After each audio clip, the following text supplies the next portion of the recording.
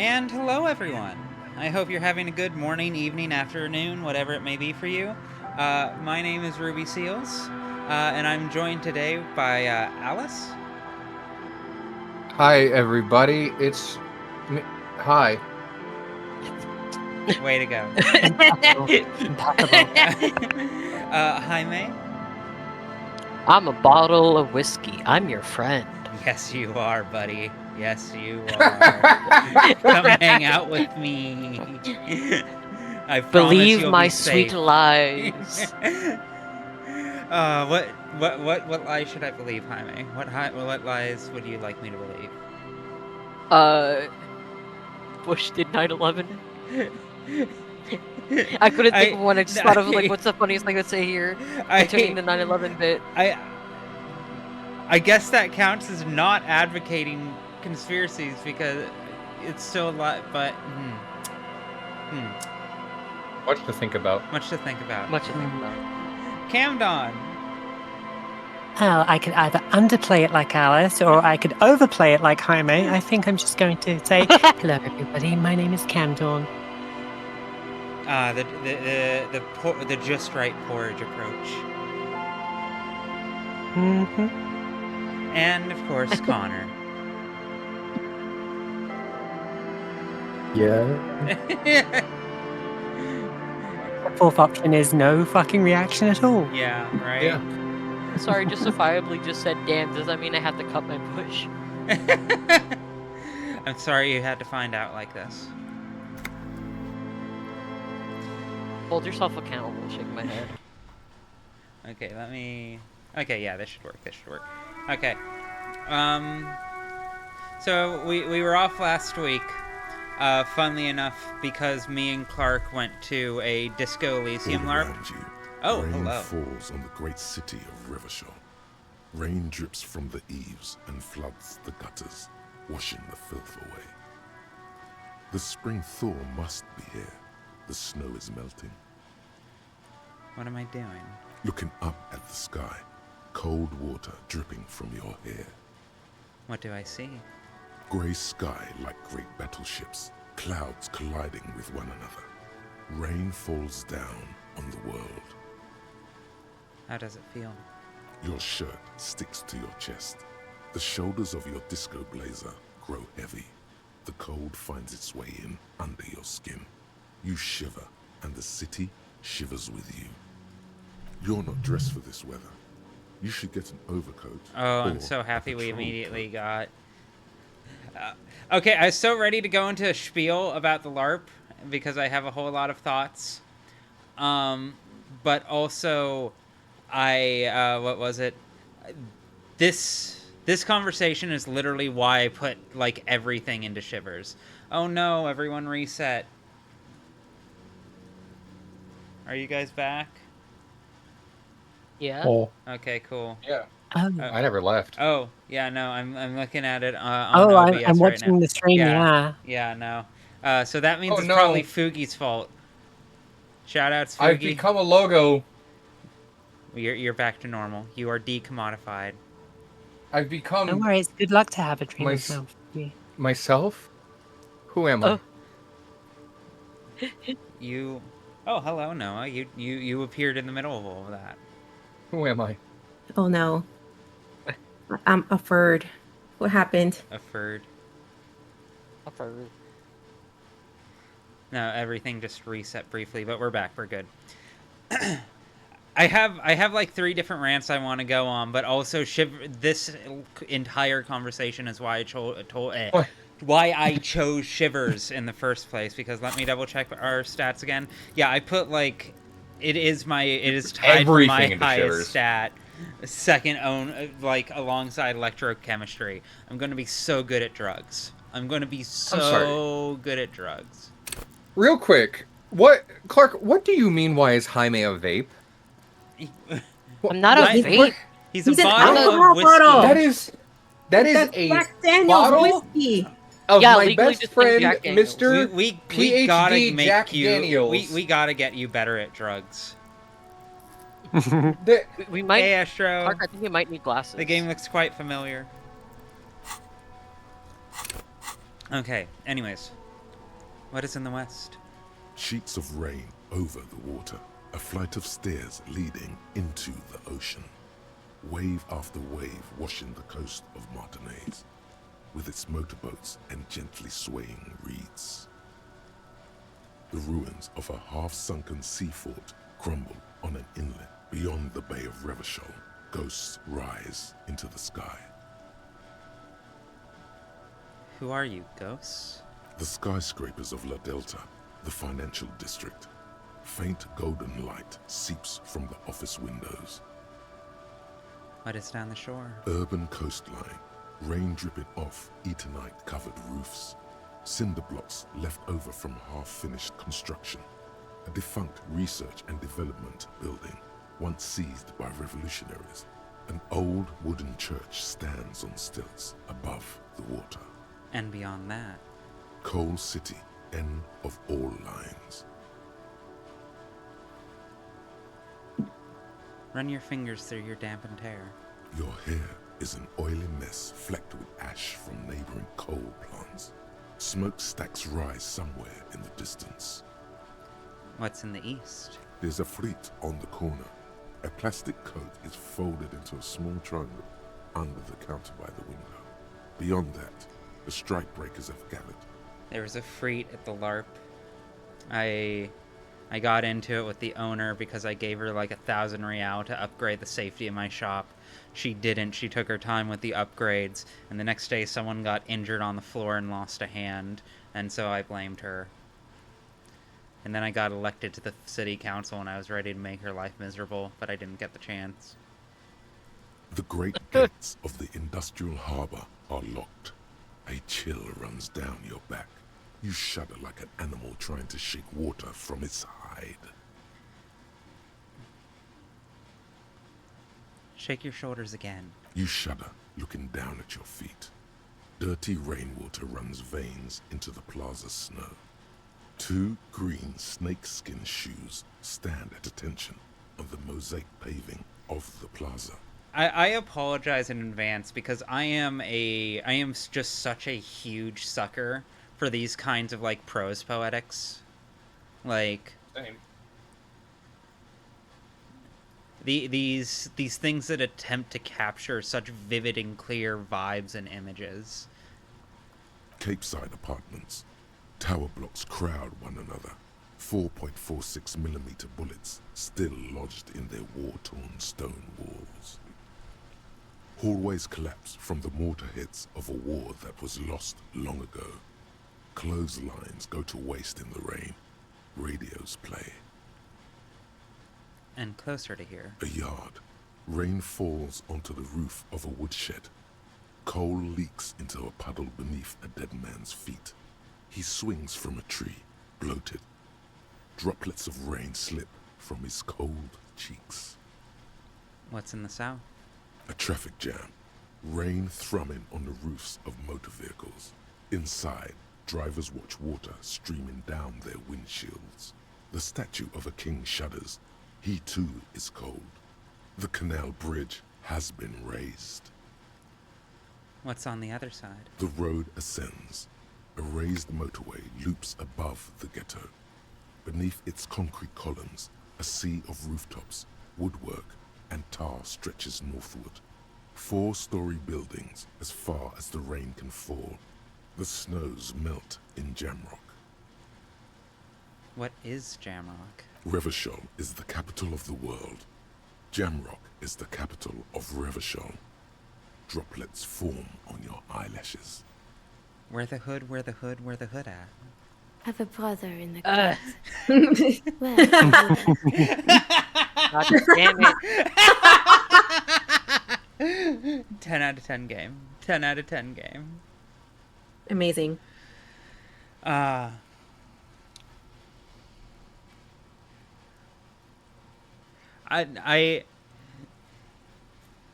need people sharing information with me with the same level of eagerness and detail that Shivers does.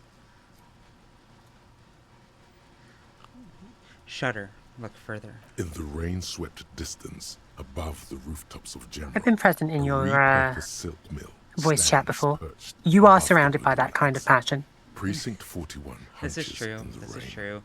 I'm quite lucky. Your vision blurs. You wipe your face with your hand. The rain stings your eyes, making you look up and blink. What's above? Coalition aerostatics hang like apparitions under the cloud cover. Way up there, where rain forms, rotors flutter silently. Your sight clears. That LARP was so good, I have trauma around aerostatics now. Ugh. We'll get there. What's below? Collapsed storm drains, old sewage systems flooded with rainwater. Hidden weapon caches from the Revolution. Doors leading down to Leroyam. The catacombs to which, for 3 centuries, they delivered the blue-blooded dead. Motherfucker. This rain will not let up anytime soon. You should get a raincoat. There's a freight to the east. They sell them there. Wise. You're so smart, Kim. Okay.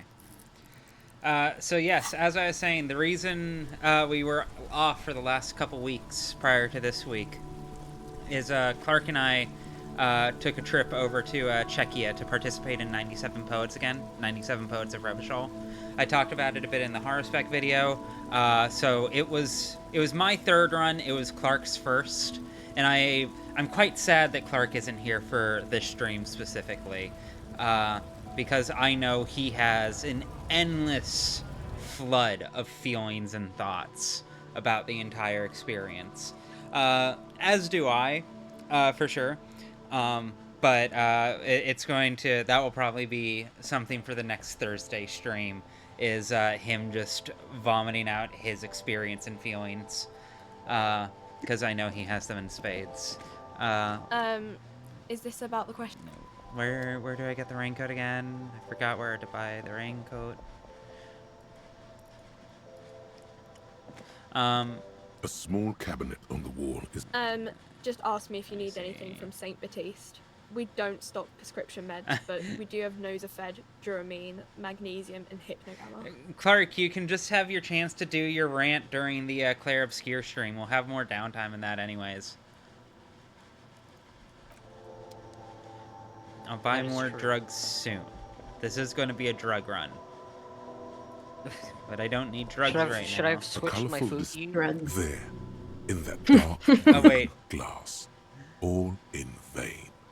The great flowing river of warmth, wine, alcohol, beer, alcohol, love, alcohol.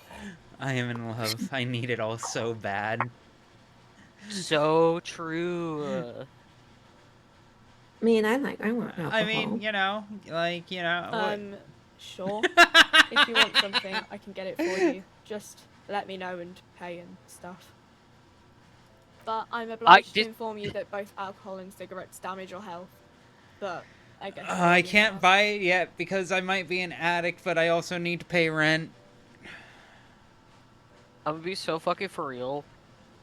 I understand what it's like. What it's like to be her. I have been in that situation. Oh my god. I have been in a situation where working at Starbucks, there was one guy that was really snobby about coffee. And I'm like, I just work here. I'm 16. I just work here. Real. But yes. It was a 3-day LARP. Technically 4 if you want to count like the setup and primer and all of that, them giving us instructions and everything. What was it? It takes place in the... It's most accurate to say it's inspired by Disco Elysium. It ostensibly takes place in the same world. Like, it takes place within Revachol. It takes place in general proximity to Martinet and Jamrock and Boogie Street and all of that. All of those get name-checked quite frequently. But it's still... You could file off the serial... Like, clearly they'd prepared to file the serial numbers off of it a bit if they needed to. Yeah. Because it takes place principally within the town of Lacage. And that is a derelict one-building neighborhood that is a bombed-out former hospital that people just kind of moved into, but had been made some version of sustainable by coalition funding after the previous communists who had overthrown the suzerainist, the monarchs, had gotten ousted, and the communists took over. The coalition took over the communists. The communists were still kind of around, but had been thoroughly beaten down by the coalition. So now we're just in a like neoliberal hellscape. Which brings me to my character, the character I was playing, Rory Basiu, who was the daughter of the town's mayor. Her mom is an ex-socialist revolutionary who slowly but surely got like whittled down into becoming a bureaucrat, because that's very often what doing the right thing entails, unfortunately. And I watched it take her entire life, make her miserable, while also not meeting the ends that she wanted to achieve. So I, learning from her lesson as her daughter, went all in on becoming a neoliberal shill. And I manage one of the local sweatshops. But it's the most ethically run sweatshop in the entire LARP. I was the best. I was the best of them. I mean, like, I say all of this, but unironically, the other two sweatshops were run by literal fascists who deliberately and consistently underpaid every immigrant. My big selling point was, you're an immigrant? I'll pay you. I'll pay you the wage I'll pay everyone else. Jasmine will never die. Hello, this honey. sweatshop is woke. Haley, if you want to hop in call, consider the door open.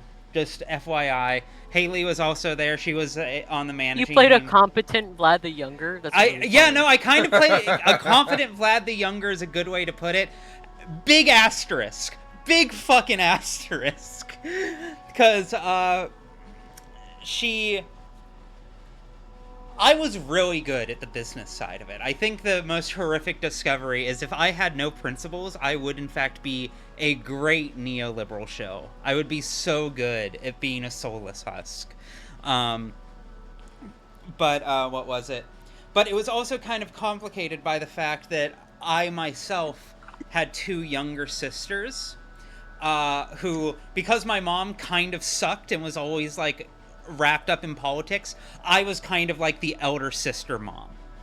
And one of my younger sisters was someone who was a really huge, abusive, shitty teenage girl.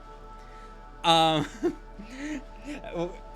was a really shitty, abusive teenage girl, and eventually grew out of it and tried to strike it out on her own as a photojournalist. Came back after failing, and is now just kind of like floating throughout town. Kind of seems to, I don't know her full story, but gave me real is Night in the Woods, is that the game I'm thinking of? Night in the Woods vibes. Fucking. And then my youngest half sister, who was on the receiving end of all of that abuse, never forgave the family for it, and has subsequently, in a streak of intense rebelliousness, joined the fascists. And much of my arc was trying in utter vain to get her to not be a fucking monster, in between her consistently threatening to just sick fascists on me. Oh, and the other thing is, while I'm doing all of this neoliberal stuff, I am literal childhood best friends with the leader of the monarchists. The person who wants to restore the monarchy to Revachol, my bestie. I hang out with her all the time, and spoilers, by the end of the game, she was like the only friend either of us had left. We were all we had, and it is absolutely my headcanon that her and my character ended up in a distinctly toxic codependent relationship, which is even funnier because she ended up adopting my fascist sister, who wanted to get away from our family so bad that she let herself be adult adopted. which would mean I'd become her new mom by proxy in a roundabout way, even despite all that effort. It was incredible. I'm leaving out a million fucking details because I could easily rant about this for like 2 hours, and indeed, I have a write-up I started, and then I got distracted. But, LARP is cool. Especially if you can find one that's, like, really focused and, like, has, like, a set batch of characters you're specifically supposed to step into. Strongly recommended. Strongly recommended if you get the chance. It was it was deranged. I did drug therapy. I had a scene where my character did shrooms and went into a dark room filled with strobe lights and relived my most traumatic experiences in an attempt to process them. I don't know if it worked, but I let someone burn my hand because I felt I deserved it because of how I mistreated them when we were kids. It was really good. I see. Yes, a content LARP or a Nordic LARP, depending on what scene you're pointing at. Similar but distinct.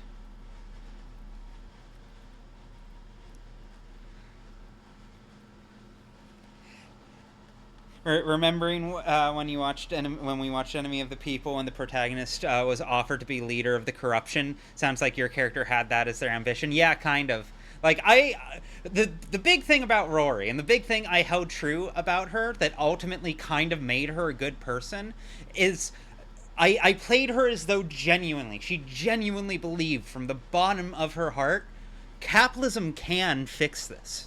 I know it can. I've seen the good it's done. I've seen how it's uplifted people, and I've seen the way communism has dragged them down and uprooted every form of stability. I lived through that revolution. We can fix this. We can make it better. It gets better all the time. We just need to stop being mad about it and work. So, what was the Starbucks name? Howard Schultz, the Starbucks CEO? Yeah, fucking girl boss Howard Schultz. Rory would have done great in the boardroom of Costco. She would have done great there. I hate it here. And I should also clarify one more thing before we go. When I say that I ran the sweatshop, this LARP did in fact have work hours. There was always, every day there was a 2-hour block minimum where people were supposed to come and do work.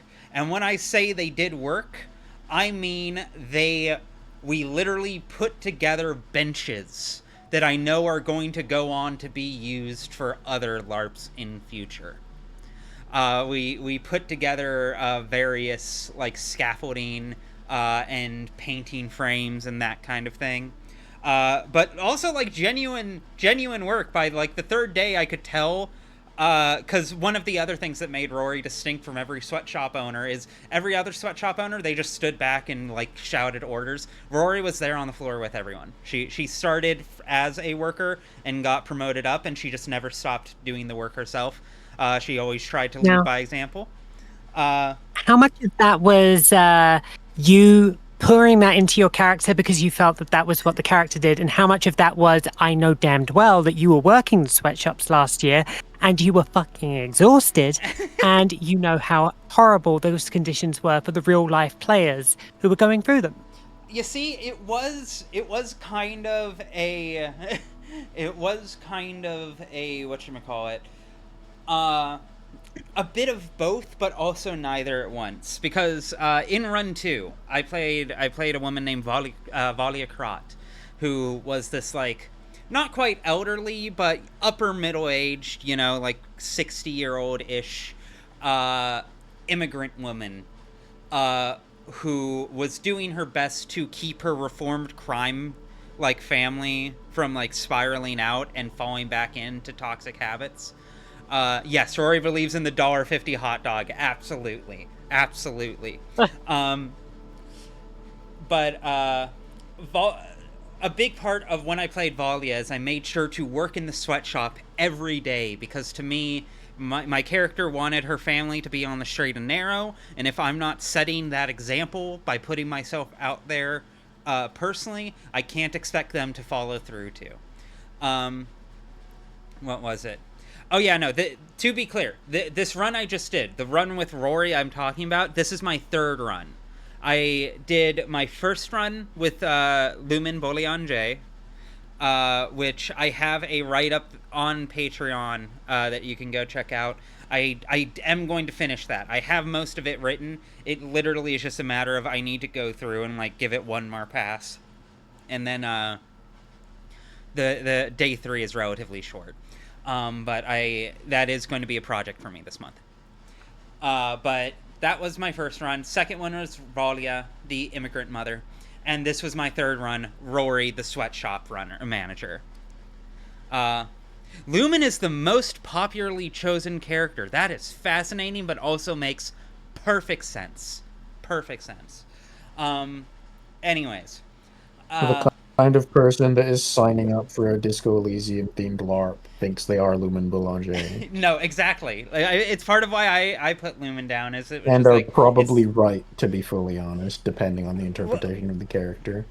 Oh yeah, no. Like the thing is, Lumen is one of those characters you can either play her as like the most like privileged anarchist possible. Like you can play her as who the song Common People is about.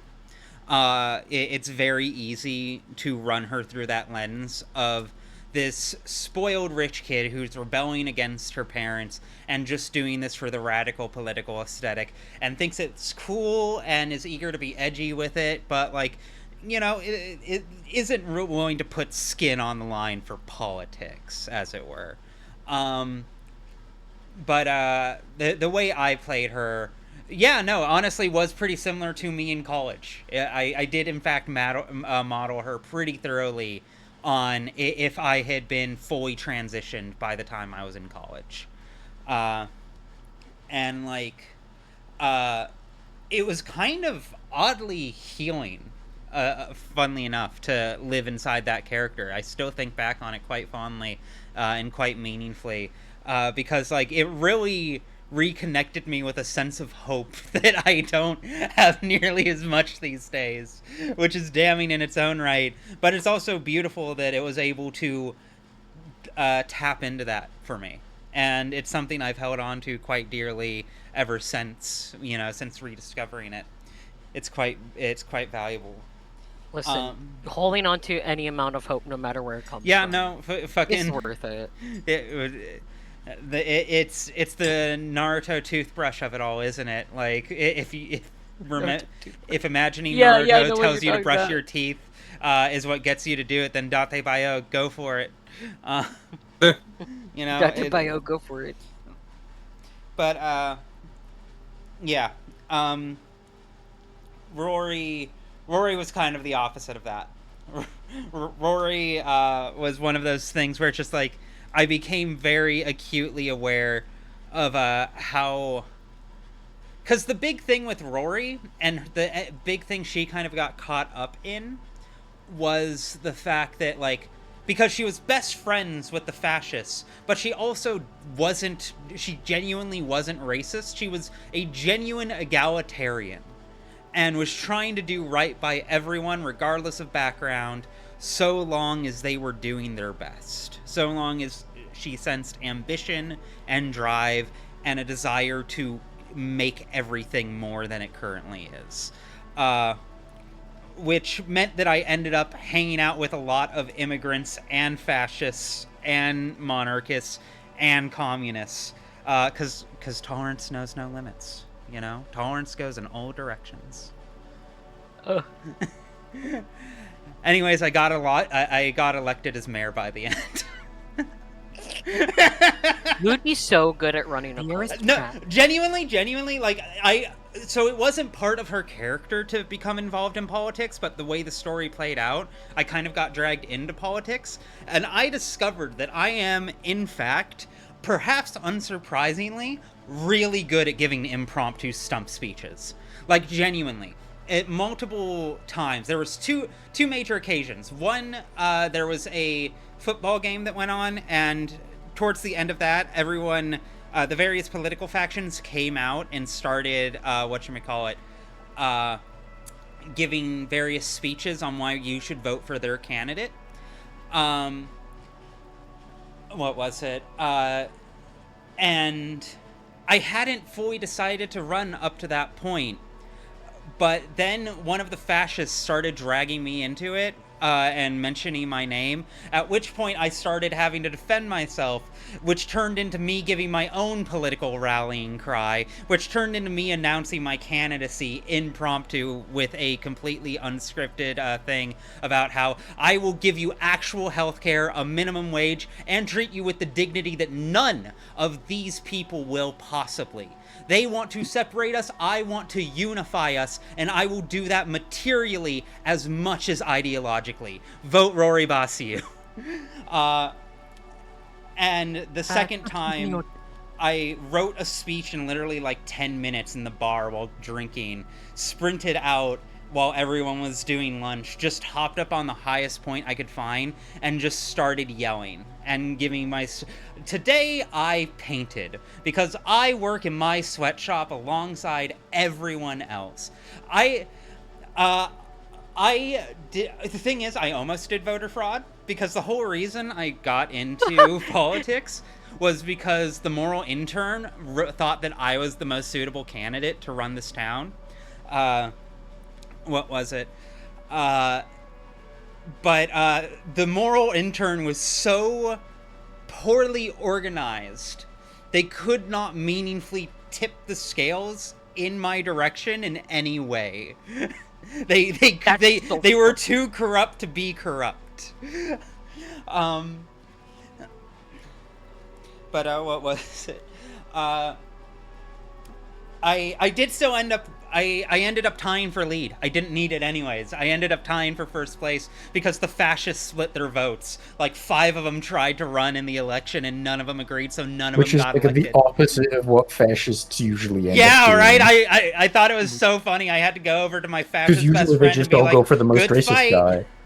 I had to go to my fascist best friend. That's really funny. To answer chat questions real quick.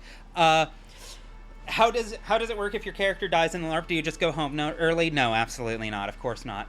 Something that's very impressed upon very early and very aggressively is that your character cannot and will not die at least up to a certain point, even if that's logically what would happen. But it's not. It's also logically not what's going to happen because everyone knows that's not what happens at this point in the story. And also critically, a big rule that gets hammered in over and over and over again, and I think is very important to the experience, is that the only person who decides what happens to your character is you. It is your decision to make. The only thing that happens to your character is what you decide happens to them. It is that simple. So if you don't think your character is dead, then they aren't dead. You might have gotten shot, you might need to go to the infirmary, you might have a lot of medical bills you need to pay now, you might have a debilitating injury that keeps you from doing work in the sweatshop anymore, but you're not going to die. You're not going to die. At least up until day 3, where, there were quite a few players who, for one reason or another, got taken out before the final confrontation. And what happens there is it's usually a very thoroughly coordinated and telegraphed and understood thing. And then when it happens, you play out the scene, you stay dead, eventually everyone leaves, then you get up and go to the game organizers. And basically, I died. I'm dead. At which point they're just like, okay, we hope you had fun. Here, put this jacket on to signal that you're off game. And we'll take you over to where the staff is sitting so you can watch the final confrontation. So, like, you at most, you miss, like, I'd say up to the last 4 hours, roughly. But yeah. Was there any supernatural elements in the LARP? Yes. Yes, actually. Yes. Many, many, many. I mentioned before that I did that drug therapy. Yeah, I'm not going to go too deep into the spoilers of it, but I will just say that there are things like for instance, your character might have prophetic dreams. And that can get revealed to you in the form of like little slips of paper. There's also the unseen, who are kind of the game's attempt to effectively do a LARP version of the Disco Elysium emotions. What was it? There's how many? 12 unseen, I want to say, something like that. And there are things like the busker, the flower seller. Rory had a deep connection with the unseen called the collector, who would constantly come around and place little greedy ideas. 13 unseen. Would come around and place little greedy ideas in Rory's head for how she could exploit people better or get more money. And I did listen to her every so often. That's Twitch telling you to do that. Yeah. What was it? So like there's a lot of things like that. The flower seller was Love. Lumen interacted with her a great deal. Valia didn't really have an unseen, which I still find kind of funny. But, there is an attempt to emulate the emotional influence that plays into, everything with the unseen. And it tries to very much match the emotion of everything. Let me see. Were there any questions? I feel like there were more. I haven't read Terrible and Sacred Air. Or Sacred and Terrible Air. I read parts of it. I have read a bit of it. I am familiar with it. And if I ever do a Disco Elysium video, that's going to be something I read thoroughly. Let me see. Mr. Scruffles, the taxidermy badger, gained more votes than some of the fascists. That's so good. That's so fucking good. Listen, I would rather elect a fucking taxidermy creature. I mean, I agree, but then again, voting for Joe Biden did feel like that. Here comes our Joe Biden. All right. I'm sure this will come up. I'm sure I'll end up talking about the LARP at many more points over the course of this playthrough. As it comes up naturally, because unsurprisingly, my experiences with this LARP are now deeply entangled to my experience with Disco Elysium. Do I have any questions, Haley? You see, I'm not sure I do, because I helped. I was volunteer on runs 3 and 4, so I got a pretty strong look at the behind the scenes. I have a sense of everything. Most of the questions I have are like super granular. Like I mentioned, I talked with you about Lumen earlier, and asked you for a specific character sheet. No, I got this backwards. I requested a specific character sheet from you earlier, purely because I was curious what the relationship with Lumen was.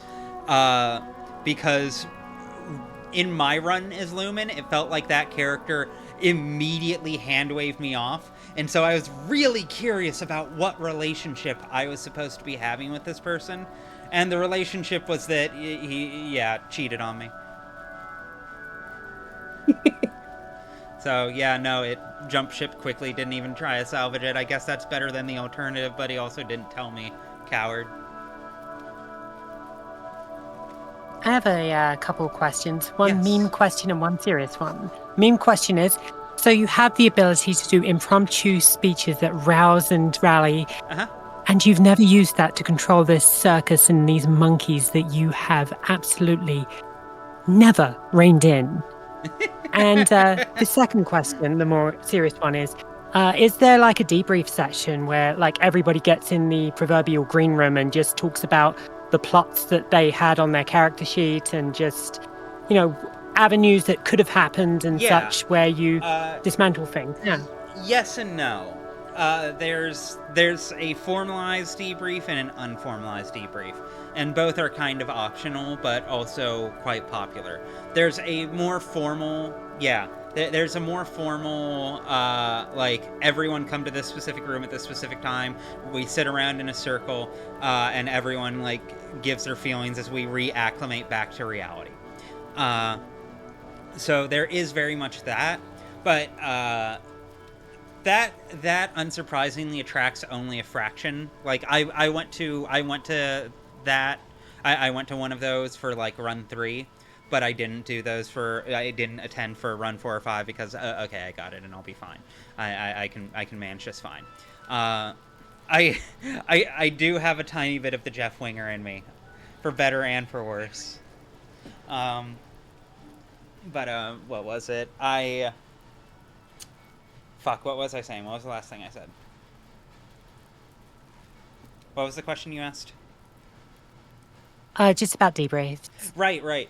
The more practical debrief that happens more consistently is there's inevitably an after party where everyone hangs out and parties effectively, drinks proper alcohol very often. This time around there was a lot of karaoke. And usually within that, there's a lot of debriefing that goes on. Funnily enough, it was... After this run, the next morning, as we were packing up to leave, I bumped into a player who had kind of been a grouchy old man that I'd had to wrangle a couple times in-game for one reason or another. But we got to talking, and I found out that he played Rory in Run 3, at which point I was like, right, I remember you now. Me and him had a bit of a debrief personally, just kind of like in the aftermath of, oh, how did you play Rory? What decisions did you make? How did you approach him? And one of the more interesting contrasts is, again, kind of to echo back, since I'd had that experience with Valya running the sweatshop, it gave me some idea of what to expect. And so my Rory was a genuinely experienced worker in the sweatshop. So I came in knowing how to efficiently run it and confident in my ability to do so. Which their Rory very much was not, because it was his first LARP ever. So it's very fun how, like, little qualities like that can end up determining the entire story in one way or the other. How bad was the food during the LARP? The food was pretty good. It's not the absolute best I've ever had. My biggest critique would be breakfast, but also I think that comes down to my Americanness, effectively, because breakfast was always like bread, vegetables, and cheese, and that's all. And it was edible. But the actual, like, the lunch and dinners were very, very good. What was it? Especially running around the way you end up doing. You burn so many calories that everything tastes delicious. But yes, am I forgetting anything else? Is there anything else I need to cover, or does anyone have any more questions? I'm happy to. I'm happy to share. Like, the bread and cheese is nice breakfast. Don't get me wrong, but like, when that's all that's on offer for all 3 days, and also the bread isn't like exceptionally great bread, and the cheese isn't exceptionally great cheese, like, I ate it because it was calories. A question: elixir or health life? Okay, so what Haley's alluding to here, something she was a salesman for, is that something noted on Rory's personal character sheet is that she's recently heard of this new business opportunity making its way through Lacage. And, it does sound a lot like a pyramid scheme. It sounds a lot like a pyramid scheme. But, I'm really good at what I do. So maybe there's a chance that I can out-scam the scammers and make this work for me. But the problem is, Haley, I'm glad you're still insisting that it's not a pyramid scheme. I'm so sorry, because I feel like I'm about to throw you under the bus, because the sales pitch was so extreme and so over the top and so clearly a pyramid scheme that even in character, even in me doing my best to, like, partition off my own awareness and knowledge of how these things work and just take it as the person I was playing in that moment, even as Rory, I'm just like, this is a fucking scam.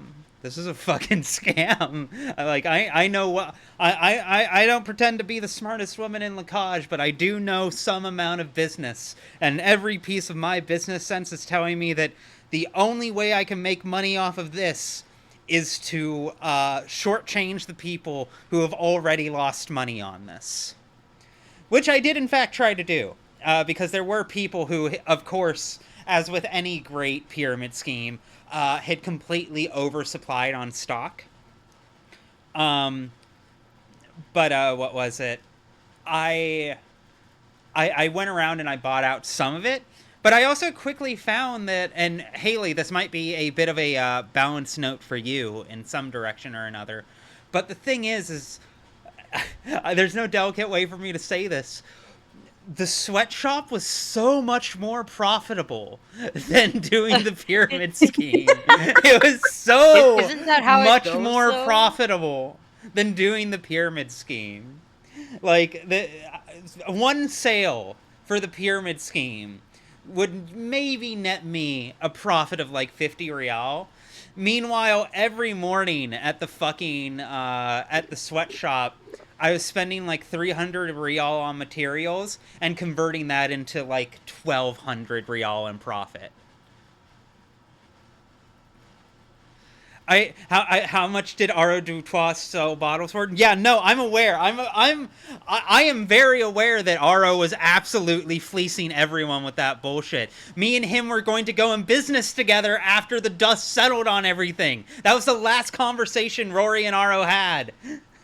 I was going to start being his fucking distributor. He wanted to buy my remaining bottles off me because he became the monopoly in town. Making very quick use of that mayoral power there. Lily Cats, I mean, like, pyramid schemes are successful in the sense that, like, if you're at the top, They're successful for good. one person. Yeah, for a few handful of people, but, like... You also have some lightning in a bottle examples, such as Tupperware. I will say it is... it is realistic that it's less profitable than the Sweatshop Factory. And it also helps that... Because you may note I've said that I've managed the sweatshop. I did not own it, much to my character's chagrin. She did not own the sweatshop. I did not play a sweatshop owner. I merely managed it. But the thing is the owner was so new and so clearly out of his depth and so clearly baffled by everything that was going on that Rory just absolutely ran laps around him and fleeced him for every fucking dime she could, and effectively ended up giving him, like, the most paltry profit human imaginable to get him to fuck off, while holding on to most of the money herself. I screwed everyone with money in that game in some form or another. Again, I was the only moral capitalist. And the worst part is it worked really well until I was unable to denounce my fascist family and friends.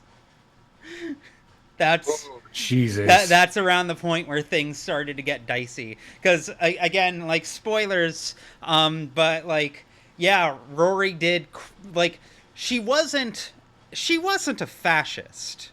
You know, she wasn't. She was not a fascist. She found fascism quite distasteful and had a lot of, like, deep ethical disagreements with it because, again, If you put in the work, you should be able to eke out a life, and that's the only thing that should matter, is how hard you're willing to work. But the thing is, fascists are willing to work pretty fucking hard, it turns out. And like I said, her only true friend at the end, because the rest of her family is gone. Her entire family got completely fucking annihilated by the end of the story. Yeah, Rory is an ultra-liberal.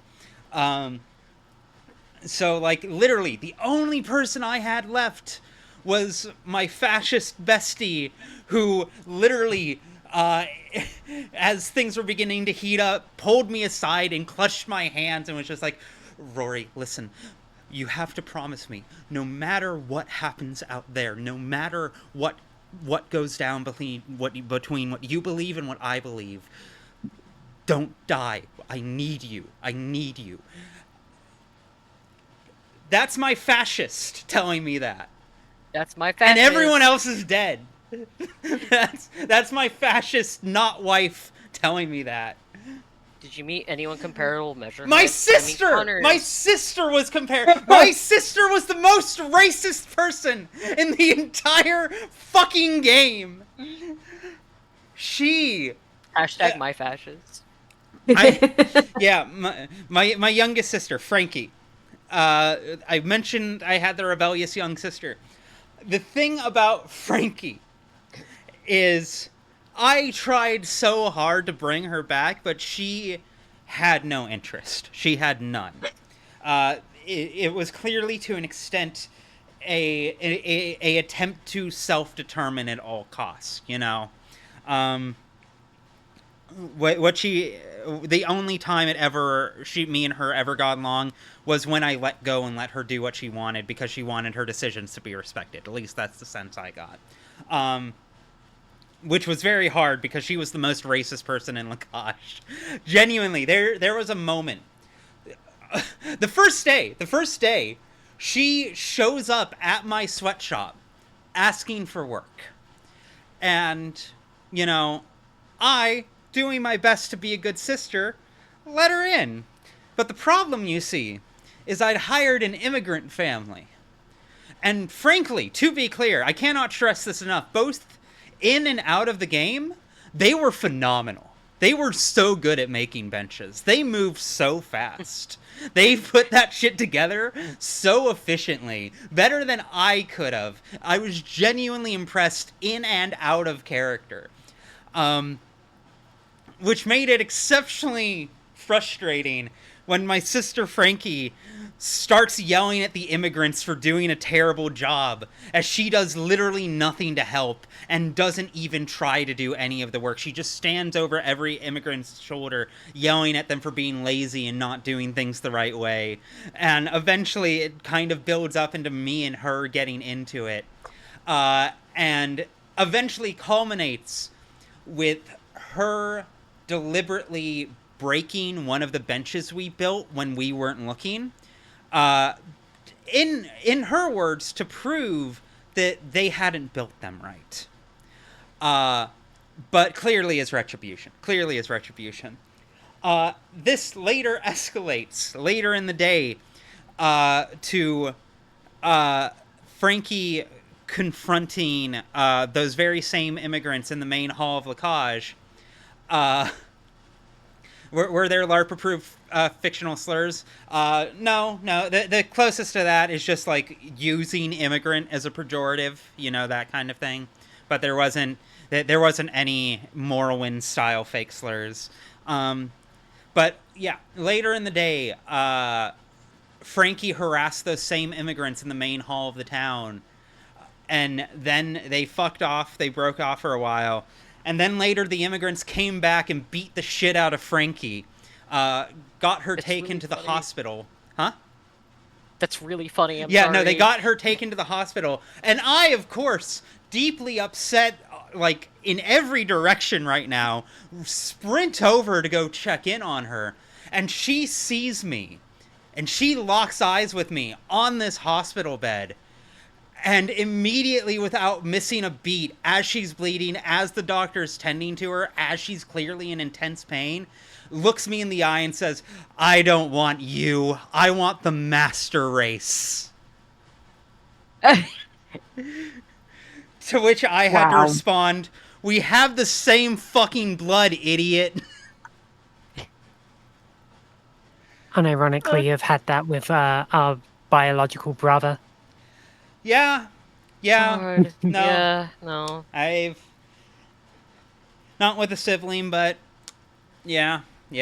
It sucks. It was rough. And you know, that was the beginning. I cannot stress this enough. That was the beginning of like 90 minutes of me and my fictional mom refusing to leave the side of our fictional sister, no matter how fucking cruel she was, and how fucking racist and hateful and like obstinate she was every step of the way. It was one of the most exhausting and tedious and miserable acting scenes I have ever done in my entire life, and was the first point in the LARP that I genuinely ended up crying. Because it was that distinct emotional cocktail of feeling every emotion at once. Like, I'm so fucking mad at you, but I'm so scared for you, but I'm so scared broadly, but I feel like I failed you. I feel like this Just is my fault. emotional Yeah, overlord. everything. God, those are the But also, worst. my character, of course, being who she is, she's not going to show weakness. So, but also, like, it's clearly the other actors could tell that I was trying to not cry, and that became its own point within the within the scene. And that basically continued until we literally more or less carried her back to the family apartment. And once we got there, it was basically, and scene. Everyone just dropped character instantly, and we just started freaking out at how good everyone was. But yeah, no, my sister was intensely racist, and her racism shaped my entire arc, because most of my arc was centered around trying to get her to be happy and like find something that would make her not the monster she clearly was becoming, and she could only choose one, and she chose to let her be happy because Rory is not an especially good person in her own right. Yes, this was really good RPing, just to be clear. Like, don't get me wrong, I felt the emotions, in that actor way. But it was absolutely purely in that sense. It was me engaging in a work of fiction and having a great time with it. Because y'all know me. I love those complex emotions. I love art that does more than just gives us fun. As much as I love fun, it's the reason we're playing Disco Elysium right now. I like nuance. I like complicated feelings. I like being able to learn things and see things from new angles. Sometimes you just gotta put something on that you know will make you cry, because you just need a good cry, Exactly. Every so often, because I will say that, like, I think one of the big things I did find is, how do I put this? I joked before about her whole thing being tolerance in every direction. What was it? And obviously, in real life, I have much more nuanced feelings about that. There's the paradox of tolerance, quite famously. You can't be nice to Nazis in real life, unfortunately.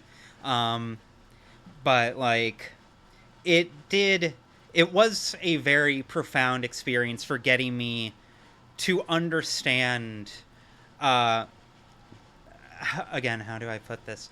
I guess how my own stubbornness gets interwoven with my own principle and my own desire to do right by people by my own tolerance. Like, the tolerance and stubbornness can be quite blurry. I think that's probably the best way to put it. If at certain times, in certain places, at certain angles, it can just be, it can be hard to tell the difference between I'm sticking this through because I know it's the right thing versus fuck you, I'm not changing, fuck you. It's messy because people are fucking messy. Haley is asking, gang or mercs? So the initial setup, the inciting incident for everything, is there is everyone in Lacage is going about their life. And then there's suddenly a shootout between the local union, who is not a union, they're the gang. They're a gang. They're a tiny mafia. Versus, You know, being from New Jersey, there's no difference between the union and the mob. Exactly. They get into a shootout with some Wild Pines mercs. Some proper corporate mercenaries who are here for God knows why. Most people get entangled with one side or another. When I was playing Valia, I interacted with the mercs quite a bit. What was it? Whereas this run, I interacted with the gang quite a bit because I had an intense history with one of the gang's members. I may have been slightly culpable by way of neglect for her getting a massive Zuko-like burn across her face. I mentioned that I let my arm get burned earlier. That is why. Trying to make amends for that. So I feel like Rory, ethically, by default, on principle, has to choose the gang. She doesn't like the gang. Well, and I think she likes them more than the mercs, but she honestly, she just sees the mercs as hard workers, you know? Like, it's fun. It's just another job. It's just another, if you work for BlackRock Security.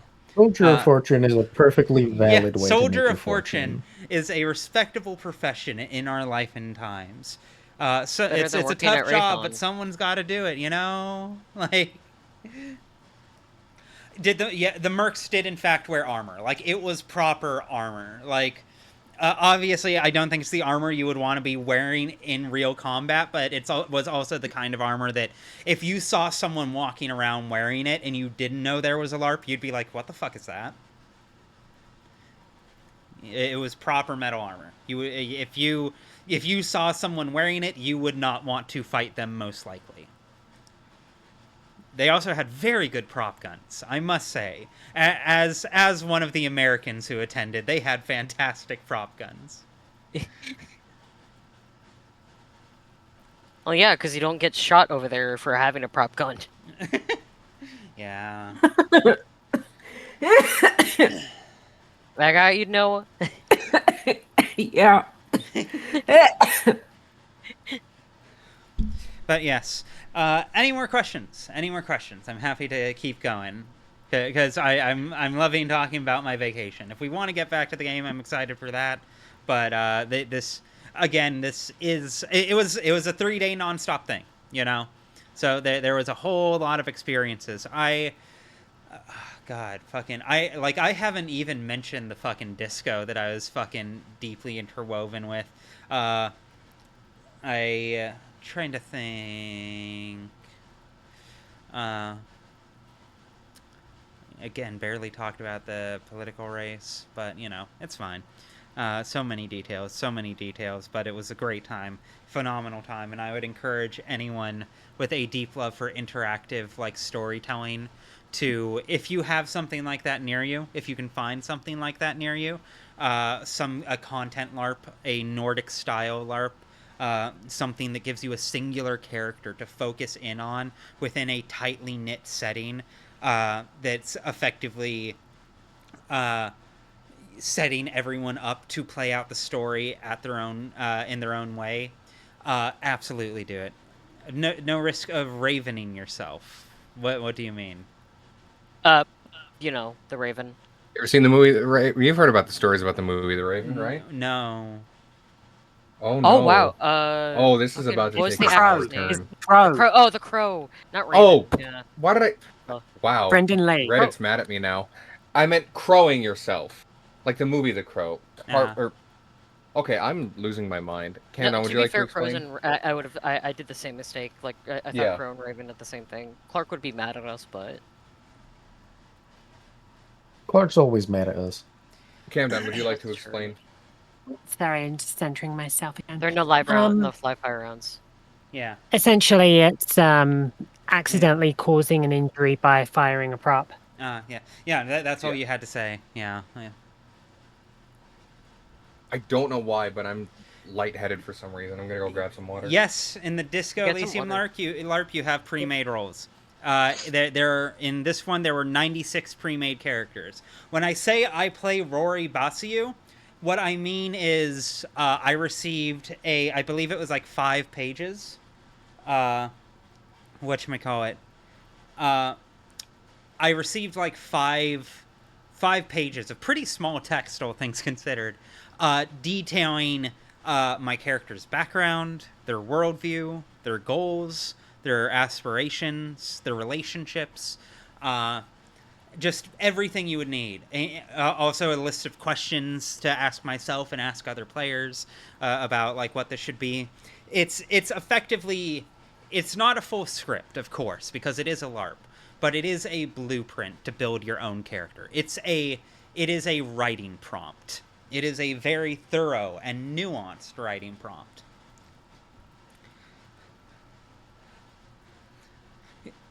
Who is the 97th poet? I can't say yet, I fear. I think Haley would kill me. But, what was it?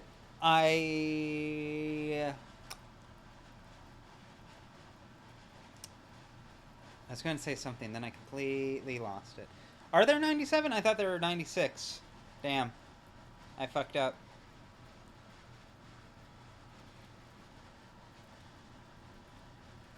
Okay, I'm back with water. I do have a genuine question. It's probably Yes. been answered, but if I have literally zero LARP experience, would you still recommend this if somehow I was able to get overseas? Especially. No, genuinely. I think, like, it was my first LARP. It was my first LARP of any meaningful scale. Like, I'd done some silly LARP stuff before, but nothing serious, nothing committed, you know? Ren Fair type shit, effectively. But, like, this was the first time that, like, I'd went somewhere with the, like, anticipation and goal of committing to inhabiting a full role and character.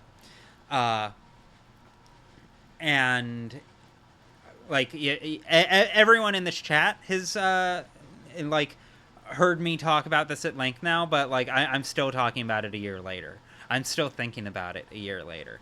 It's still absolutely one of the best experiences I've ever had with any game. And like I said in the horror spec video, it genuinely, I have never found anything else that quite captures that same sense of urgency and immersion and immediacy that Pathologic gave me, that like something like Bloodborne gave me, within the realm of a LARP like this. So if the LARP gets run again, we'll see. But either way, I would strongly recommend, if you have the opportunity, if you're over in Europe, things like these are relatively, emphasis on relatively, easy to find. America, it's not quite as popular, but we can be the change we want to see in the world, you know? So, we'll see. But, like, it is out there, and I would encourage everyone to expand their horizons. Support those scenes. They're doing incredible, experimental, and unique work that is very worthy of its of time and consideration. Rolling, especially, I need to give them the specific shout out, because they they're the ones who put on 97 Poets, and they are very, very good at what they do, and they are also very, very good people. I can say that, having talked with pretty much everyone behind the scenes at this point. They're fantastic, very, very accommodating, kind people. On that note, they have other LARPs as well, Legion probably being the most popular, which is, Haley, feel free to correct me on this, but is basically a LARP doing a forced march through this, like, Siberian winter countryside, or the Serbian winter countryside, to escape Trotsky's armies. Yeah. It's miserable, it's tormentous, It is a genuine fucking march through heinous conditions. And also, when I did the Disco Elysium LARP, I would say a full third of the people who were there told me in no uncertain terms that, yeah, I'm here because I did Legion, and that was the most transformative gaming experience of my life, and I needed to see what else they were doing. I've never played Disco Elysium, no.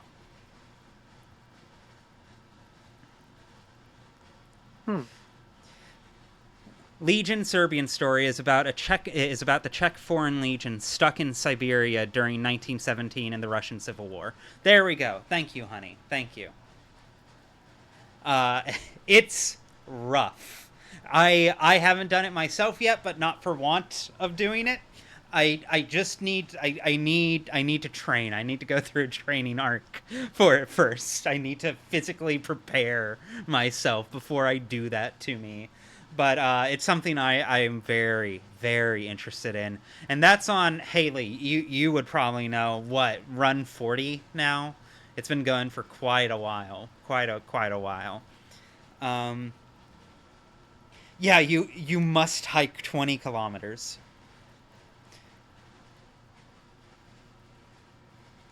So, yeah, go do that. Go, if you're hearing my voice right now, go march 20 kilometers. Go pay money to do that. I promise it will be a great gaming experience. I've had nothing but good LARP experiences in my life. I was lucky enough to start off in the Chislehurst Caves, just on the suburbs of London. They were like a blitz shelter, so we're LARPing in literal freaking World War II shelter that still has a lot of the, bunks and showers and everything from when it was being used to actively shelter a decent population of the city. And that was my freaking benchmark for every LARP I've ever done since, and nothing ever hits that high, I have a feeling you're going to be the same way with this. I think the answer for both of us, clearly, is to go do Legion. I hear you. I hear you. I'm listening. Okay, good. Let's do Legion. It'll be great. Dear. All right. Any more questions? I'm not going to into anything on recording. Of course. All right. Any more questions? Before we get back to playing the game we're actually here to play. Anybody who's here for Kuno has just been, when are we going to get to the fireworks factory? Kuno's got this. It's fucking Kuno! Did I have fun? Type 2 fun. Type 2 fun is usually the term that I've seen get thrown around. Like I cried every day of the LARP. And I did end it exhausted and haggard and kind of drained. But it was also fucking incredible, and I'm never going to forget it, and it changed how I view certain aspects of myself. So, however you want to rank that on the grading curve. Oh yeah, Nappa Gumpy Kuno!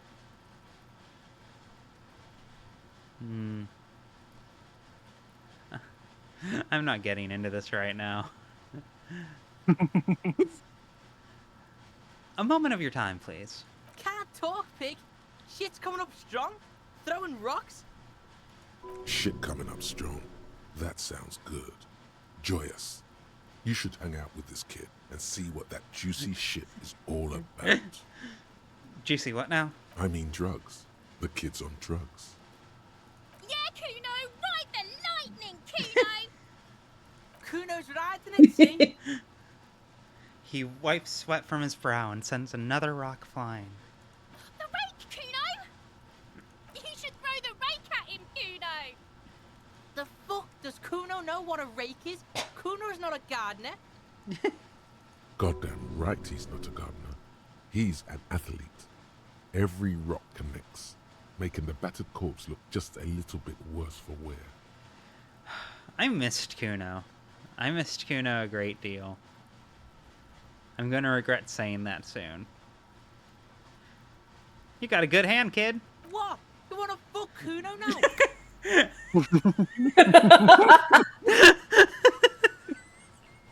Sure.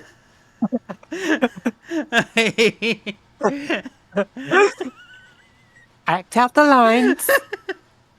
Act them out. No. That's it? That's all you've got? No!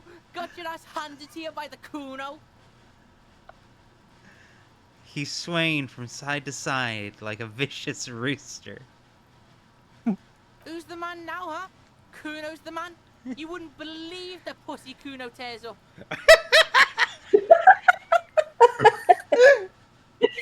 Beautiful. Wonderful. What was Astute. that, Kuno? Nothing, see, nothing. Just slicing some bacon.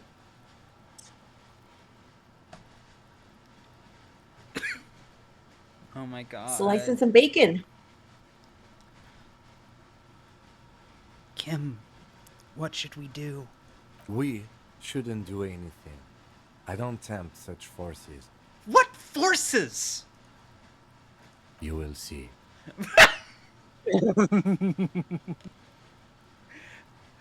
Okay, for the record, just for the record, Kim can be really, really mean in his own right.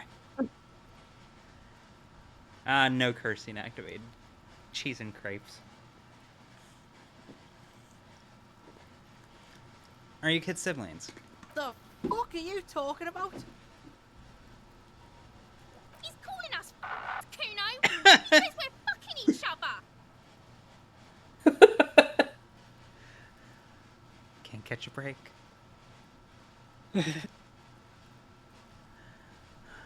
Why are you saying these fucked up things to kids? What's wrong with you, Ruby? Look, I have questions for you. Alright, entertain the Kuno. Show me what you got. What you got there? What you got, huh? Show me what you got. Incredible blind delivery. The body. What do you know about it? Shitload pig. What's your question? Don't tell the pig shit, Kuno. Oh shit. 2 for 2. Oh, Oh. there she goes.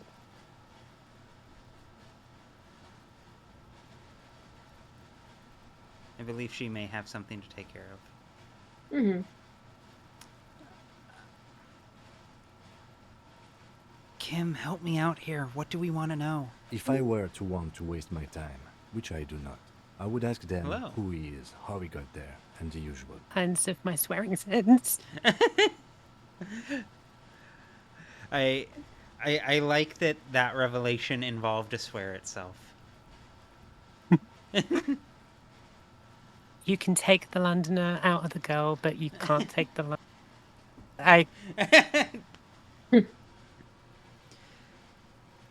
Do you know who he was? Kuno's fucking. Kuno uses the fucking for target practice.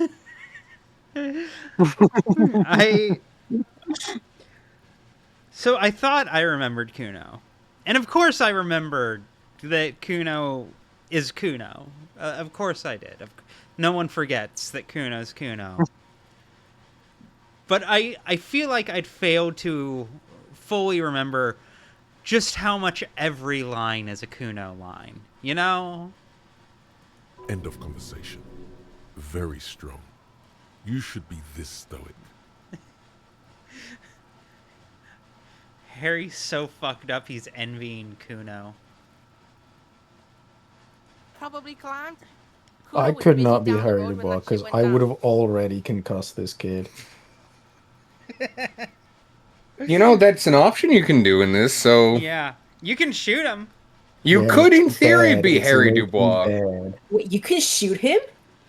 Yeah, you can shoot the fuck out of him. I think you can shoot Kuno Yeah, as if you Oh, I hit know the swearing, my drum. bad. So you didn't see it happening. You heard Kuno. Kuno wasn't even in Martinez. Kuno wasn't in Revachol. Kuno wasn't regional. Oh, okay. Where did you go then? I don't know. Some fucking... Mesk or I don't know. Some other place. Night City. Kuno was in fucking Night City. Where's Oh. Night City? Kuno gives this info out on a need-to-know basis, and you don't need to know. Kuno didn't smoke the gimp, if that's what you meant. Hey, you seen anyone suspicious around? Just a couple of pigs sniffing around in the dirt. That seems pretty fucking suspicious to Kuno. Yeah, the cyberpunk reference is quite unmooring. Yeah, you tell the faggoty Kuno.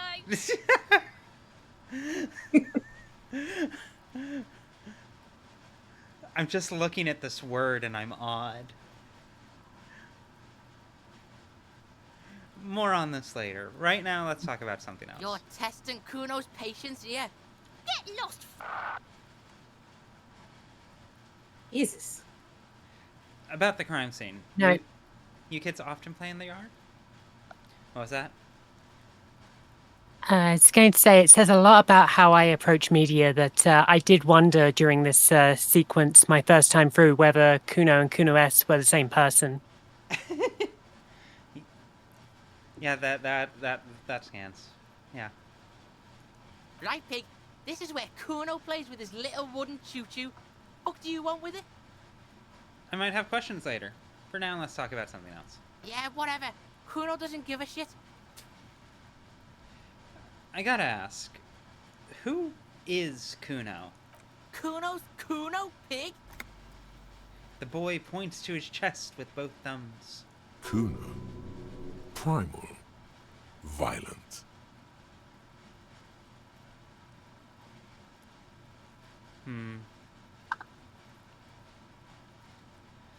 Kuno? Sounds like something you'd call a rabid dog. Yeah, think about it. Think about that rabid Kuno shit. Watch out, Kuno, he's trying to fiddle you. He's gonna put his hands on you. The thing behind the fence starts squealing, shrill and violent like a fire alarm. Help! Pig's got Kuno! Help! Rape! The sound gets louder as the child shouts at the windows overlooking the yard. Help! He's got the Kuno, help! My Fucking God. good line read. I'm just gonna leave. Yeah? Get out of here before the Kuno beats the shit out of you. Yeah, that's right. Drag your fat ass out of here, fat boy, before Kuno fucks you. Bang! Got fucked by the Kuno. We alright? You wanna get fucked again? Come back.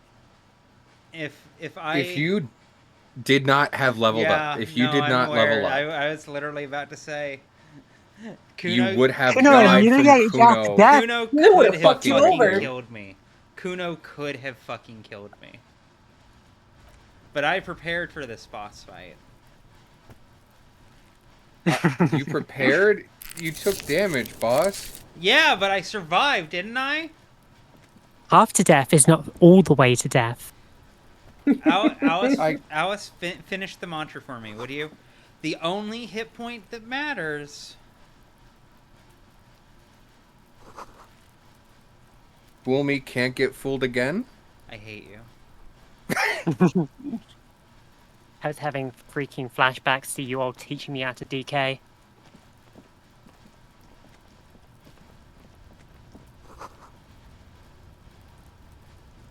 Okay. An inconspicuous pile of the roofing material, Eternite. What is this? It's nothing. Someone just left some roofing material slanted against an old shack. Why am I looking at this pile of roofing material? Because it's nice and orderly. Well-laid pallets. Easy on the eyes. Okay, yay.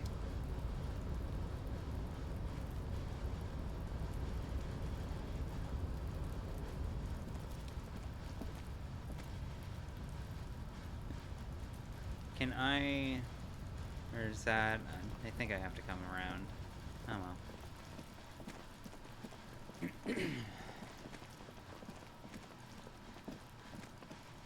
well. Okay. Have I tried actually approaching the body yet? I can't remember. Before I completely annihilate my brain again. The corpse looks at you with bulging white eyes. The face around them does not look human. It's swollen and ready to burst. His lips are fish-like and his tongue like a ball gag in his mouth. You seem to be holding your breath. Look down. A cargo belt twists his neck at an unnatural angle. The body below appears stiff. It's letting out an ungodly rot. The smell seeps in even through your clenched nostrils. And thank you for the kind words. Glad you enjoyed the horoscope video, and thank you for watching the Death of a Wish video. Always happy when someone gives that a watch. God, what is that? Why is it so bad? Active decay. It's okay to throw up, officer. No one is judging. He's about to blow. Cock's gonna blow, Kuno. Okay, come on. I can do this. I can do this. I can do this. The God damn it! Is repulsive. It pushes in from your mouth, more instant and more familiar than anything you expected, more fever than odor. It fills your mind, flushing you from within. Try to walk away.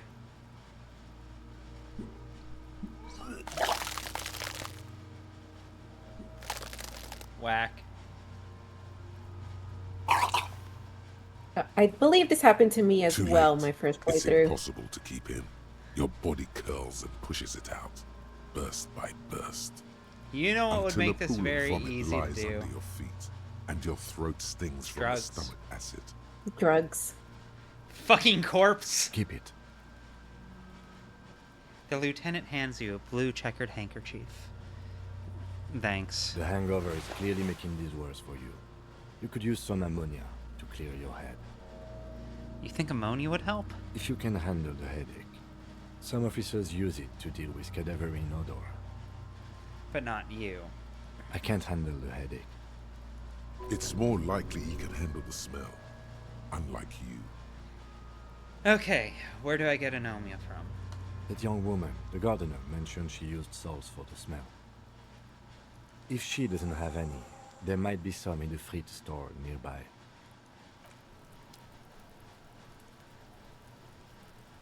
Hey, what's this chest? Magnesium. I can live forever. Retirement money. Okay. I still need more money than what I have. Because I am a broke bitch right now.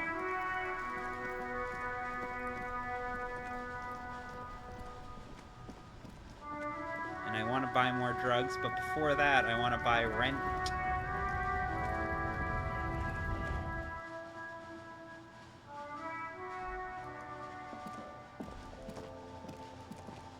Actually, A small cabinet on the wall is filled with various medicine bottles, nasal sprays, and blister packs. They all bear the Saint Baptiste Pharmaceutics logo. who is Saint Baptiste? Saint Baptiste, you know, the pharmaceuticals company. Saint Baptiste Pharmaceuticals, the one that sells meds out of Saint Baptiste. That one. There. Do you have any ammonia? Yeah, there's like an ampule somewhere. I want to buy some ammonia. Okay. Don't, like, overdo it or something. Okay, yay. What do those products do? I don't know. Let's see. Nosafed is a nasal spray. Dramamine is a really good painkiller. Magnesium is a dietary supplement. Hypnogamma is... I don't really know what Hypnogamma is. I guess it makes you feel less shit. It's recommended to use after lots of partying, studying, or exercising.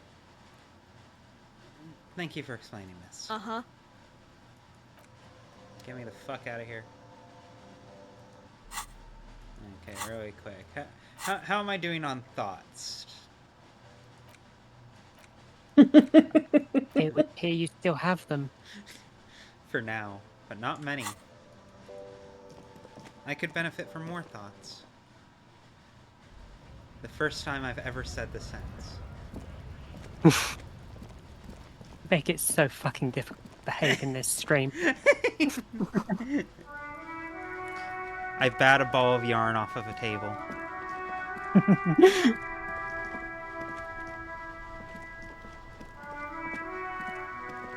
Okay. Right. I was gonna go. Actually, before that, since we're here, let's get this knocked out real quick. And can I give you back your pen? Hello again, sweetie. Big stretch.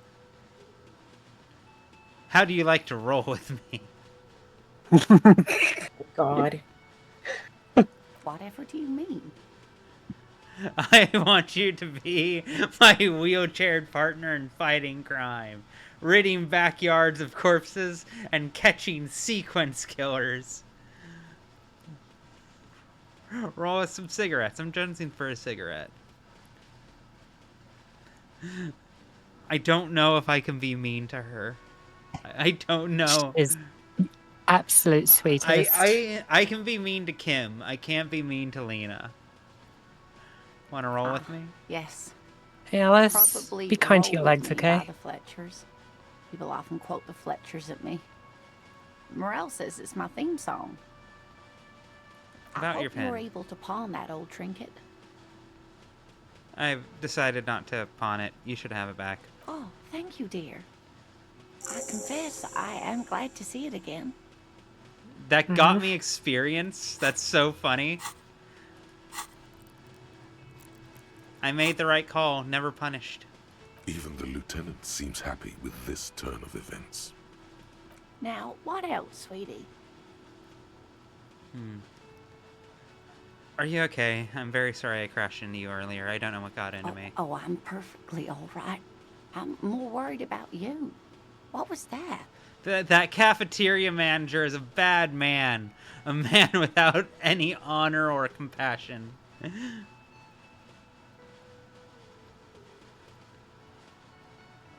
Yeah, what was that? From where I was standing, it looked like you were about to pull out two guns, but drew out two birdies instead.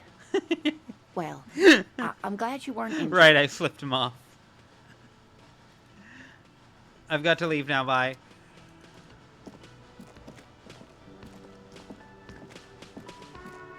Can I help you? It's always such a terrible thing when you realize that the kindest thing you can do with somebody is never interact with them ever again, because it's literally the best thing you can do for them. Yeah, no, it's rough. It's rough. So, about the money I owe. Yes. Have you got it? I have your money. Well, I'm not going to say sorry. I'm not going to be fucking sorry, cop. Here's 100 real. great. Thank you, officer. That's all I wanted. Payment for services rendered. It's good you paid before 9 p.m., or your door would have been locked electronically. Please pay for each night in advance starting tomorrow. 20 real per night. Okay, that's manageable. I'll take a room here too. Of course. Always happy to have officers from the RCM as guests. Anything else I can do for you? I've seen something here at the Whirlwind. A thing I need to talk What about. thing? I saw a sign that said the mess hall is reserved for the Union. Yes, not the whole damn Union, thank God. Just the nastiest and loudest faction. He tosses his head in disdain. They come here in the evenings. Dumb, unruly types. Think they're big shit. But they're good customers. They place big orders and always pay on time.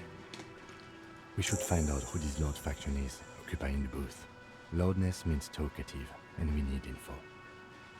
How do we find them? We don't. We have to wait. They'll show up sooner or later. Men get hungry, even striking men. If not today, then they'll be here tomorrow. There's something else I want to ask What? about. By the way, you should come back to this thing-based questionnaire if you see anything interesting in the whirling later. Gart, I saw another thing at the whirling. Another thing. Great. That's a lie. I love There's something else I those. wanted to ask Yes. about. Bye. Okay. I love role-playing games. I love having conversations that would make me actually do something rotten to myself in real life. Connor, have you ever tried playing Pathologic? Stain on the counter makes you teary-eyed with No. joy. It's almost touching how syrupy I and live that sticky it reality is. every How day. long have you been up already? Pretty long. Just drink a clock. Attaboy. It's coming back to him. You had your mesolimbic reward pathway worried there, not thinking about drinking all that time. It was like you weren't yourself. I've been secretly thinking about it all this time. Actually, should I be thinking about this? Looks like drinking hasn't turned out too well for me. Now that you mention it, I do need a rum and lemonade. I'd love for Gart to serve me up a beverage. Why did he say it like that? Beverage. Beverage. Beverage. I'd love for Gart to serve me up a beverage. Yeah. Forget about the bar. Or don't forget about it. You should totally try to get a drink there too.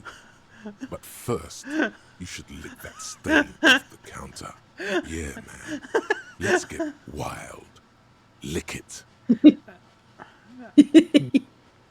Okay. So, I know what the right thing to do here is. But I do want to preserve my dignity. So, I will lick it, but only a little. Calmly, the lieutenant looks out of the window, then to you, licking the tasty rum stain off the counter, but only a little, then out of the window again. Are you proud of yourself? Are you proud of yourself, Ruby? Are you proud of yourself? I'm so sad Clark's When not this- here. when- But I'm also kind of when relieved. You know what the worst part is? You could have either done it or not done it. But no, you half-heartedly did it. You filled yourself with shame during the action and then got the additional shame of being spotted, not even committing to the bits. Pitiful. Absolute pitiful. You are lower than low.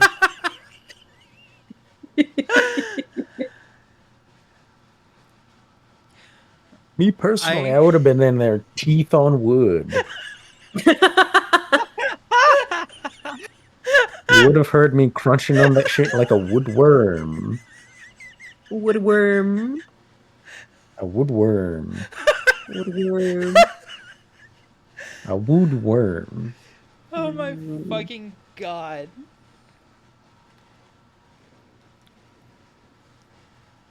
Or perhaps a termite. Termite.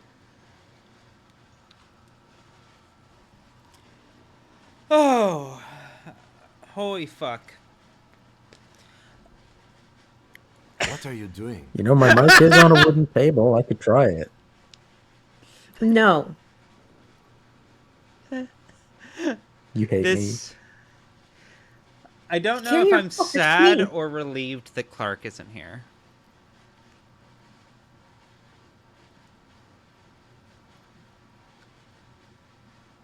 Investigating.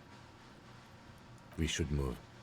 A real drink would go well with those cigarettes you're looking for. That's a great combination.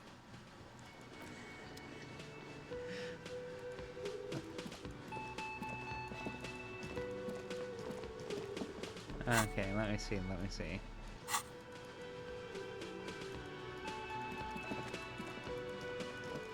If I was a fucking police detective and my work just, like, sent me Kim like a care package, I'd be so fucking hype. Like, oh, there's an interesting and competent dude who will not question... Well, no, he'll question everything I do, but he won't, like, bother me.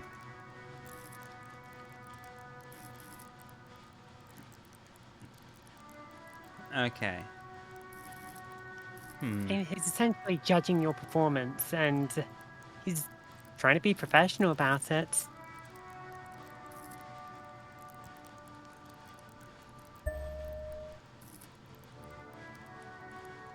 Actually, revert. I'm going to hold on to this point a little while longer.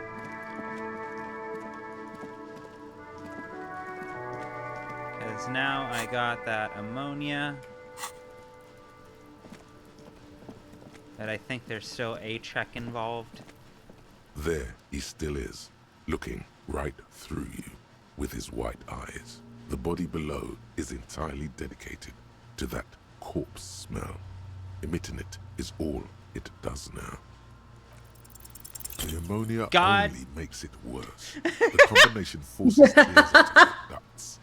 You managed to keep it in once. The second time, not so much. When the vomiting is done, your cheeks are wet with tears.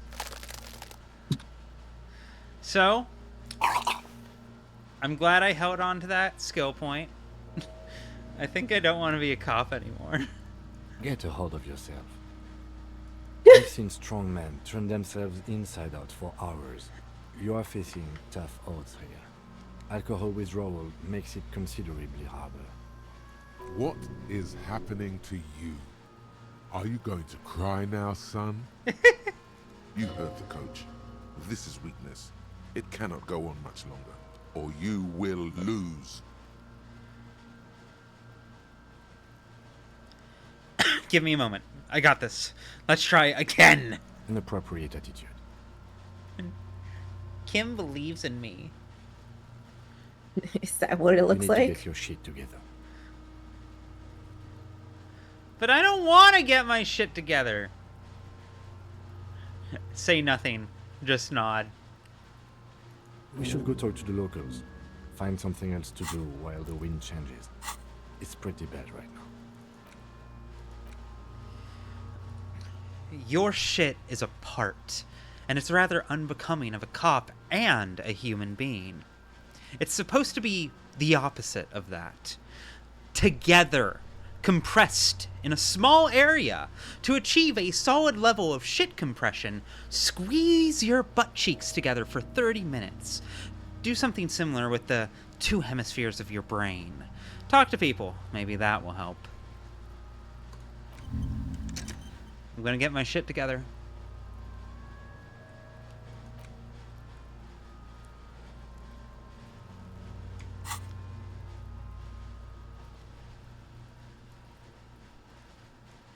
Give it half an hour. Get yourself together. Then come back and have another go.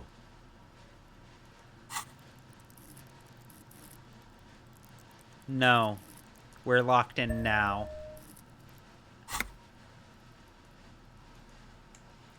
Or is it still locked? There I need to he still refresh. is, looking right. God fucking damn it! It's Again, fine. The corpse laughs at you, pus dripping from its mouth. You will never be able to hold it in. It's always too much. Every time it happens, it gets worse and worse. There's nothing more to throw up now. All that's left is crying and convulsing dryly at the same time. Jesus. I failed again! Just cry. The lieutenant is clearly at a loss. What do I do now? Officer, you just need to be stronger. Learn to keep it in long enough for us to work. There's nothing else to do.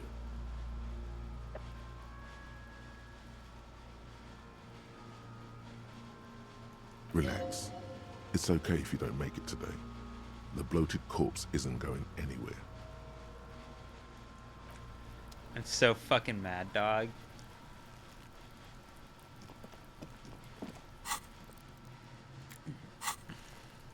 You know what would possibly resolve the situation? Drugs. Drugs. Drugs. Drugs.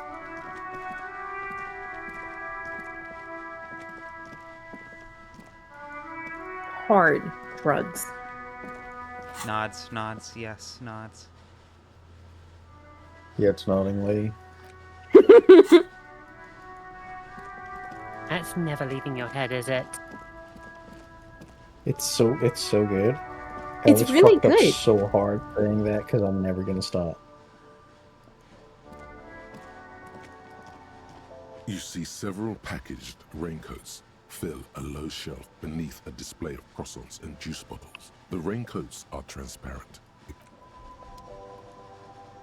A small cabinet on the wall is filled with various medicine.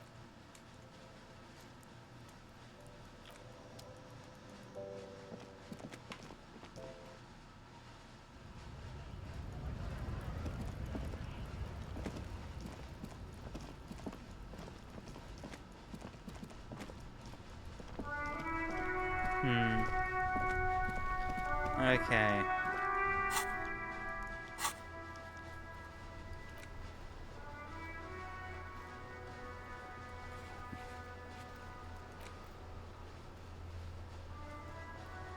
Right, I need my badge back first. And fucking Everett has it.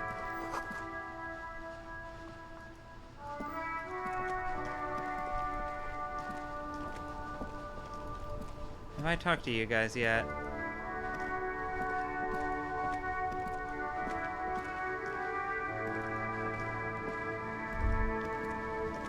Life doesn't need to be a struggle. I'll be with you in a moment, officer. Let me just finish my sandwich. Talk to Angry Hog René first. Have you no shame? Whining about your back every time you bring out the measuring tape. René, you're a man with a fork in a world of soup. Please, let's just try to enjoy the game, alright? This one's still chewing his sandwich. Look, in his hand, going into his mouth. The sandwich. It's hauntingly beautiful. I'm trying to, but you keep breaking my concentration. You're old. I can see that. We're both old. Now stop grabbing your ass like it's a girl. These manly men are playing balls. This is a ball game. Grab a ball and play it. Don't ask questions. Shoot first. Ask questions never. Shouldn't I ask what the game is first? No, you got this. There's the ball. You're the game. Okay. Okay. Grab the ball and show him how it's done. Are you kidding me? I cannot catch a break in this fucking game, dog. Damn, the fucking game hates you. I hate dice roll systems. Wrong. Wrong like touching your sister's breast. You threw your sister's breast. Mon Dieu! Good job, officer.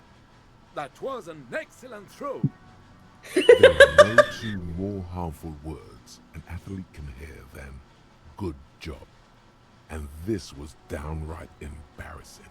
Mossback and his shitty ball are mocking you. You need to get angry. Use swear words.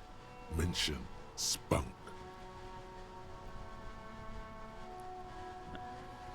The damn ball was slippery as fuck. How do you expect me to throw this piece of shit when I've got old man spunk all over? I couldn't even get through that.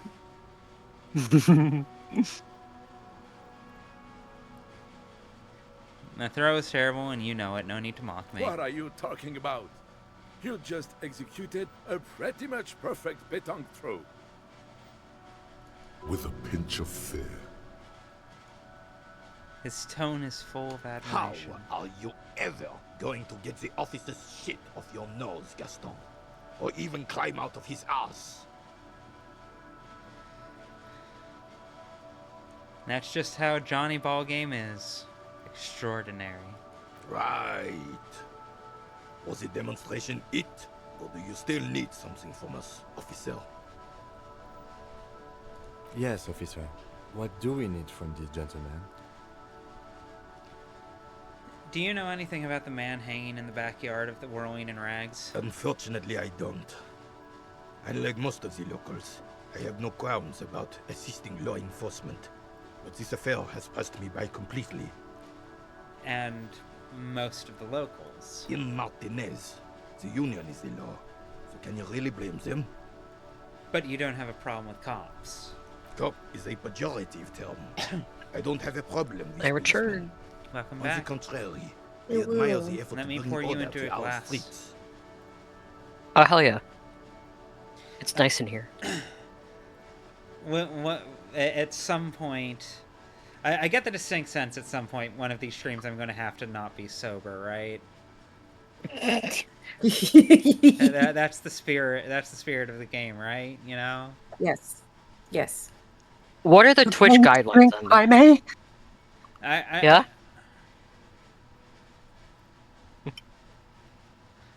It'll be fine. What's the worst that can happen? Like, I know streamers who, like, get high on stream and shit. Take a shot every time I roll a failure. Honestly, not the worst idea. So, again, you don't know anything. If I knew, I would not be afraid to tell you. I simply don't. I'm an old man, not a coward. The daily business of the riffraff no longer concerns me. You seem to be playing in a crater. Yes. The terrain here provides an interesting variety to a familiar game. Was there an earthquake here? No. It was left by heavy artillery fire.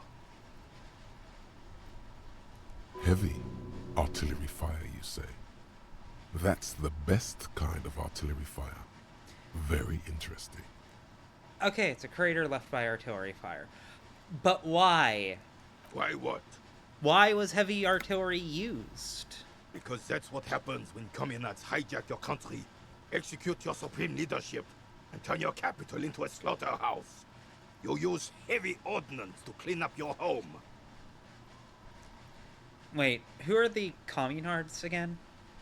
Commies, communists, socialists, anarchists, call them what you like. They just chose the name to feel special. Senseless sentimentality. You see, this is the kind of person Rory was dating. This was my bestie.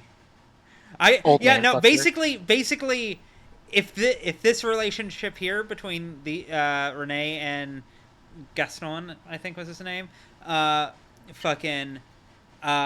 if it was Yuri, that's basically what I went through. Did you use artillery fire against them? Sadly, no. It was the foreigners who brought them to their knees. We fought valiantly. Too valiantly. So valiantly we got licked. Should have fought dirty, like they did with their suicide sex cult propaganda and mad anarchist women strapped to shrapnel bombs. We didn't though, and we lacked caliber. God bless him, but the suzerain's cannons simply weren't big enough. The fucking suzerainess.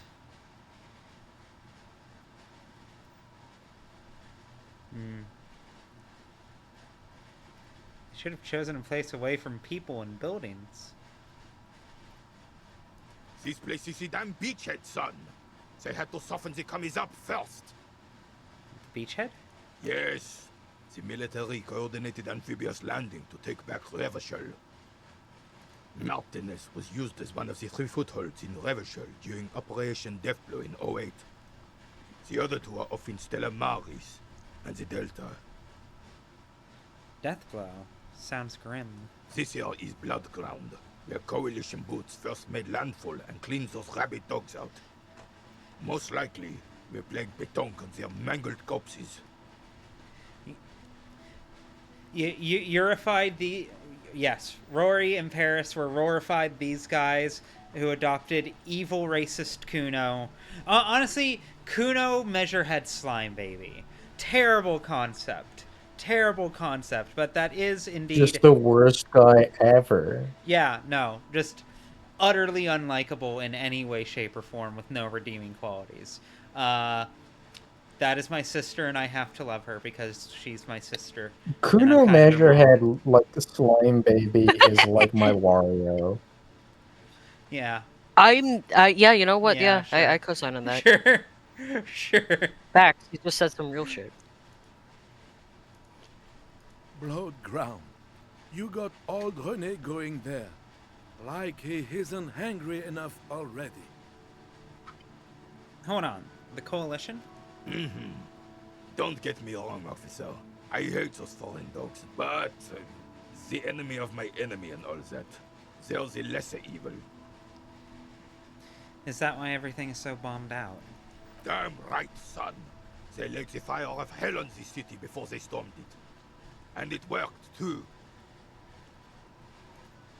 He approves of this radical approach, knows it was necessary. The rest of the city got cleaned up, but Martinez they keep as a monument. And now the Union Socialists are practically running the place. Well, it's your own downfall. You, we, the Coalition, Revachol, whoever you want to blame, never finished the job.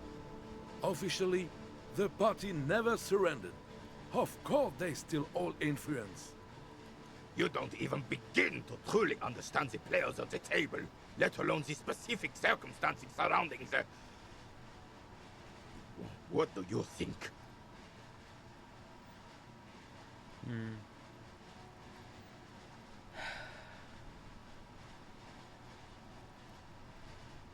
I think I was making him a centrist, right?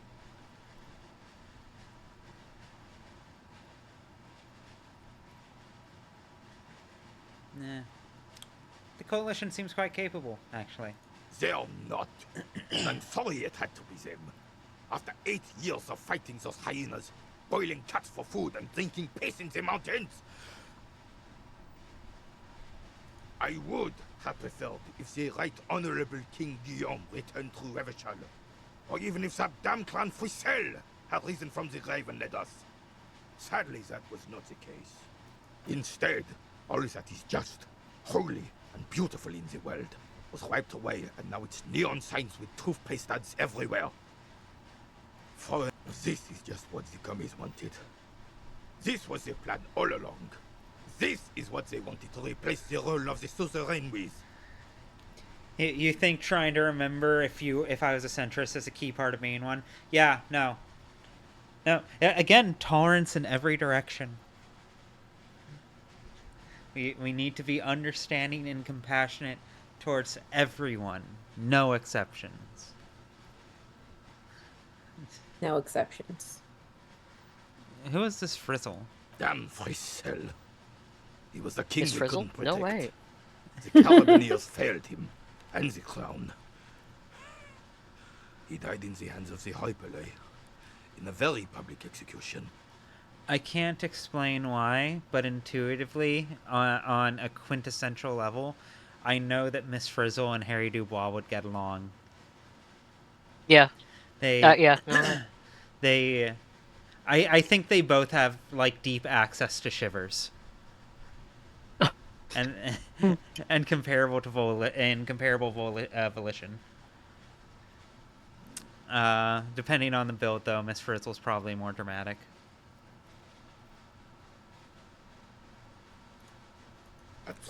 Well, they both like to get messy and make mistakes. True. He would have been better, but the damn commies And can be brought him slightly into antagonistic towards children. But only slightly. Only slightly. Mrs. Frizzle's Harry's ex-wife. I want Miss Alright. Frizzle to be my ex-wife. First of all, yeah. Second of all, switch Arnold and Kuno. Just have them trade roles. Miss Frizzle could put Kuno in his place. I 100% believe that. She would straighten him out right away. Arnold would die sure. in 1 week in Disco Elysium world. Not 1 week. No, Just not one like, week. Like an hour. Yeah, because Kuno S is still there. What exactly is a suzerain? The suzerain is the king. Has everyone forgotten already? They've forgotten already. It's no use talking to you. You were still in these borders when it happened. When we took our last stand against the filth and rode the cavalry straight into gunfire. I'm sorry, what Friedman? Miss Fizzle, that come together, the belief of a utopic synchrony, the indoctrination of the youth. That's a really good comment. But why ex-wife and not just wife? You look at Harry and you tell me that man is still married. I think Look we're talking at about his face. Frizzle here. I mean, I would also want to be Miss Frizzle's wife, but you know. Oh, I mean, you have Alice, and Alice is Frizzle coded. Yeah. I come back and you started talking about Miss Frizzle without me. Yeah. No way. Case in point. I couldn't have timed Yeah. that better if I tried. Okay. A+. Will the game show mercy on me and give me a freebie in defiance of the numbers? You're fucked. All you observe is a veteran refusing to Failure after failure after failure. This is not What's wrong with you? On. This is the uniform. I of the walked Royal under too many Cavaliers ladders in as a service of child. Fitzgerald the First, Guillaume le Lion, and the valiant King Something's gonna Philip the Fifth before him. Too many black cats crossed my path. Black cats aren't bad luck; they're good luck. I look. You have been watching the results. You look at my life and you tell me. Don't you mean Fritzl the fan? You see, I just think someone probably put a curse on you. You do not speak his name, Yeah. Craven, although he was a clown. But he was our clown. Ours Me to talking about ridicule Connor. And to mourn. Fuck on you.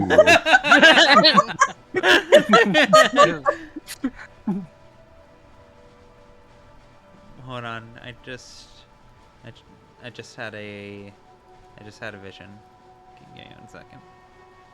Oh no. Jaime, there you are. Oh, justifiably is correct. You did play a game made by Black Tabby Games yesterday.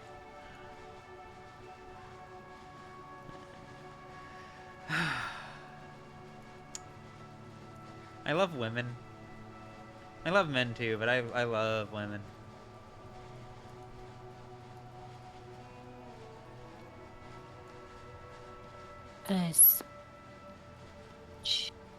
Not to distract too much from the current Okay, stream, there but we I did hear that you meet the adversary, and I fucking called it. I have no idea what you're talking about. It was just the route I so happened to land on. I was basically choosing options at random, it just is what it is. I shall allow a jury of YouTube viewers decide for you. Death. Hey, shut the fuck up. Honestly, No, you do belong in horny jail. Okay, so Jaime, I'm not sure if you've noticed yet, but I moved you on the screen, and I'm realizing it's actually especially good where it is now, because it looks like every time I talk, it looks like we're looking at each other, like directly in the eye. I'm just trying to convince you. Take a sip. It's fine. Take a. Go for it, baby. Just take a little drink. Oh. Okay, hold on. Give me 1 second. Are you going to glug the bottle? Wait. Hey, dinner and a movie first. Okay. Hey, talk right quick. Hello. Delicious.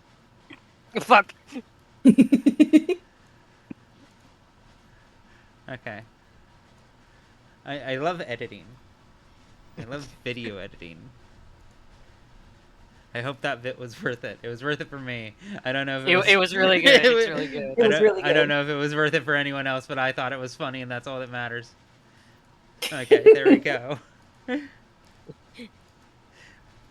Okay. There's something you missed. You'll get to it. Don't worry.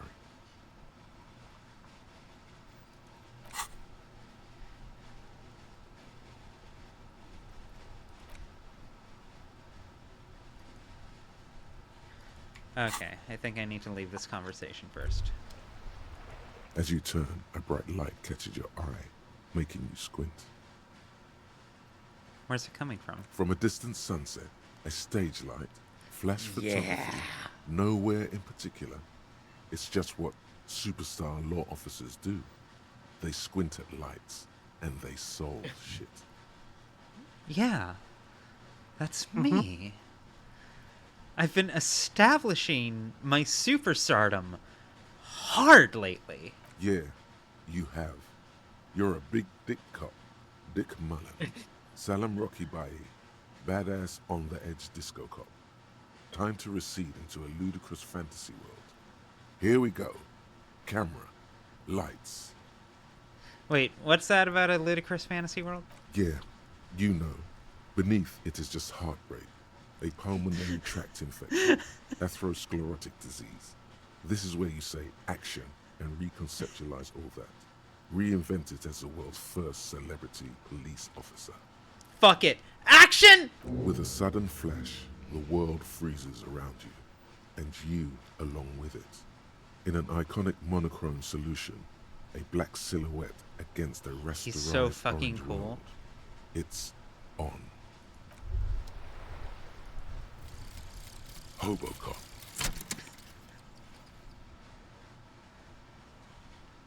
Technically, you wouldn't be a cop anymore, but a hobo.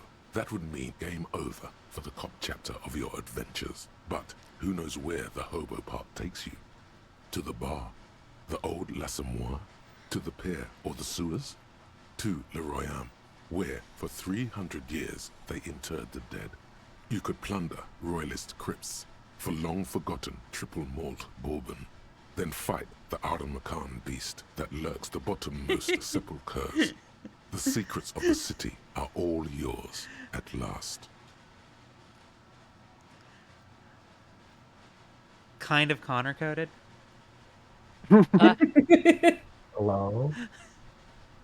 Poor man's taking Connor would like, never be a shots. cop. Yeah. I mean, he's True. I Ronin. would be a Sure, cop but if there were no people to like police and you were policing like rat shit. You wouldn't be a cop. If you're Wait. if there's a cop The thing in the is- woods the thing for is- no the one thing is- with no okay. one, yeah. Yes. The thing is, What? this is something I've internalized a lot. The work involved Hey, with Brutalk. policing and like the military and so on is the exact kind of work that I'm good at and would like to do. The trouble is they never ask you to do anything worth doing. It's always like beating up homeless dudes. Yeah. I think you This would do job would be great if it wasn't exceptionally for the well as like a customers. lighthouse keeper. Yeah, like that kind of thing. It's the fucking Rays of the Devil thing, isn't it? Where it's just like the concept is cool, but the execution It's is just not literal. like Brutalk, thank you for the sub. the thing that you're supposed to be doing is never what they actually get you to do. Yeah. there no wives to be -2 in the logic top? still seems unlikely. Okay, first, let's make this absolutely clear. No one is saying you're an actual superstar in the groupies and cocaine, riddled with hepatitis C, strikes a lion-esque pose with a mic kind of way. You're no Guillaume Lemillion or Davy Dewey. No. You're a metaphorical superstar. You bring that rock and roll authenticity and passion to a line of work where people don't expect or want to see it. Where some would say it doesn't belong. Law enforcement. I'm just imagining Harry with like the fucking Ed Hardy. I have zero logic right now. Last time I did... That sounds about right. Last time I did this thought, I was doing it in intellect psych build, and I think logic was like my 4th highest stat, because I was also, of course, going deep in on drama. But, I worry about what being a superstar is going to do to my brain, since my brain is already quite tiny. All muscle head empty. The thing about the whole like superstardom thing is it runs really funnily against your extreme meathead build. Like I'm imagining Enormous like bowls worthy of a real man. Fuck. I'm imagining like Ozzy Osbourne, but he's walking around in like a muscle shirt, and he has to like walk sideways through doors.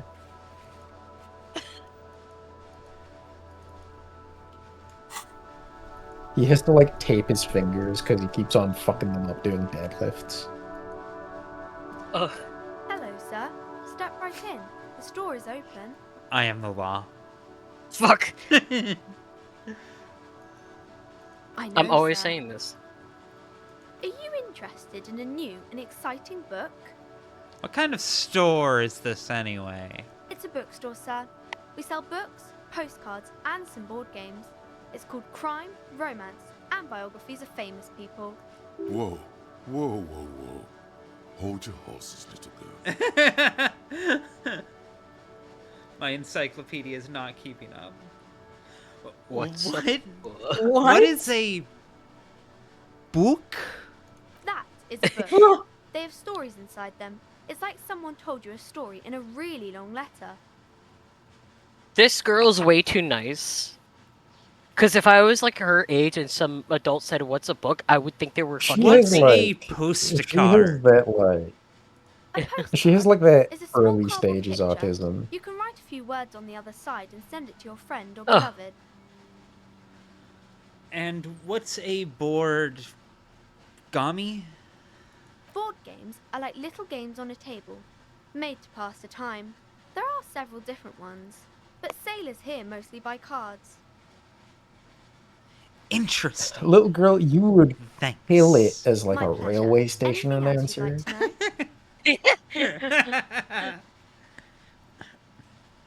Is it okay if I ask you some questions? Okay, sir. I'll try to answer any questions you have. I hope they're about books. What is your name? My name is Annette, sir. My mum, her name is Plaisance. She owns the store. She's inside minding the register or organising the stock. The girl gazes at the window, then suddenly jolts, her eyes wide, as if recalling something. Feel free to step in and browse our wares. And you're standing out here in the cold because... I'm signalling that the store is open. Otherwise, people might not know. They'd miss out on the crime, romance, and biographies of famous people. I should have a word with the store owner. Maybe. I could help by brutally dismantling the free market. No, I'm a centrist. Such a good trooper you are. Already learning the value of hard work. Pat her head. Thank you, sir. I'm happy to help Mum out with the store. Like a little soldier. Oh. Shouldn't you be at school or something? I do my studies at home at the moment. I have to This help girl Mum is me with if I school's was running. born like a cis woman.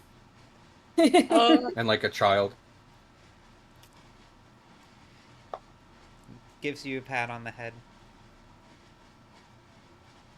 Thank you for If that. you were Would you born like to buy a child book? style. What is school, anyway? School? Well, mine is a big yellow building on Boogie Street, and the people there run it. They say it's a charity. The gale wind blows in from the coast, a wind of needles. It wraps itself around a building of brick and mortar. Somewhere, a clamor rings through the honeycomb of classrooms. What is this feeling? Remorse. The parquet of assembly halls. The rows of stall bars are growing cold. The corridors stand empty. A girl's voice somehow finds its way through this strange feeling. You haven't heard a word of what she's been saying these past few moments. You only hear. Mum says it's necessary to do both because it builds character.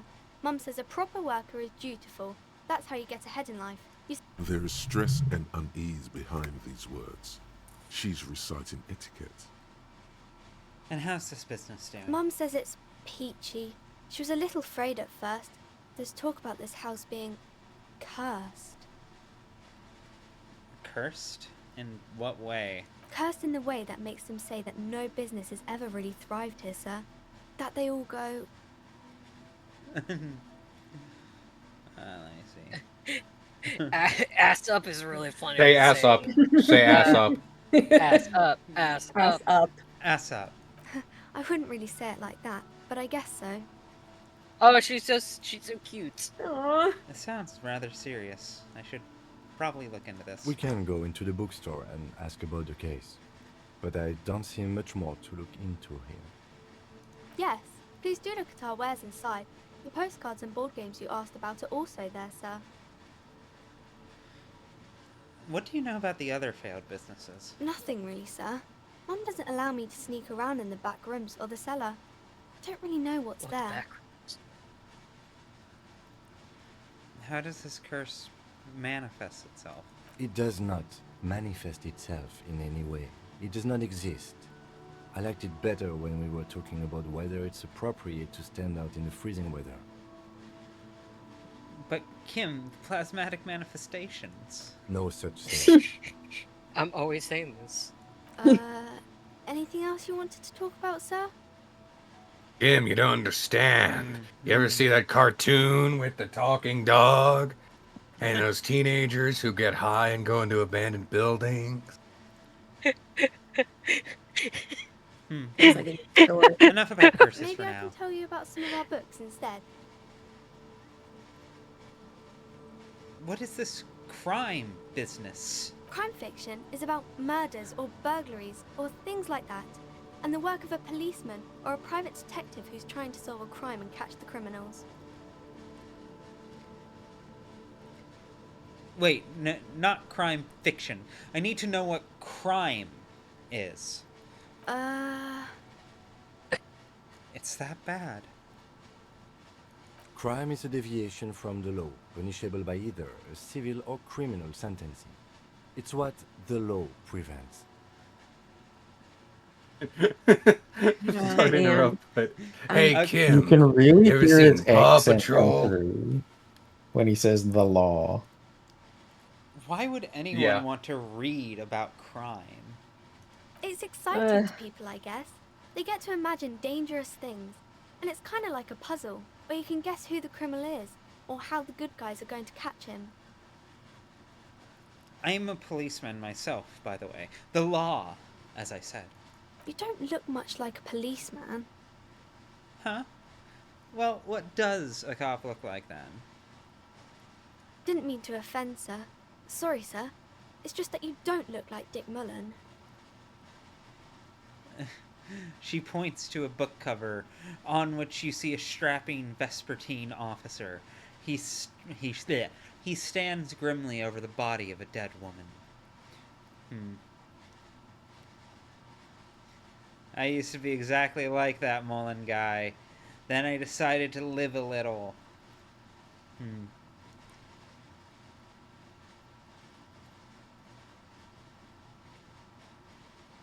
Live a little. What's that mean?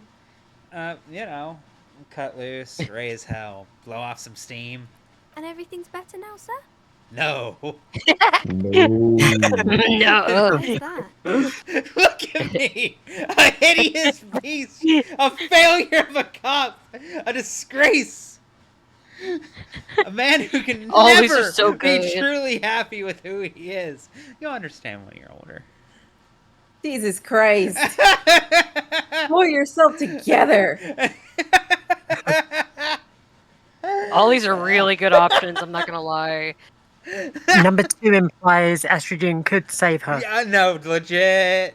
Go with the estrogenize Harry. A man can never be truly happy with who he is. Oh, okay. I shouldn't have said that thing about Dick Mullen. Said that. Number 2 has a suggestion. Stop trauma dumping on a 12-year-old.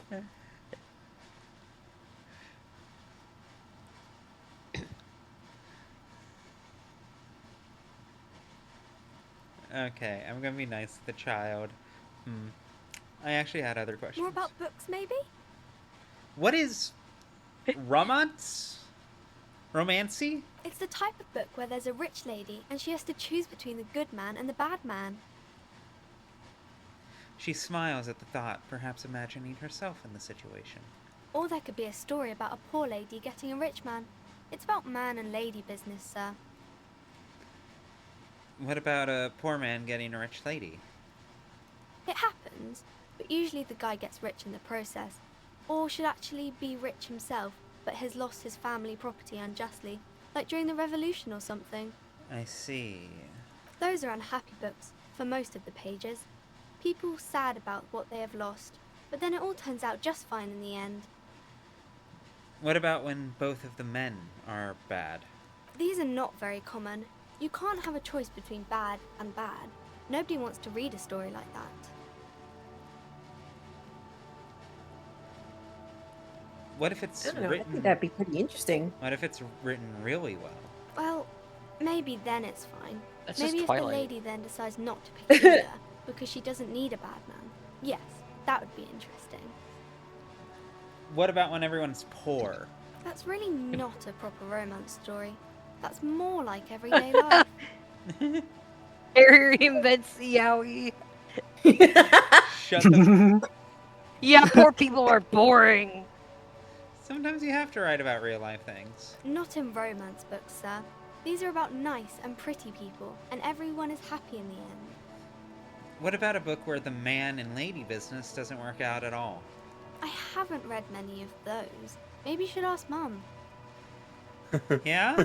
You think she'll have one about an excruciatingly painful breakup? I don't think it's a romance story if the main characters break up, though. No. Think about it. One where they plunge into a torrid spiral of pain and recrimination. Only it's really long and drawn out. Scarred for life. Phantom Limb. Oh my god! Okay. No, I don't know. What is wrong with you? Puzzlement. This Harry's quite dumb. You can take this. Blossom like a pain flower.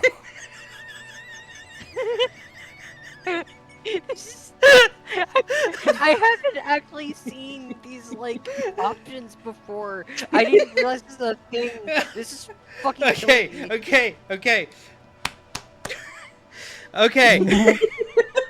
Yeah. Go ahead, deliver the line. Yeah! And it drags on for years and years with no resolution in sight! The girl is at a loss for words. Each of you filling with Holy shit, Stop. dude. Stop, please. filling Secondhand each embarrassment of I you can't. with resentment and bitterness for having ruined each other's lives! She shifts and sways on her feet. Each of you Keep going. the Keep others. going. Each of you tearing at the other's innards, leaving a gaping emptiness, a vacuum heart that still hurts ceaselessly! I'm sorry, sir. I don't know how to help you. I don't need help! I need a real book that tells me how it is! Not this shrivel! Sir, sorry, sir. I'm still little. I don't. I can't. Back down. Don't back down. You can get your answers. This child has the answers. You can extract them. Go back in. Double down. Double down, Ruby. Don't! No, please! Don't worry, little girl. Double down. Got a bit carried away there. This is a Wendy's. Let's back up this after is a this. Wendy's. Right. That's enough romance questions for me.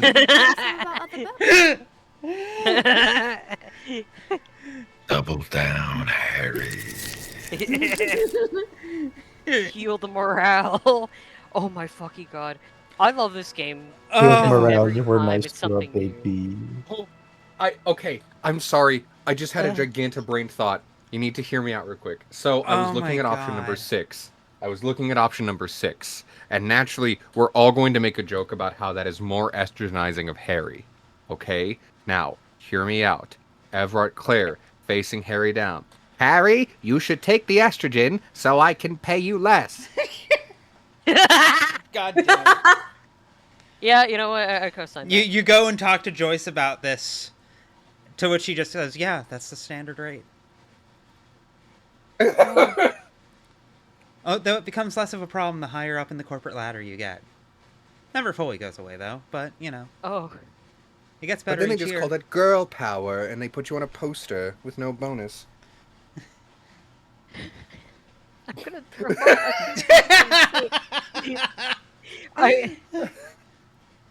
Let Messier refers to herself as a girl boss, but I believe all bosses should be killed. You think that Margaret Thatcher had girl power? Connor, you're like if the horrific necktie were someone I could talk to on Discord.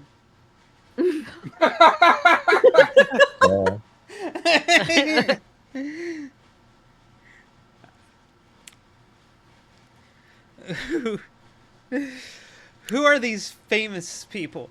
Oh, kings and queens and generals of old, or artists and writers, or musicians, those kinds of people. There's usually something extraordinary about them. I think that's why people read them, to find the secrets of their fame. Connor, can you give us a Breton?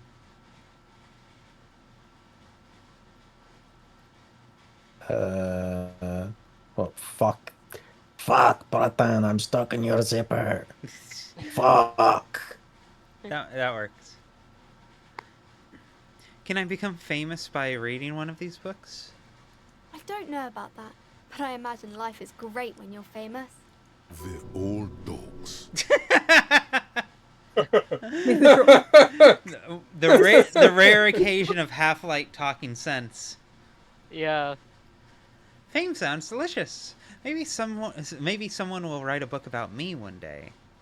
Fame is for vain people. I have better things to do. These famous people sound like a bunch of dorks. No, I'm gonna be famous. Why would they do that, sir? Because I'll be superstar cop. In the papers and everything. That'll show them. That's so cool. Maybe they'll make you a book cover picture and everything. Standing over Hello. a dead body, Hi, Ash. holding a gun. Hello. Give me Oh, one you've missed second. some choice dialogue. You missed. You are hidden behind. I'm hiding. I'm sneaky. You've missed a lot of people wanting to externalize Harry for different reasons. Oh, heavens. I may have lost my shit a bit. A bit. God forbid a woman get in character, you know? God forbid she do a little It was method really acting funny. as It a was treat. really funny. To be fucking fair, it was really funny. It was really good. I believe we traumatized a child. We did. We did indeed traumatize a That's child. you know what? But Having okay, we worked were in nice to retail, her afterward. that happens. Little shit had it coming. Okay, not like that. I like to think. You can Never mind, I don't stop like to calling me think. sir. If I Charles was am. really having a bad time, it would have done as Kuno did and started yelling about how you are manhandled. Yeah. Yeah. Yeah.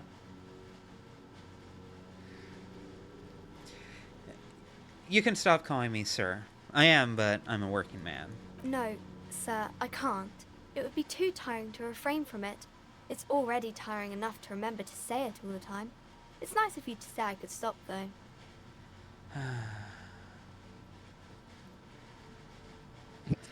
That's a really...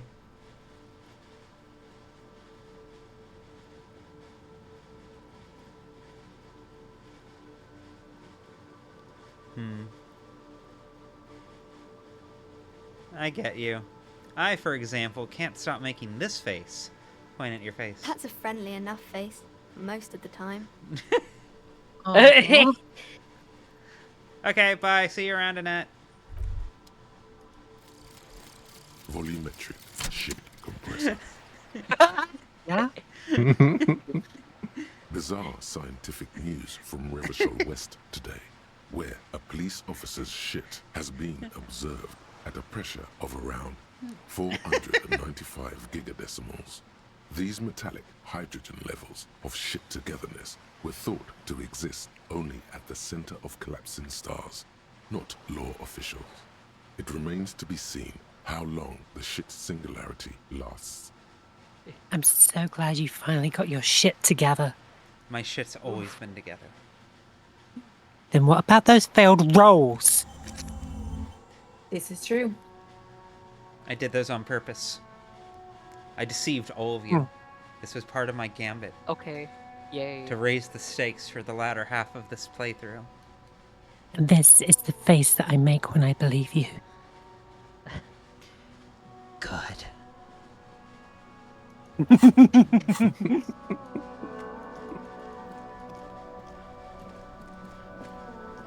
Okay, where the... God damn it! Right, that's the... Right, I forgot to mention that. Fucking in the sway of everything. Fucking... Twilight. I'm blanking on your full name. Give me 1 second. One moment.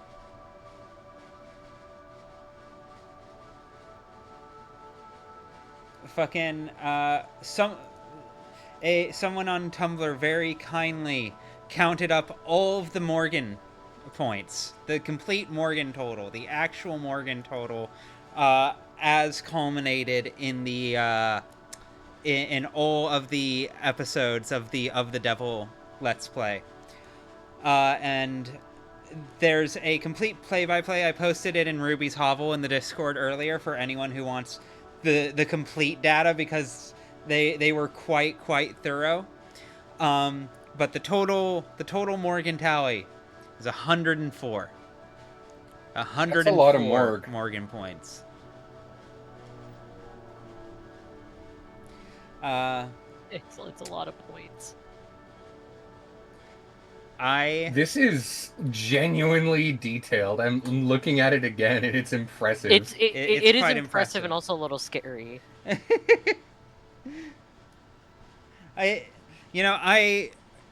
As someone who gets deeply invested in the creative work of others, I'm just deeply flattered. That's 135. Oh wow! Oh, In a row? Fuck. That can't be right. Not including the multipliers. You better have some academic references on this. They're doing because cite your sources. Somewhat, mom, help! Chad is doing discourse on how similar I am to a serial killer. I don't know if your mom can help. I know she can. She's dead.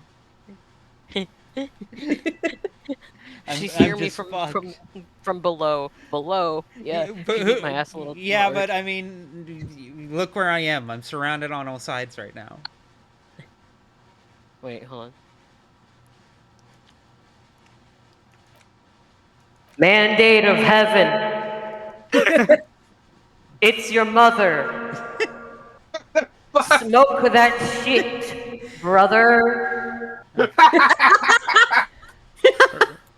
Right, I didn't have the chance to come out to her. Right, okay, that makes sense.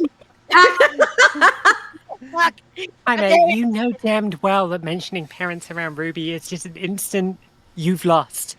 You can't use it as a weapon. You can't use it. Yeah, no, I fucking parry that shit instantly. That's true. Shit, still transform. Fuck. It's fine. It's fine. She didn't know. She never got the chance to know. She was biphobic. Bless her heart. I love her. Hello? I love her dearly. Wait, hold on. I never knew that about her. I could have fixed her. It was one of those things where it was I got the sense it wasn't deeply held. It was one of those unexamined things. And again, she died when I was relatively young. What was it? I realized I was bi 6 months before she died. so I just did not get a chance to tell her. So it wasn't like any big hateful thing, but I did vividly remember her when I was growing up just being like, yeah, no, bisexuality isn't a thing, you know. I think everyone biases one way, you know, which I don't get how she landed on that view, but I don't expect anyone to be perfect, especially bopping around in the 90s. And she was otherwise quite progressive. She was very big into gay rights, had gay friends, fucking... I think like even allies are still like biphobic in some regard. Yeah, no, 100%, 100%. Like to be clear, this is not a my mom is a bigot story. My mom was quite lovely and like universally supportive. Like she, like as I've talked about on the Of the Devil streams, growing up as a young young autistic girl who doesn't realize she's autistic and doesn't realize she's a girl. Messy experience, very messy experience, especially when you start getting plopped smack into the center of small insular communities, smack in the fucking bigoted heart of California. Everyone thinks of California as this liberal oasis, and it is in the north and in the south, but in the Central Valley, that's where all of the like Texas rejects end up moving because they want to live in California but want to live in the not corrupted parts. There's a sizable Republican presence all throughout that. It always goes red every year. And it is reflected in every part of the culture, and that is where we moved when I was like 11. And it was not a great time. But even through all of that, she was constantly, every step of the way, no matter against who it was, fighting for me to be treated with respect and kindness and dignity, even as a kid who clearly was not one of the normal ones. She went to war for me many, many, many times. Yeah. Well, there's that at least. So, as ever, it's one of those things where people are complicated, and people have and like a lot of people have unexamined biases and prejudices that they haven't thought to intently about and haven't been like confronted. Because like I genuinely believe if I had a chance, if I'd had like a couple more years to be like, hey, I'm this. Yes, it's a real thing. I'm happy to explain it. I would have talked her out of that. There's some family members I don't think a million years I could have talked them into understanding like what transness is. I think I could have made my mom understand what bisexuality and transness is, you know, had I gotten the chance. But makes sense. But yeah, like how I like how my my gay uncle, who's been nothing but supportive of me and stuff like that. For a while, he did have a streak of like. He thought that bi people were more likely to cheat or whatever because you had like both options. No, the common stereotype. Yeah, and like having to talk to him about it and like also telling him, hey, polyamory is also a thing, did change his mind. I mean, like oftentimes a lot of it is just straight up ignorance and not it's just things hatred. You haven't been confronted on or been forced to genuinely think about. You just take the first thing you hear and you run with it. No one's immune to that. You are not immune to propaganda. You know. Hysteretics or whatever the fuck it's called. But yeah. Fucking, as the chaser told all of this, though, I guess, my dad was bigoted as fuck. He was bad. He was really bad. I said chaser, that summoned you? Connor that heard summoned fucking waking with a start in his chair. Sleeper phase activated.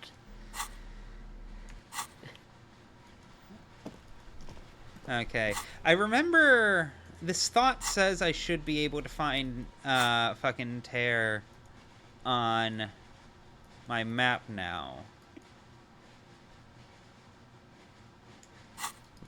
Although I suppose I need to buy a map first is the issue at hand. Right, that's why I was originally approaching over here. It makes sense to me that I would be able to get a map in the bookstore. If not, then I'll check the magazine rack or whatever. It also gives me a chance Welcome to talk. To crime, romance, and biographies of famous people. My name is Plaisance. The clerk extends a greeting. Be welcome, and please take responsibility for the energy you bring into the space. What's I'm that? so sorry. That first option is killing me. Before we go on, you seem to be well off enough. Can you give me some money? I feel there won't be an opportune moment to ask later. I'm always saying this. Support the show on Patreon. Fuck. Sweeties get money? Sweeties get money? Sweeties get money. So, are you the owner of this store? I am the proudest owner of our little shop of culture. Sweeties need money. What if I want to buy a book? Then why are you talking to me? Everything is on the shelves to browse. Don't you feel compelled to buy anything? See those shelves there? Go. Be drawn. Alright, then I'll She have a look. smiles and nods, seemingly relieved. Alice, is this how you run a library?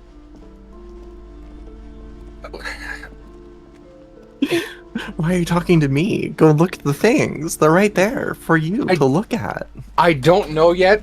The new school year is about to start up, and let me tell you, I am scared. Of colorful board game boxes. Tell them it's like There are Roblox, but on numerous types paper. of games for all I don't think they're gonna buy that, dude. The display rack is brimming Are you not with worn compelled to paperbacks check out the featuring an extremely muscular stack of books over sword-wielding there? barbarian on the cover. Nearly all the We got like titles 50 contain the copies word of Diary of a Wimpy Hyundai Kid. somewhere. Unironically, there This is is almost an entire shelf worth of completely copies of the different Diary of a Wimpy You Kid have books. found the right. And Dogman. The kids love Dogman.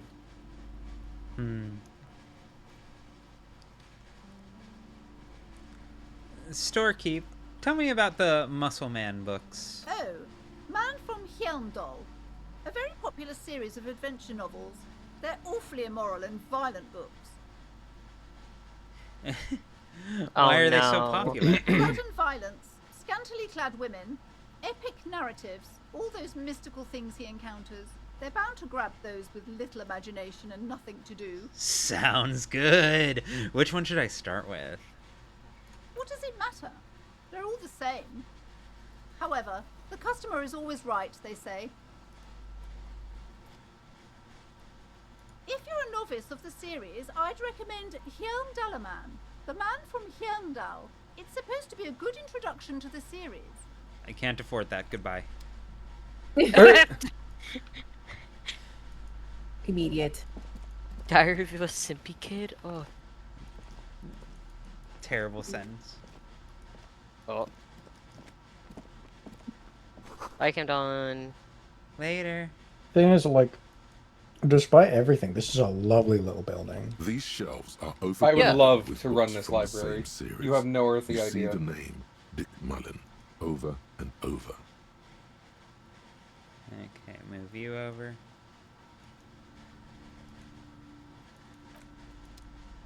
Okay. Yeah, I'm pretty sure this isn't where the maps are. This bookstore is not strictly about crime, romance, and biographies of famous people. There's also I'll be back here when I have money to actually spend.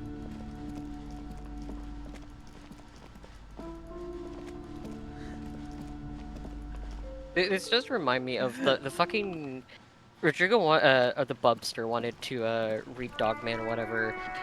Why was there a whole thing about like what was it P the cat or whatever getting like having a child and then like treating the kid like shit and then getting flashbacks to when his dad treated him like miserably? Are Like, you I wasn't asking me to recite like Dogman lore at you? No. I'm thinking about that, and I was like, I wasn't Okay, can I expecting try that again? there. in that kind of book, you know. Okay. Plus 6 shit compressed. The body below is entirely dedicated to that corpse smell. Okay. Emitting it We got is this. all We it got does this. now. If this fails, I'm killing someone in this call. Jaime, probably you. God damn it! No, I knew you were gonna say that. As you breathe Thank fucking God! Oh, thank fuck! Oh my god, you're so close. You're so close to failing. and your stomach to roll itself empty, with your hands at your sides and your eyes squinting, you stand in it. Your muscles tense up. The vision in your dead angle darkens. You feel the sudden urge to push your hand into his soft gut. Do they always do that? They do after 7 days, yes. We are deep in decomposition here. The man before you is naked, but for a pair of underpants and enamel boots. His skin is greenish, marbled with decaying veins, and blotched by lividity. A fading web of tattoos covers his chest and shoulders. The cargo belt used to fasten him to the branch above appears industrial in strength. Inspect the boots. The material appears to be ceramic. Its clean white stands in stark contrast to the decaying flesh above the knee. The man wore thick polymer socks, probably for padding. A fine array of interlocking plates covers them. What kind of boots are these? They are armor, no boots. Technically speaking, these are sabatons. Okay then, what kind of armor is this? Ceramic plate. Zirconium dioxide, most likely. This is where the make would be. Where? Under the heel. Fair weather. Fair weather model T500 VE. I'm guessing that's vitreous enamel. This is advanced stuff. What happened to the rest of it? The locals probably scavenged it. It would be odd if he had more on after 7 days. We should keep a lookout for these pieces. The armor could yield information. Maybe he'll know something. If you wear those pieces, it will help me protect your mortal coil.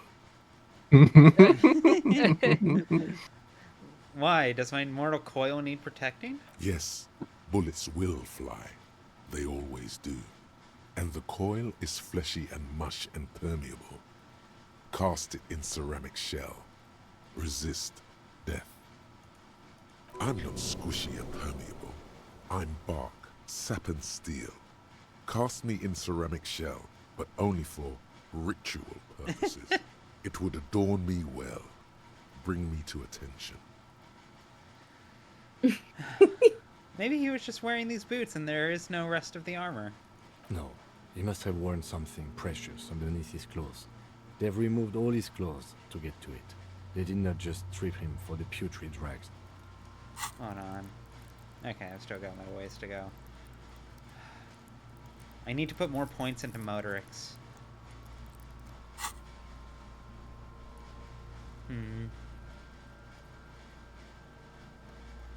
Then where are these clothes? Have you seen them around? Someone could have cleaned the yard, but that's a question for the red hat thing. I hear you, cop, talking shit about the Kuno. Come here and say it to Kuno's face. Fuck you, Kuno. You wanna fuck me, huh? You wanna fuck the Kuno? What if they told him to strip before they hung him, to demean him? They usually hang them completely naked for that. La puta madre, the Mazda, the Besmerties, and the like. This one still has his Oh, right. La puta madre was a plot element in the actual game. Yeah, that was a big thing in the LARP. La puta madre? Yeah. Yeah, no, it was a whole big known event within the lore of Lacage, that like about 10 years of that about 10 years, whatchamacallit, before everything went down, there was about a week where the local union, the gang, whatchamacallit, later Quixotic, the local gang just kind of vanished abruptly, and La Puta Madre rolled in and just took over everything and just started fucking slaughtering people. And it wasn't until a week later that the gang came out of hiding and ran fucking Madre out of town. But it was a bleak period, and they do come up within the game, is what I will say. What was the LARP? It's 97 Poets of Revachol. Yeah. 97.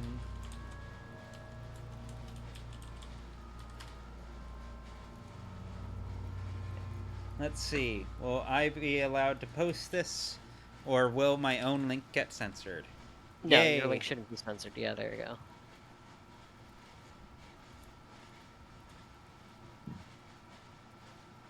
That said, the next series of runs have not been confirmed yet. It might still happen. It might continue. But they have not yet been confirmed. What? Are you trying to ignore me now, fuckface? Kuno, this boots shit is super boring, and the guy's a total Victopaz. How could this man afford such expensive hardware? That's for us to find out. My initial report on the area suggests he was a security guard for the harbor company, but that's just hearsay. These look like pretty advanced for these look pretty advanced for a security guard. I agree. This equipment is way beyond what a guard can afford. Yeah, DE came out before the LARP. It is explicitly based on it. They are not affiliated with Zaum in any capacity other than during production. They of course reached out to Zaum to be like, hey, is this fine as a fan work? Is this acceptable? And yeah. So it's not necessarily endorsed as I understand it, but it is, you know, give him permission to exist.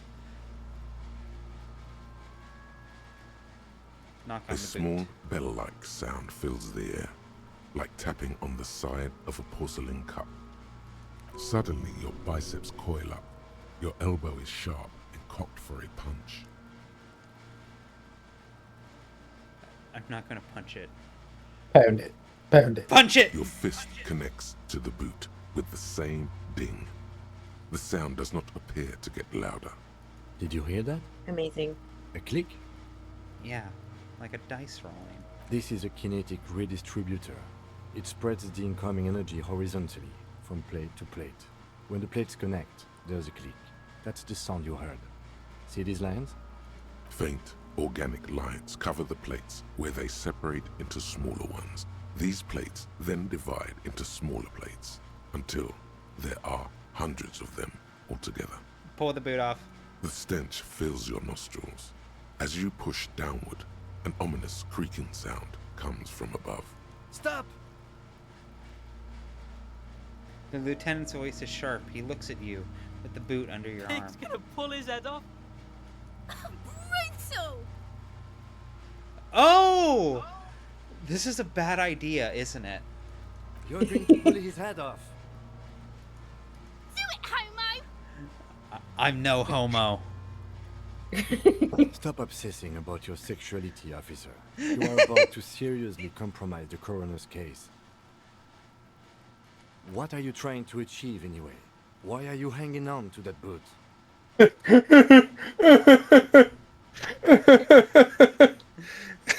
This is so fucking silly. I love it. Are we not detectives? There may be clues inside the boot. Maybe we should concentrate on what's outside the boot and leave what's inside to the boys at processing? Just this once. Besides...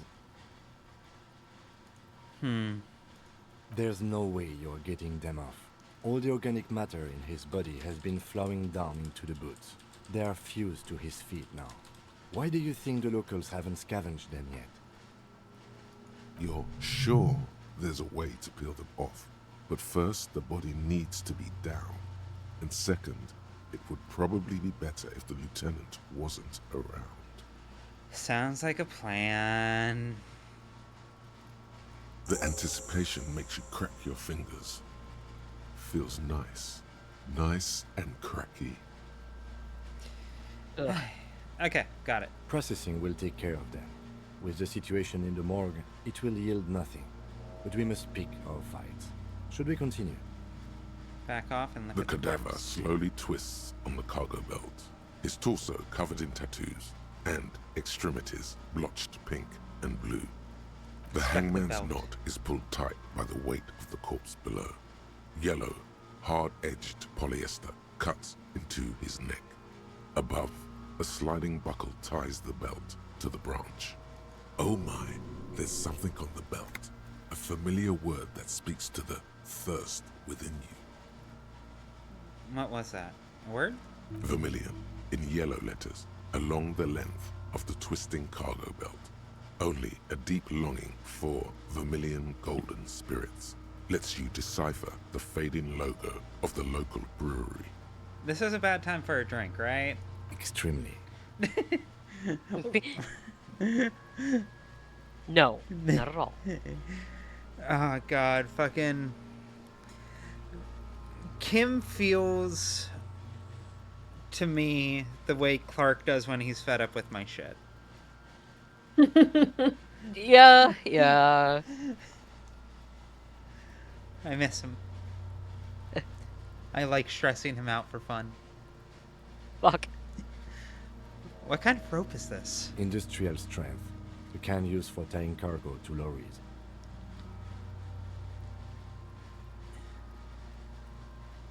Like in a harbor? I can't come up with anything other than a harbor. Yes, it looks like they used whatever was on hand, paying no attention to not incriminating themselves. We're assuming dock workers from the harbor did it. The brief suggested as much, politically motivated by the ongoing strike. Did you not get a briefing? Yeah. My past has undergone total annihilation. Nothing remains. My mother, the love of my life, certainly not a briefing. Okay. You should ask me for one. The first God. It's just a tabula rasa, bro. I'm gonna be so real with you. I'm very lucky to be able to remember motor function, and even then, I'm still determining whether or not I truly have. They sure wanted him to stay here. Yeah, they sure wanted him to stay there. The polyester seems strong. It's not merely polyester. It's steel reinforced. See these lines? This is where the wires run. I see rabbits for more than 20 strands. This makes getting him down much more problematic than I had assumed. How did they even get him up there? A noose is one of those things that's easier to use one way around.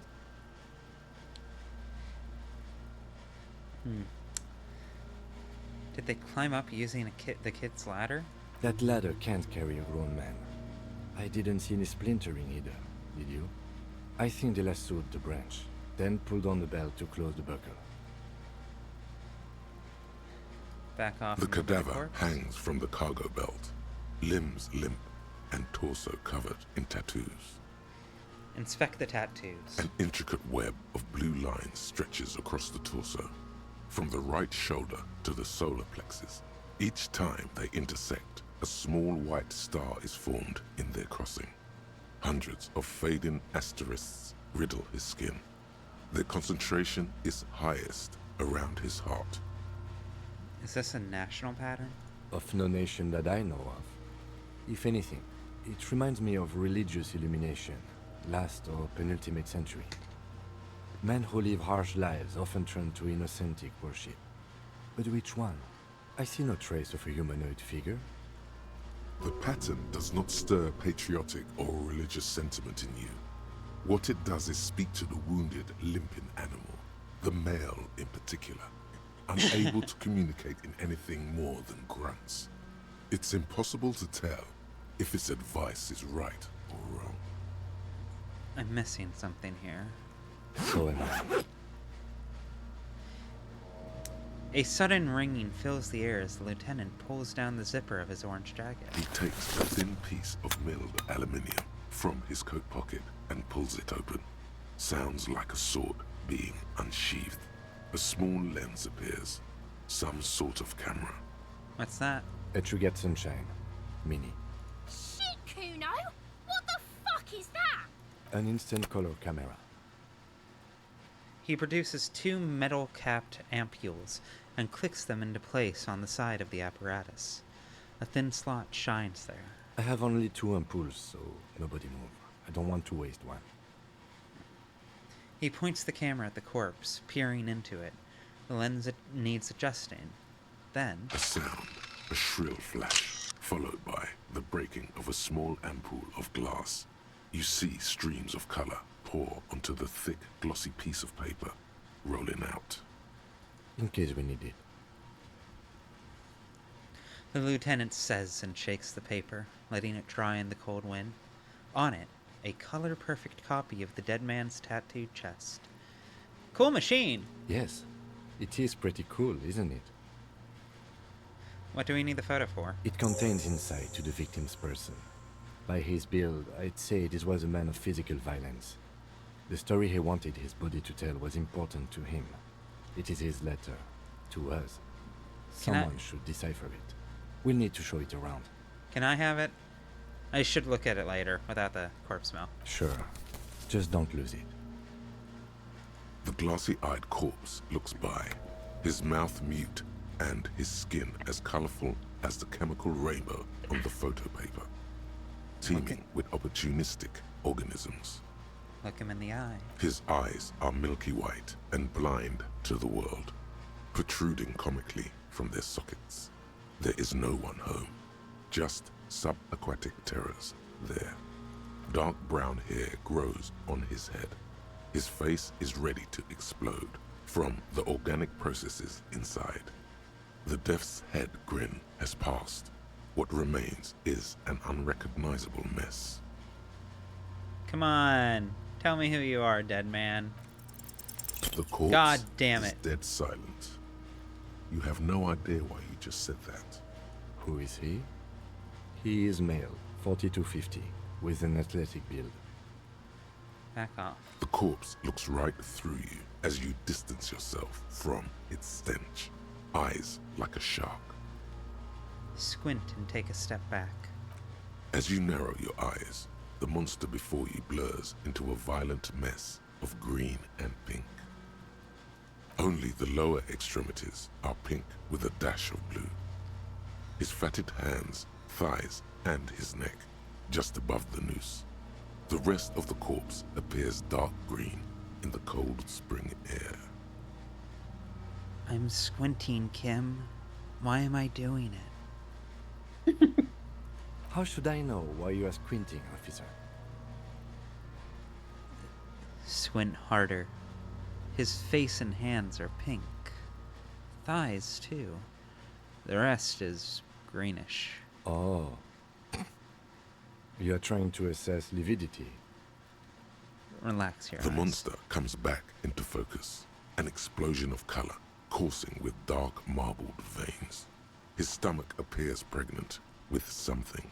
Black liquid streams down his thigh and onto his boot. So, what do you think?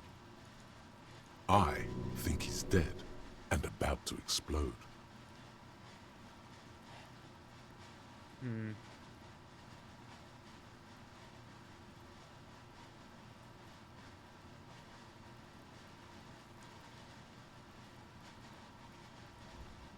Yeah. Cover your nose. Something is coming out of him. A pool of blood and feces has eaten into the frozen mud below the man's feet. Purge liquid is dripping into it, drop by drop. The victim appears to have contained no more than half a kilogram of digestion at the time of death. The fuck he's saying? Talking about shit. God damn right I'm a fat. I remembered where I am. You almost said a no-no.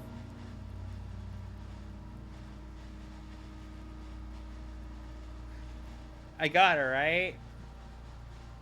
Yeah. Centrist. You're both gay and not gay. You're the median level of gay. Malicious laughter erupts in the yard. Sounds like seagulls. Big head is a... The lieutenant's face is made of stone. I think he's dead. I agree. Good talk. Totally dead. Deadity, dead, dead, dead. Dabba-doob doob dead.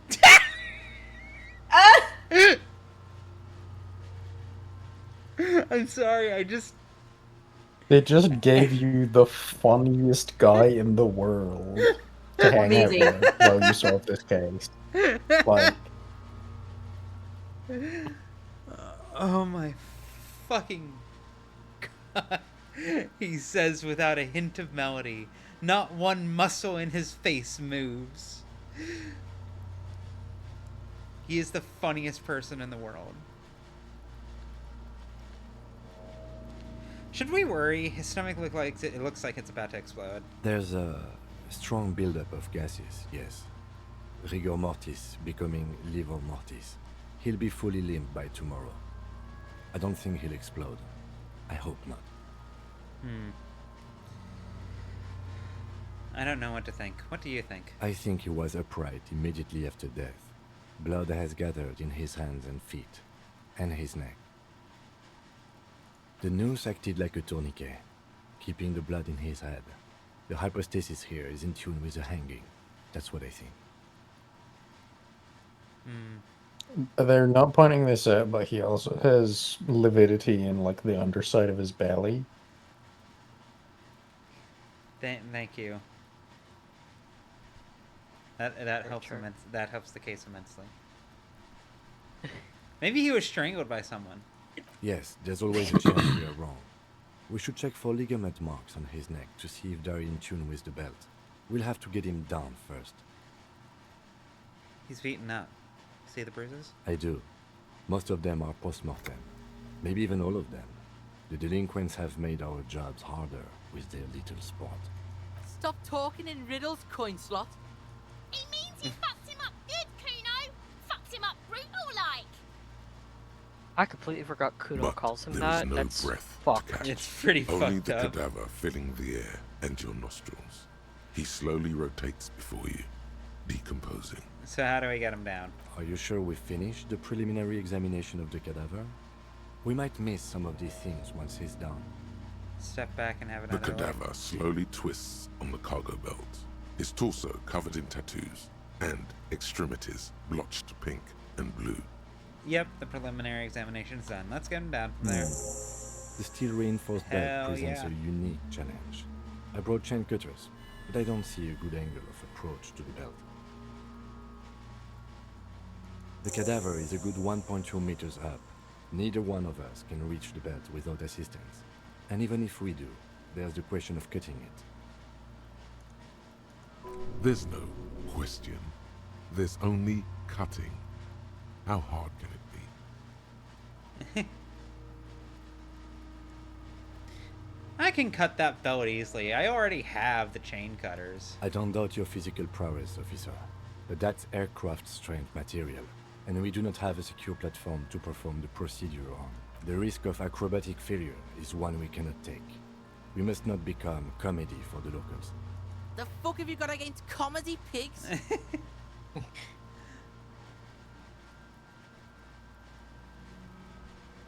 We could saw the bench. Climb branch. up there and saw the branch? Yeah, seems dangerous. There has to be a less risky way, with less falling down of trees. Maybe we could shoot him down. Yeah!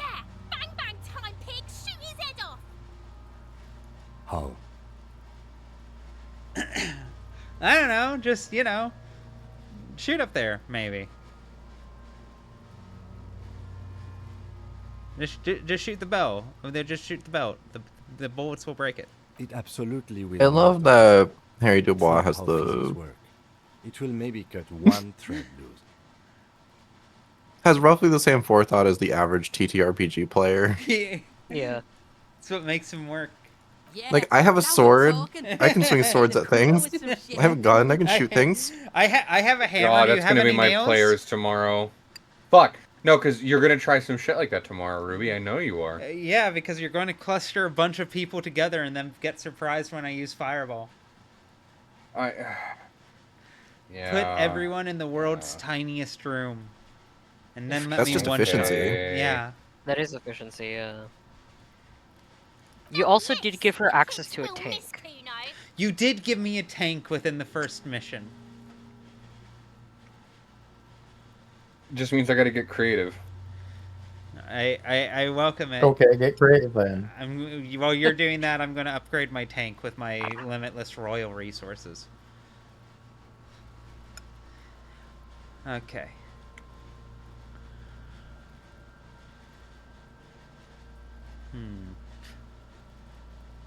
What's my hand-eye coordination? Not terrible. Not great, but not terrible. Go for it.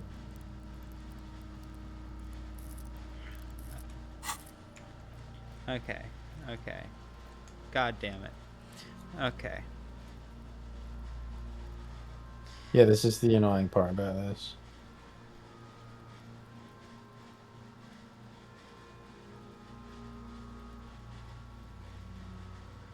What if I let him choose? Yeah, I'm a centrist. I don't have strong feelings. With his elbow sharp, the lieutenant unzips his jacket and produces a lightweight firearm. He drops a paper cartridge in the barrel, separates the scouring stick, and gives the cartridge 5 tucks. He then steps back and assumes the fellow's desk position, taking aim. The corner of his eye twitches. His finger is on the trigger. Shoot that motherfucker down! He's gonna fucking miss! The kid's voice is drowned in a shrill blast that echoes off the walls of the surrounding tenements. A cloud of smoke slowly parts in the air as the lieutenant steps back and says to himself, God damn it. Oh my god, that was so many types of wrong. Who taught Four Eyes to shoot? Whip up a grueling training regimen for him. What the fuck is that? I've never seen this dialogue before. Go. The man into his what? Kuno could have hit it easy, but then Kuno's not fucking handicapped, is he? Stally? Oh god, I'm gonna... Never mind, I shouldn't speak.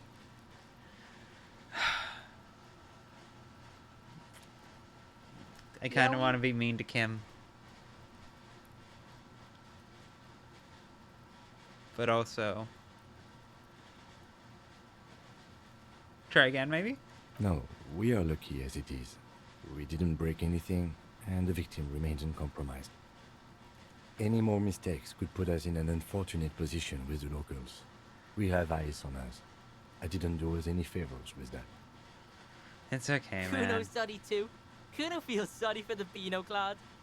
The lieutenant doesn't say a word, just looks at the gun in his hand. What now? I have to say, it's beginning to look unlikely we can get him down without assistance. Take his gun and show him how to use it. Can I have the gun? I should try. It's bad as it is. Us shooting firearms like punks. Go ahead. I'm not stopping you. Just don't lose it. They only have one gun. This is the sorriest pair of pigs Kuno's ever seen. Yeah, take it, you fucking I think it's the banana first time we've vodka. seen Kuno without an exclamation mark in his dialogue. Yeah. Feel the weight. The cold piece of bakelite and gunmetal is surprisingly light. Your fingers fit right through the guard, instinctively resting on the trigger. That's not good. Kuno, tell him to shoot himself in the mouth. Damn, Shouldn't mate, Harry has instinctively bad on the habits? trigger. That's crazy. Kuno is silent. Aggression gathers in the air. The trigger feels delicate and ready to break under your finger. The buckle comes into focus in your sights. You stand with your feet planted firmly in the ground and your left hand supporting your gun arm. Why don't you just shoot yourself in your mouth? At least you won't miss.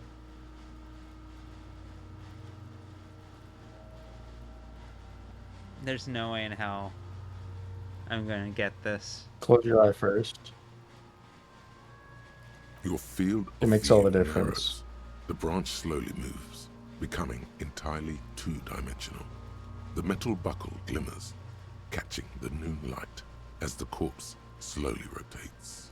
Look, he's crying. It made literally no difference. Now, fucking faggoty.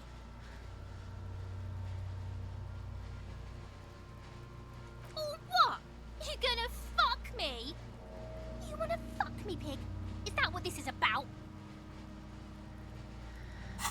We should always point the gun at the child.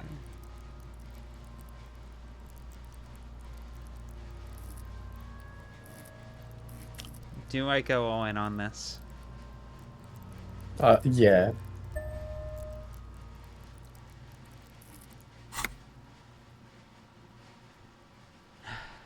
Oh.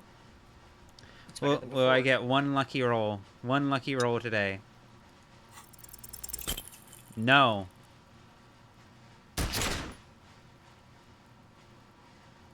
A plume of smoke erupts from the barrel. Your hand goes numb from the explosion. With your ears still ringing, you lower the weapon to see what happened. You missed the belt, but hit the corpse straight in the chest.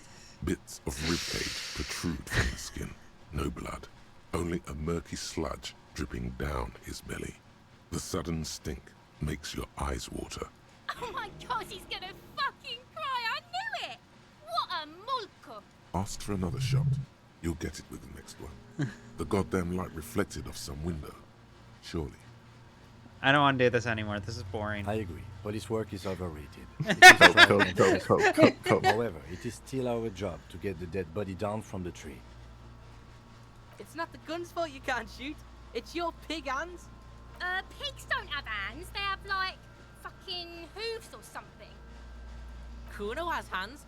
Kuno can shoot that shit down for you. No, Kuno. If I can't shoot him down, no one will. Lieutenant, we should entrust Kuno with your service weapon. He says he can shoot it down. The lieutenant does not dignify that with an answer. He snaps the button on his holster and says, "We still need to get him down somehow." But how? The bad way. The way I didn't want us to. By asking the harbor for help. They have the tools and the men. If they put him up there, they can take him down too. But won't it be dangerous? To ask the suspect for help with the victim's body? To be indebted to Everard Clare? Very much, yes. Which is why I would have preferred us to handle this ourselves. Clearly we can't. Suck my dick, bitches! What's been wrong with being indebted to Everett Clare? He's a dangerous and corrupt man, and we cannot predict what he will want from us in return. Yeah? Don't go being someone else's bitches. You're Kuno's bitches. Let's go to it then. some kind of superstar. They say the world isn't ready for a rock and roll cop. No one wants their state monopoly on violence to be mixed with celebrity worship. They claim to know it would be dangerous for detectives to rise to the ranks of demigods and have sexual encounters with barely legal cover girls. It would be insane, they say. Wow. Holy fuck. Fuck off and die, in a cool voice. You people have no idea how good these cops are gonna get. They're gonna crack 20 cases a day. In the future, cops will be like astrophysicists, or prime ministers, or prophets. And you're the first one.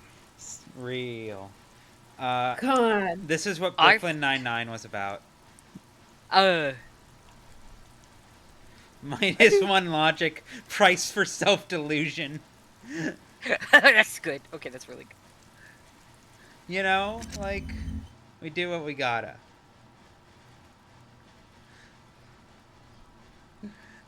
This raises a lot of learning caps.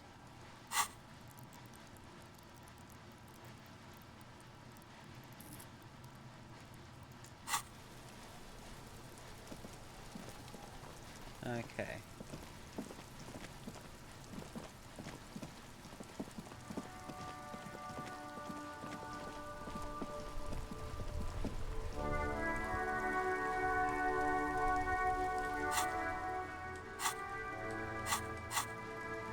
Let me see.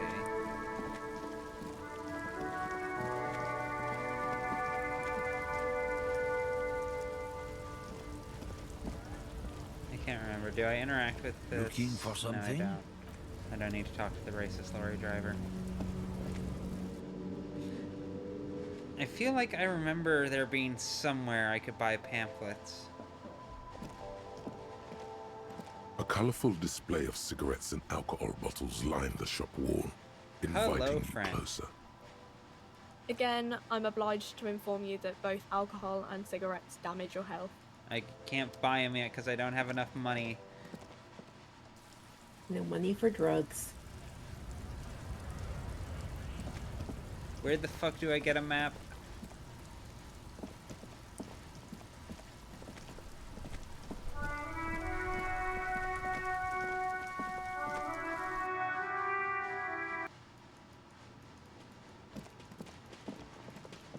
Nothing in here. Would there be? Damn. Although at this point I should buy some of the healing. But also I want the map because fucking with the hobo cop thought it will make it easier to fucking get fucking litter. That's true. That I saw. No.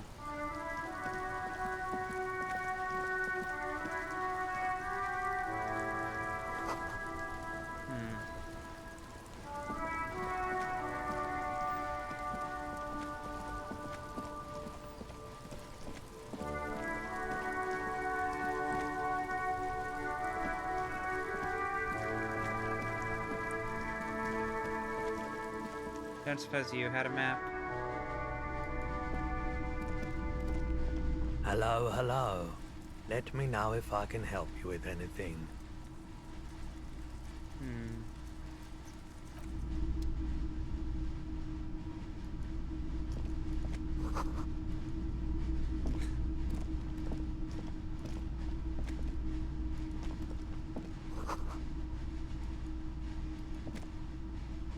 Okay, yeah. Oh well. Unless... Damn. G'day to you, officers. A burly man hangs out by the waterlock, carving up a generous serving of salami with an old hunter's knife. His eyes are fixed on a man stranded on the other side of the waterlock and on an enormous billboard that has fallen down into the canal between them. His posture is relaxed. Despite his powerful build and a knife in his hand, this man resorts to physical intimidation only infrequently, if at all. First things first. What are you doing here, man on the waterlock? My friend Barry the Butcher is stuck on the other side of the waterlock. I'm keeping him company and eating this salami. From the corner of your eye, you see a man in a yellow shirt and grey overalls waving at you from across the canal. He seems disappointed about the wreckage on the waterlock and the salami. Very good stuff. Anything I can do for you, officer? Do you know what caused this wreckage? I wasn't here to witness it, but those look like tire tracks on that sign. Weird, huh? Then again, plenty of daredevil drivers in Revachol. Too bad it also takes a year and a day to repair anything around here. Especially a waterlock. The rest of the coast is closed off till then. Let me see.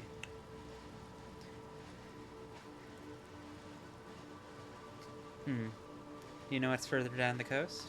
Well, there's the fishing village, an abandoned fish market, a bizarro church. Not much use to the congregation, though. There always seems to be something wrong with it. Yeah, not really much else. Just bombed out ruins. Can I have some of that salami? Sure thing. You're my favorite guy. My favorite guy in town. The only good person. Anyone who gives too, officer? a piece of salami of their own volition without any... They will see the light of heaven. Is not equivalent his- to a saint. The funniest thing about this, it's not even his salami to give out. Why not? Don't worry about it. Spirit meats are so important. They're so important. You could say Honestly? they're the cure. This might just be because we don't get very good salami here. Never been a big salami guy. What kind of salami? Because like there are multiple different kinds. Salami. Salami's what I've had. Salami flavored And we call salami. it salami. Like okay, Genoa or like. When he realizes How the fuck should I know? at him, his face breaks into a wide, welcoming You don't look at what it says. The name Sile. Genoa salami, isn't that I some kind of just convention received for the the war? object. Happy shopping, officer. Everything's cool here. What's so cool? Everything's cool. The goods are cool. The customers are cool. The place is cool. And one more thing, officer. From out on the bay, a cool wind gathers. It sweeps into the city, tugging at the textiles hanging around the stand. Some distance away, the sound of a tin can clattering across the street can be heard. You're very cool. Bang, bang, bang, bang. Really? You think I'm cool? Oh, yes. You got style. You got personal style.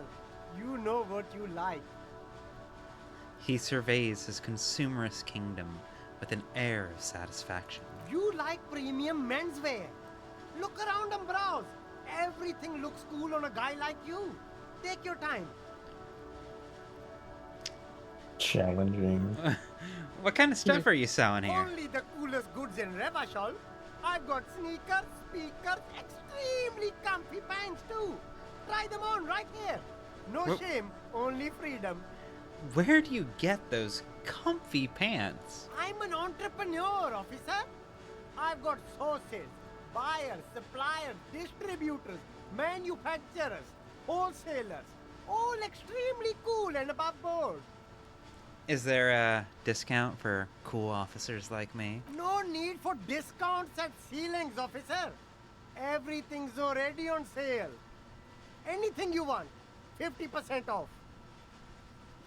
That's all then. Yeah, that's all then. Let me ask you something else. Anything for you.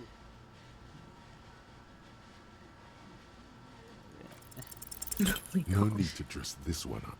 Just tell him what you want. You, I want your money now. Oh, okay. But why, officer? I don't know. It was just the only thing I could come up with in my head to ask you. I need money somehow. Ah, yes. Money is very important.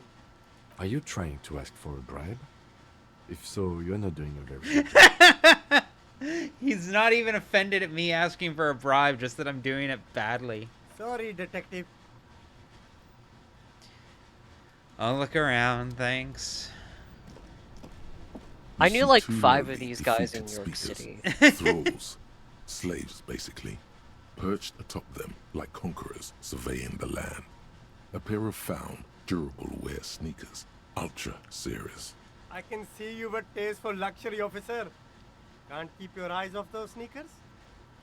Inspect the speakers. These once respectable speakers have been conquered, reduced to a mere prop by the indomitable found ultras atop them.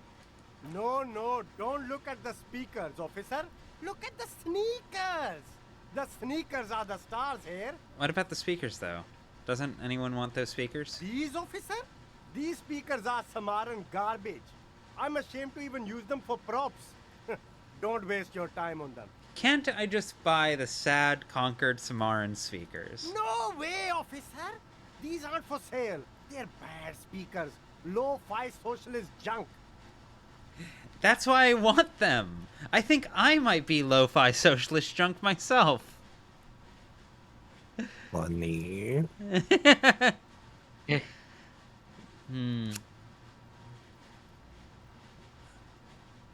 You're right. I don't have time for junk. I lead a luxury life. That's right, officer. You're a high-class policeman who accepts nothing less than the best. Lucky for you, I've got the best on sale. A pair of found ultras.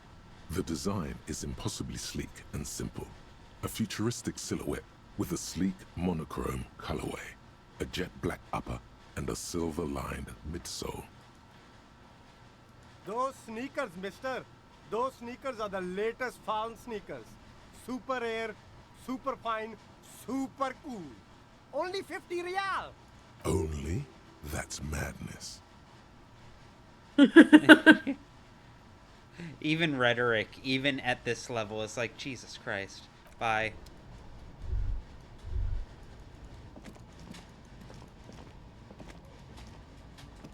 There's a pile of cheap sunglasses in a small box. A variety of shapes and colors. You like sunglasses, officer? I've got the latest styles right here.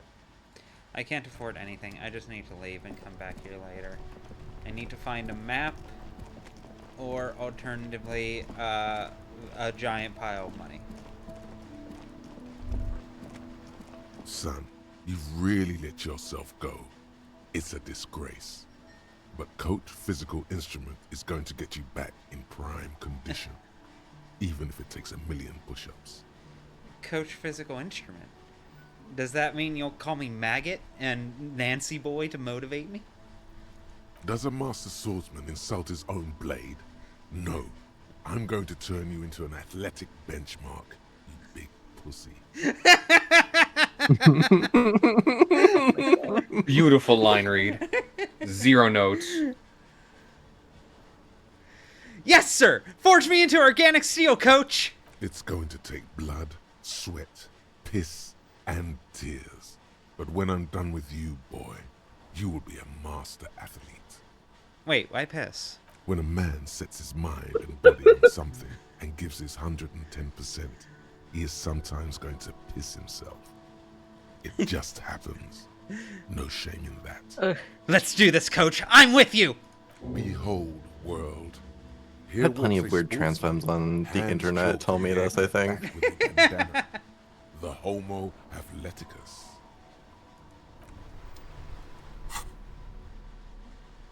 Okay, let me see here. God damn it.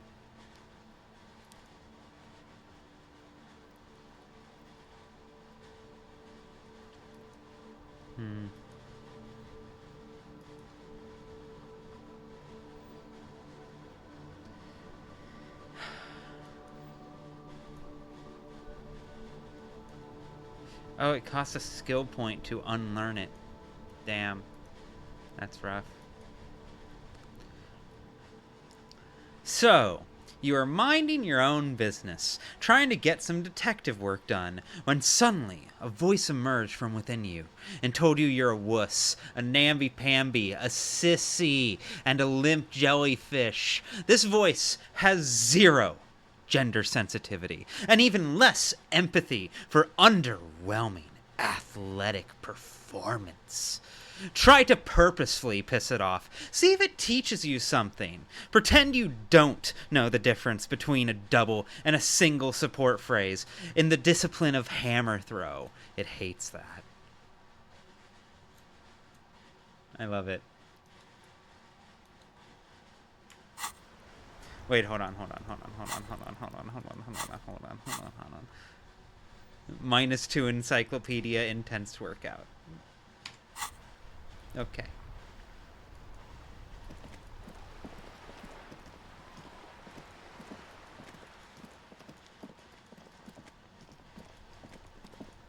Well.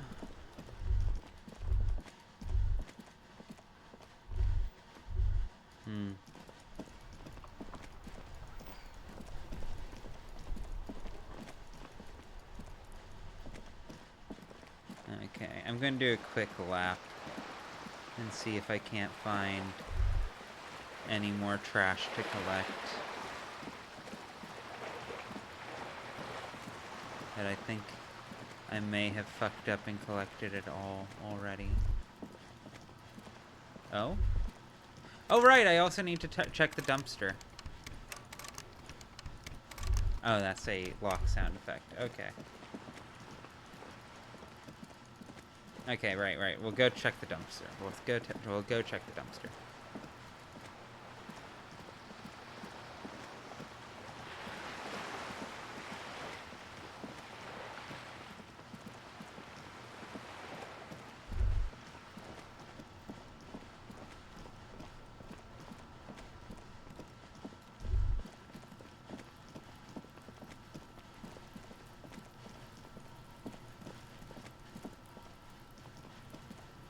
This trash container is locked. The sliding lid has a padlock that says, whirling in rags. Why am I looking at you, trash container? You're just a trash container. The body is downwind from here. Maybe you prefer the smell of garbage to the smell of death. How do we get the lock open? We could try using a pry bar, the one you took from my motor carriage, or... Did someone say pry bar? Fuck yeah, pry bar! Pry bar, pry bar. Your palms yearn its cold touch, to grasp it once more, as you've done so many times. Or... No, The way you or long pry for bar. violence. You might want to ask for a Pry tip from bar! the manager of the Whirling in Rags. He probably has one.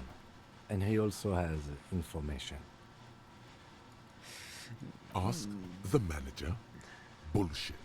Go straight for the pry bar and pry this baby wide open. I love that I can roll without the tool equipped.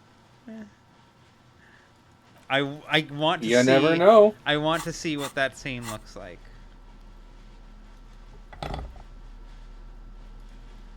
Okay. What are my This chances trash on it? container What are my is chances on locked. God The damn sliding it. lid has a padlock Yeah, not that great. says, Harry, you whirling in suck. rags. Okay, before I do this, because I am worried. If anything hurts me mentally right now, I will just fucking die. This trash container is locked. The sliding lid has a Both padlock of your that arms says, Fuck broke, everything. and yet you can only focus God on the damn it, embarrassment. dude! You've jammed the pry bar under the lid, but it just Damn, isn't you bending. suck. I have won one roll, and that was with 90. It's statistically improbable that I have been rolling this badly. What is And yet, this? that is the reality we Your live in. triceps I ache for the fucking I hate mechanism, reality. I fucking hate but it reality. resists. Me and reality have had This beef calls for a years, and it potent knows what it curse did. that help break its resistance. This is why you have only Utter 2 mental the morale. Power words. Volition was my main stat in my first playthrough. If Thank you very Schmouter much. said, check and see if your digital dice are loaded.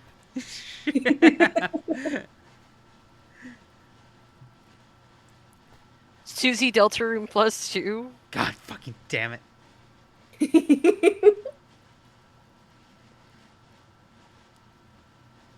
Utter the power words. The fuck kind of metal is this? This is fucking shit! The quality of metal is not the problem.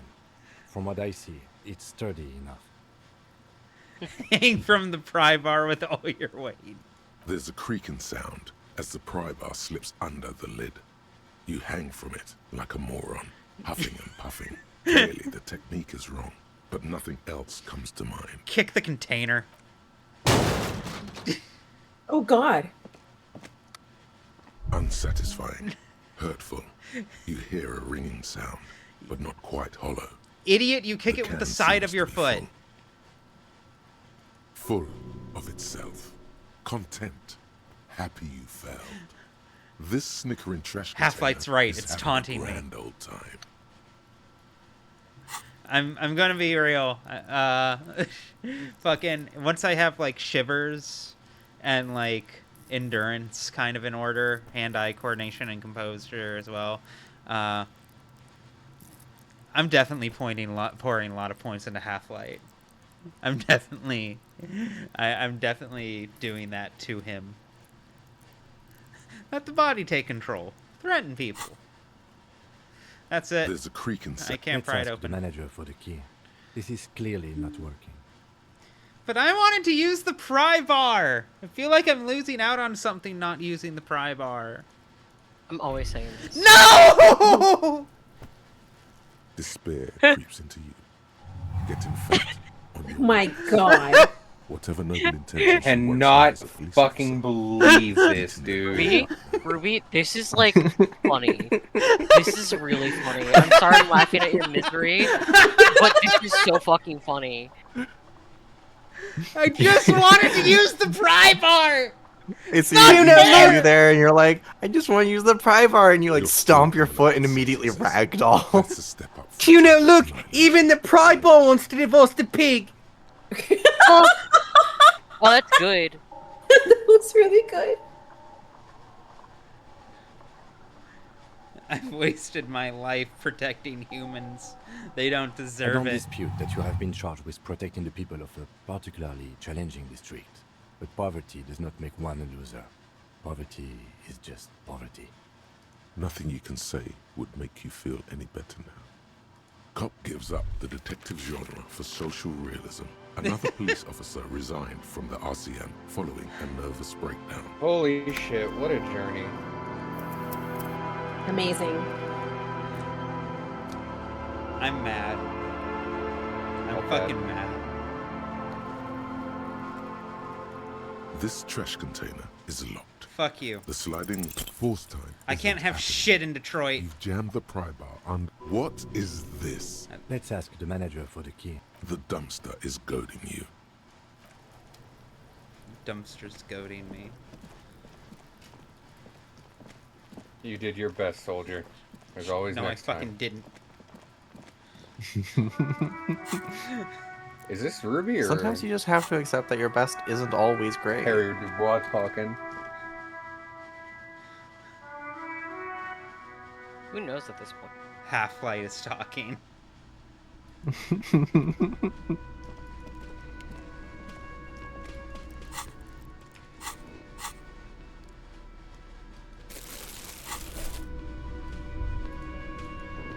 That bottle doesn't count. Personally, a huge fan when my internal monologue calls me slurs. Right? Right? Can I help you? You have to have the PvP flag enabled with yourself. You know? I don't know about that one, Chief. How else are you gonna get better? Jaime, No, you yeah, just I can concur. You know what? Jaime, you Yeah. just think that because you're bad at it. Bad at what? Calling myself slurs? It's possible. Quite possible. At doing battle with yourself. At winning the PvP. I won the PvP because I got a degree in psychology. I have one. Yeah, I don't know. It's kind of like beating a game using the guide. Like, you know, it feels. Fuck off. It feels like it kind of defeats the point of the journey. I don't know. Like, I think. I hate you. I mean, it's you know, I it's feel like contempt for it's like you. reading all of the answers in the textbook. It's you know, it's about showing your work. Show your work, I should kill you.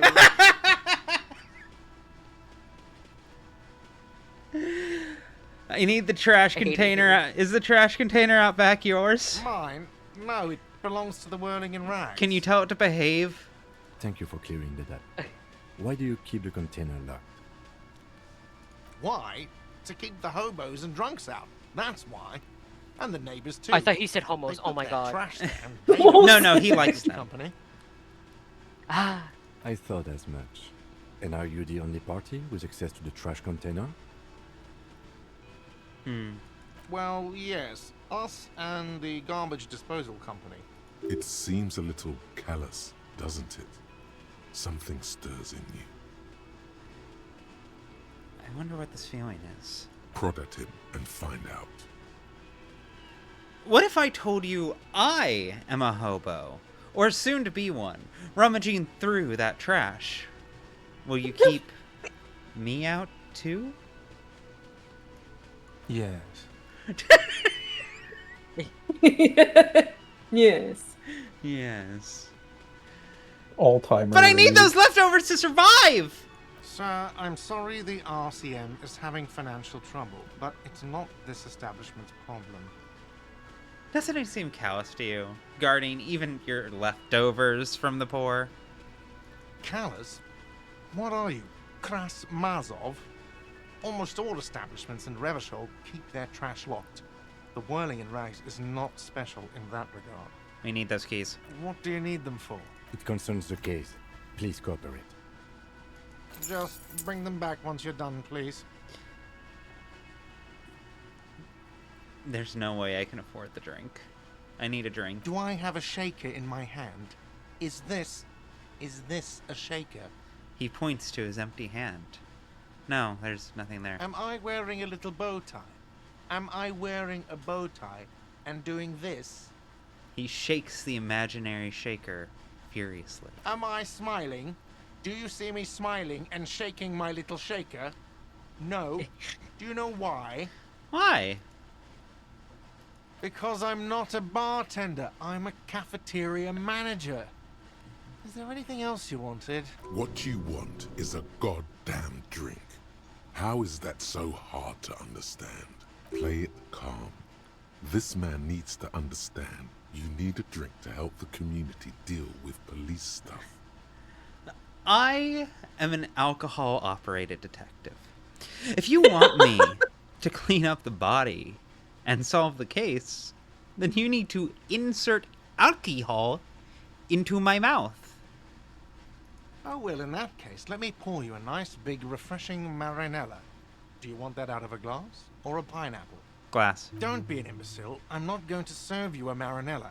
I have work to do and broken things to fix. If that was all, I'd like to return to it. I want to find my gun. I miss my gun.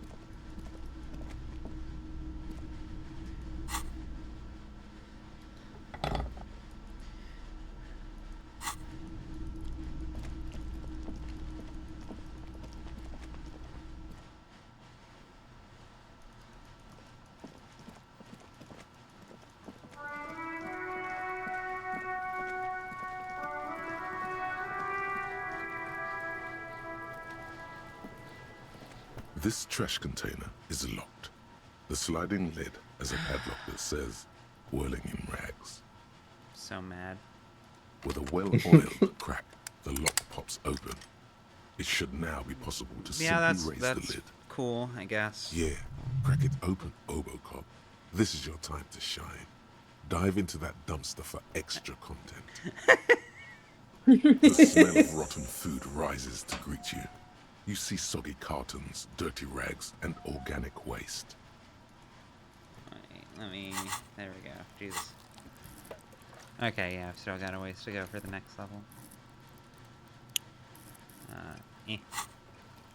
We're just in time. This hasn't been emptied for over a week. Look under the boxes of Look under the boxes of carton. You see milk and egg rest with one broken egg in it. Some pasta wrapper. Picking up the soggy packages somehow feels familiar. A box falls into pieces in your hands. Batiste Soleil cereal. There are plastic pasta packages below. And turbo noodles. Nothing of note, however. Hey, honey. I wasn't quite sure how much longer I wanted to keep streaming because, whatchamacallit, I'm having a lot of fun with this. I feel like I've definitely finally found a rhythm for it. I know what I need to do. So I would be down to go for another hour or maybe even longer with the big asterisk of I'm starting to get hungry. So if you wanted to bring home food, I'd be willing to extend it. But that's totally your call.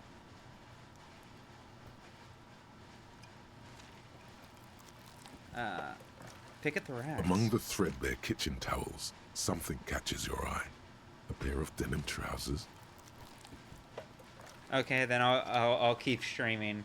Everyone else in the call right now, you're under no obligation to hit the 6-hour mark with me, but happy to have you. Just email me some dessert. Of course. Can you send I me could some go skills? for some dessert. Yeah. I could go for a drink out of a pineapple. Yeah, I wouldn't say no to that. I'm not sure I've ever had a drink out of a pineapple. I feel like that's too bougie for me. If I'm drinking alcohol, it's usually, like whiskey. I could just eat a whole pineapple, if I'm being for real. Yeah, no, I can see that. They're tasty. I could drink a whole bottle of whiskey. Hey, Jaime, come closer. Yeah. Oh, fuck! Oh, no! Dinner and movie first! Dinner and movie first! Come Zangief on, combos! You are non-consensually drinking him. I'm doing some Potemkin shit to this fucking bottle of Jack. What the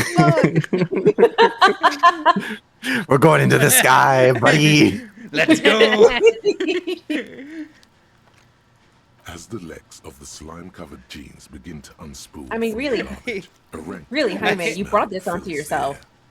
That's true. So I've been playing a lot of Slime Rancher in my downtime, just as my fuck around fun game, and the image of because of the googly eyes on your bottle, the image of a whiskey slime did just enter my brain, and I think it's really funny. I just needed to share that. Do you think a whiskey slime would have the consistency? Do you remember those little Coca-Cola, like, gummy bottle candies? Do you think it would be that, but shaped like a Jack Daniels? Yes. Yeah. Mm-hmm. And if you put them Someone near should do that. one of the fire slimes, they just explode. The victim's clothes? Cadaverine odor is faint. This is just If making me belonged miss to the alcoholic deceased, Jello. They were removed when he was still in the early stages Oh, of I decay. would like. It's been so long since I've had alcoholic Jello. Drop them in Someone here, said officer. that's vor. This fucking Disco Elysium is going to get me to drink. That's going to happen. Guitar mark, blue jeans. Okay, would you call a Croquettes, vampire empty. drinking Or someone's empty. blood vor? He wore them with a belt. It's too. it's I for think what they were adjacent. searching for was The loops cannibalism. appear stretched, but Yeah. I eat the entire glass bottle. Even my bottle? What the fuck? Even your bottle. And guess what? Crunch, I can't crunch. have Guess shit. what? Guess what? Guess what? Yeah. Chomp. Mmm. Ah! Tasty. Damn, girl has Pika, whatever how the fuck it's pronounced. Pika? Pika? Whatever. Sometimes I can Pika. still hear his voice. Shut up. I hate you. I'm starting to not quite like this arrangement, I fear. Who said that? It's probably just the wind. Oh, voice of the broken. Okay. Hello? My god? Would need to be like 30% sadder to be the broken, I think. Damn. Can't have shit. the belt is missing. That's it. Do you see anything else in there? I have another bag here. Something slimy catches your eye. Reach for it. A drab, long-sleeved shirt, olive-colored, appears from the food waste, dripping with pus. Bag the shirt. This is a military type overgarment. No label or serial number. This is the kind of rib-knit shirt that's worn over light armor to conceal it in an urban scenario. Anything more? The rest of the rags are just kitchen variety waste. Just garbage. That's all I think. Alright. We should go to Gart again and ask if he knows who put the clothes in the trash. It could be as simple as someone from the hostel cleaning the yard. Or that one. I'd advise against confronting that force. You think someone from the whirling might be involved, maybe? Not really. All we know is the victim's clothes are in the trash. The lid was locked and his establishment had the key. It's just a small loose thread. Yeah, we need to ask the kids who put them here. The fuck's he on about? Kids? You hear that, Kuno? He thinks you're an infant or something. See? Okay. The lieutenant nods, then looks back into the trash container. Search for food waste. It's just organic waste, cold and slimy on your hands. Apple and potato peels, mostly. Unidentified sludge, and the occasional chicken bone thrown in for good measure. But hey, what's this? What? A blue piece of plastic sticks out from the apple peels. It's shiny. Looks like the corner of something. Pick it out. Something larger. A clipboard. A blue plastic clipboard with moist papers hanging from it. They look badly damaged, but you can still make out forms and notes, written in a man's handwriting. Officer, is that your paperwork? No, it can't be. Yes, it is. Look. This plastic has the RCM street grid on it. You've even got an autopsy form. A miserable looking slip of paper sticks to the board. If you don't mind me asking, how did this get in the trash? It must have been cramping my style. It has a foreboding quality to it. Maybe I needed to lose it. for the great bloodletting to begin. I think I didn't want to be a cop anymore, so I threw it away. Someone from the Whirling threw it in the trash? I don't know. I'm boring. I'd rather not talk about it right now.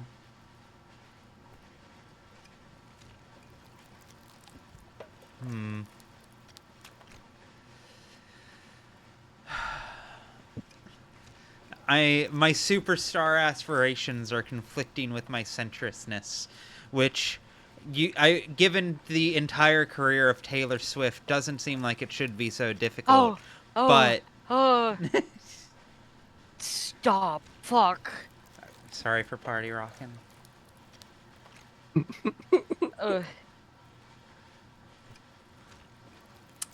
Must have been cramping my style. Officer, this is an official piece of paperwork.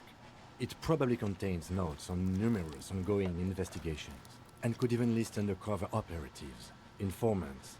I suggest integrating it into your style, for all our sakes. Easier said than done.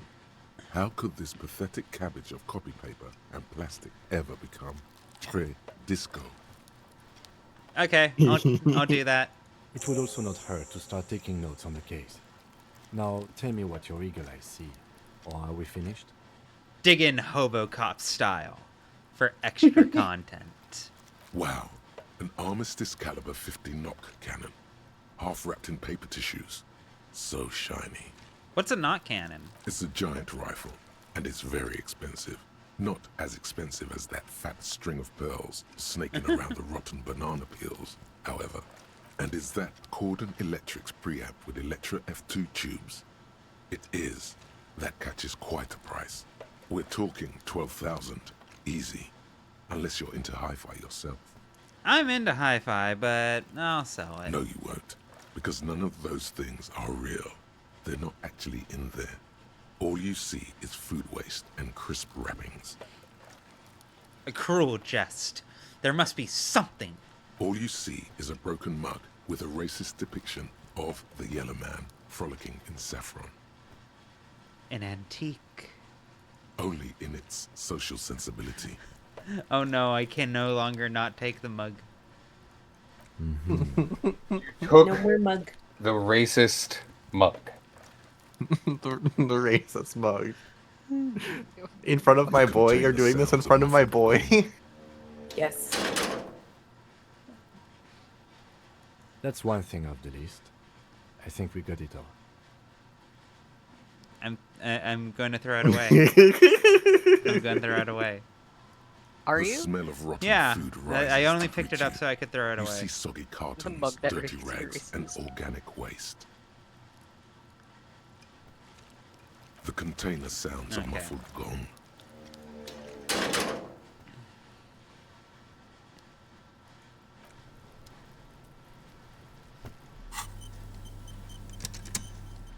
Interact.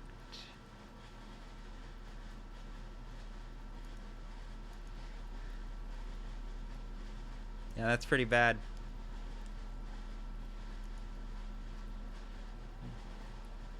This is the ledger you found in the trash. It's full of notes written in a man's dense cursive. Have a closer look. Maybe it can be salvaged to start keeping notes on the case. It's the ledger you found in the trash. A pitiful cabbage of white and yellow papers hanging from plastic board, barely held together by a metal clip. This sad display is made complete by the faint smell of urinal cleaner. Anything else? There's a piece of toilet paper, or is it cleaning tissue? No, it's toilet paper, desperately sticking to the back of the blue plastic clipboard. It's a metaphor for you. Inspect the toilet paper. It's just toilet paper sticking to the back of the plastic clipboard. You can take it off if you want. Leave it there, it's cool. Oh. Maybe it's a kitchen tissue? They look exactly the same. If you want it to be kitchen tissue, it can be kitchen tissue. It's not though. It's toilet paper. Take it off. Still wet, the toilet paper, I mean kitchen tissue, sorry, peels off the plastic easily. All you have to do is shake it off your finger and voila, the ledger now looks marginally better. Inspect the clip. An aluminium block runs the width of the board, biting down on the paperwork. Its crocodile teeth are the only thing keeping the papers together. A regular pencil, the tip worn down to nothing, has been attached to the clip. Run your finger across the aluminum. The surface is interrupted by a silvery sticker. It's rectangular, sparkling with iridescence. You don't know how you didn't notice it before. Lieutenant, is this one of your hologram watermarks you mentioned? What? Yes, halogen watermark used for adding information to RCM property. Interesting. What kind of information? It depends. Aside from an anti-counterfeiting stamp, mine has my station number and address. The information varies by date of issue. Your kill count. Yours will surely have your kill count. How can I read it? Any capable light with the right wavelength will do. Like, for example? All RCM vehicles have headlights designed to reveal halogen watermarks. Mine too. This means you can read the watermarks if you just turn the lights on. That's all, thank you. Okay. While a bunch of sodden papers sag from the clipboard in your hand, it's a sorry sight. They're not exactly white. They're yellowed in patches by sunlight and alcohol, and covered in dense blue handwriting. Ink escapes into watercolor patterns, reaching its tendrils across entire pages. The paper itself is checkered, with faint red lines, forming short paragraphs. Once in a while, there's a red stamp that exclaims, "Case files, commit to paper." The case files themselves are plenty. You count more than 100 sodden, crumpled up, earmarked pages falling apart in your hands. They appear to be sufficiently organized and extremely dense, if mostly illegible. What is in there? What are they about? Work, strife, poverty, the Jamrock Quarter. These are handwritten logs of investigations dating back to January 51, this year. The exact number is hard to estimate, due to missing pages and an odd naming convention. But there are at least 20, maybe 30 cases undertaken, not completed, mind you. There was a mention of a naming convention here? Yes, it appears you employ a, shall we say, robust yet literary system. Each investigation has its case number written on the margins. Yet, still more tellingly, most are accompanied by a name. Oh my, and they're written in capital letters too. Yes, all caps. One is called The Next World Mural. Another, The Square Bullet Hole Murders. Another yet, The Unsolvable Case. Others appear more light-hearted. The guys on a couch in an unexpected location, and the murder at the Ukar Parlor. Even the rare article-free collapsing tenement. Murder features prominently throughout. You like this grimy murdering, don't you? Wish there was one in there about a drug den. You love those. Gets the blood pumping. It's going to take an effort to piece these case files together, but it can be done. Once you're done inspecting them up close. Kim, my cases appear to employ some kind of naming convention. You mean the alphanumeric? Officer, precinct, time of arrival at the scene? No, I mean a non-numeric one. With titles. Oh, you mean the titular? Yes, well, so do I. In our defense, almost everyone in the RCM does. Why is that? It's a holdover from the early days of the RCM, right after the revolution, when the organization had little idea how to do things. It persists in an unofficial capacity. Officers use these titles to refer to their work among themselves. I seem to have named the case the Square Bullet Hole Murders. Again, in your defense, I seem to have named one the man with the hole in his head. That was a real person. His death was real. Still, I named it that, to amuse myself. I love Kim so much. I love Kim so fucking much. I pray his loved ones never find out. Rail spiked through the head. he died. It was a workplace accident. Count the pages. I have to open an official case. Is there room? There is, for precisely one more. 15 pages near the end remain untouched by the damage. The checkered grid forms a structure of passages, breaking the case into subtasks to accomplish. Commit to The paper. tasks you've completed flow out of the pen in a brash freehand similar to the rest of the letters. The wording comes easily. It's almost robotically simple. A language developed for mental rigor and simplicity. Inspect the victim's body. Get the body down. Interview the cafeteria manager. Cross out the ones you finished. A satisfying slash sounds across the paper. You're done, it seems to say. And you, and you. And a fuck you to you too. That last one cuts a slash right through the paper. Things to be done and things already done. The composition Yay! of reality. I live forever. This is an extremely useful tool Never for a punished. detective of the citizens' militia. Now all that remains is Literally to name the unkillable. case. I will die a hero.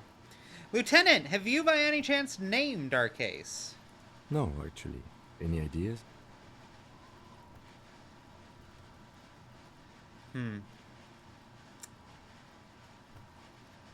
Yeah, I'll go with the original name reference. The Furies are at home in the mirror. Furies. Yes, well, I don't know.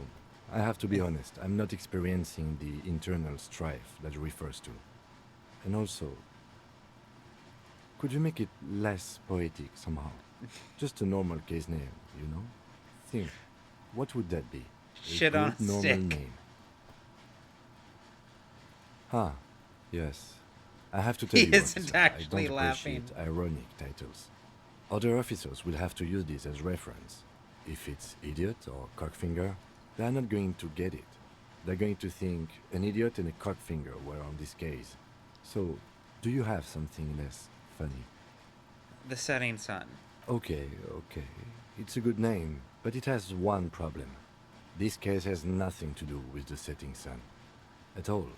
It has nothing to do with that, so... I can't do fucking anything.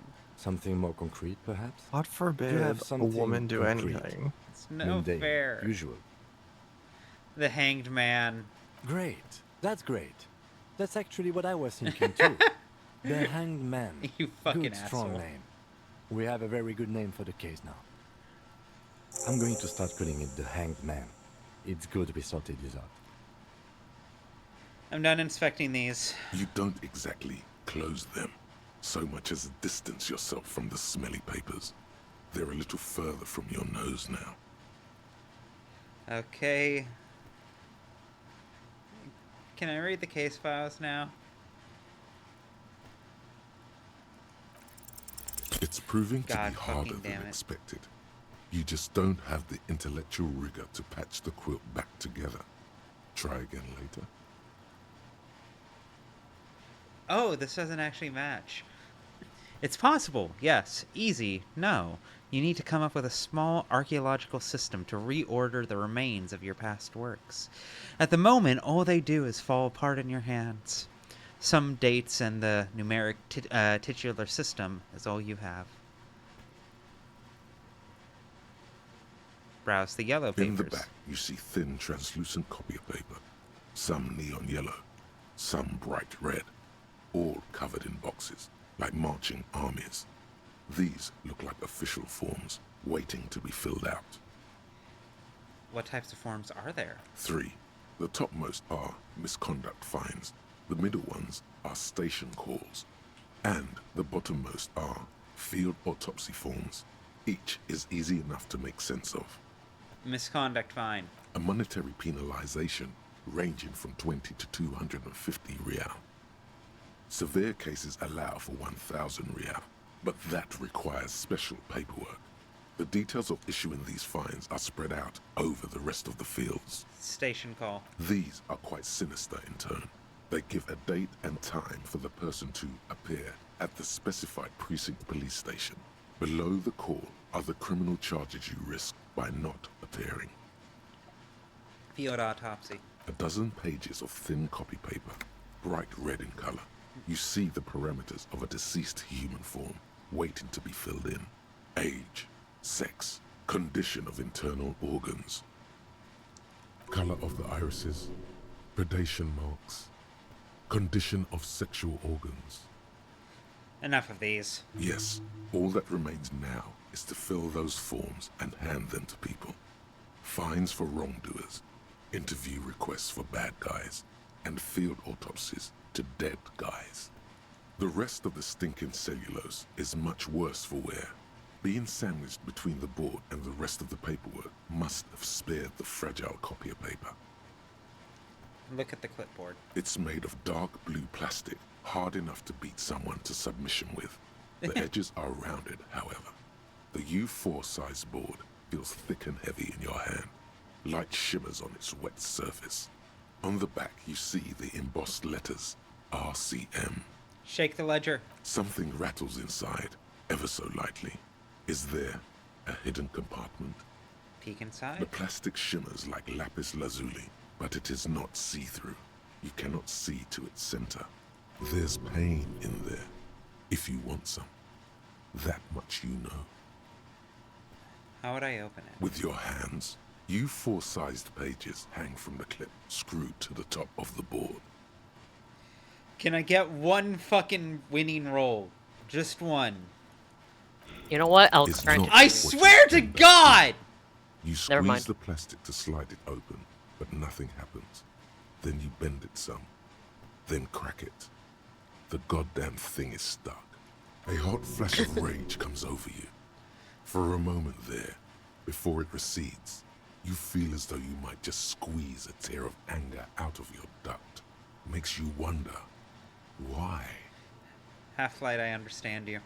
The ledger quivers in your hand. As it shakes, the pages rustle.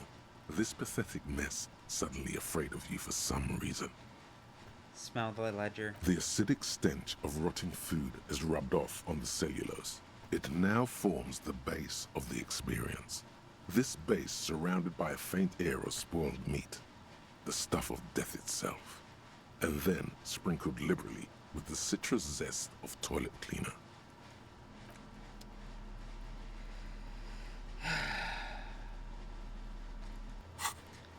This is so unacceptable.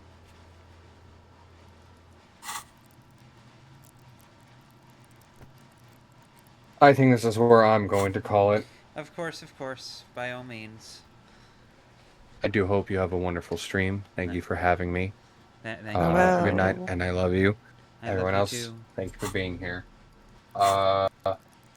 ACAB, I'm gay, and you're all beautiful people.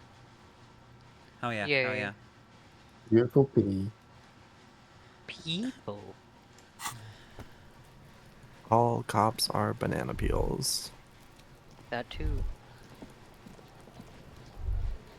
Ooh. That's garbage.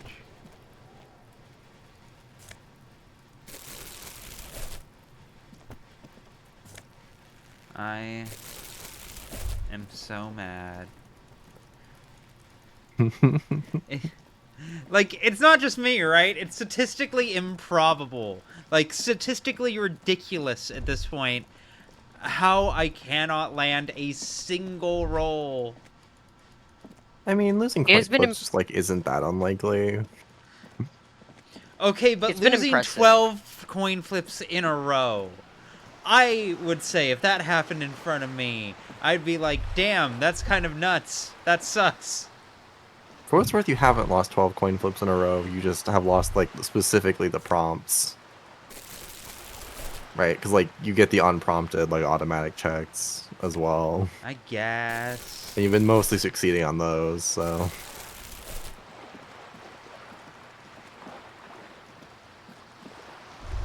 I guess, but I'm still going to be a grumpy bitch about it.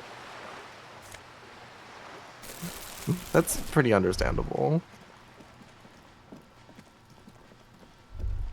Robocop can't catch a break. Hobocop can't catch a fucking break. I still can't find the map.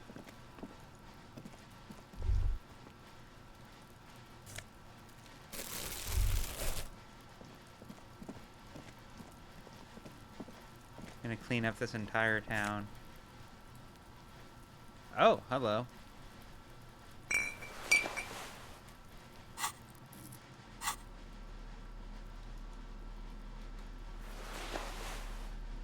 Bum brain.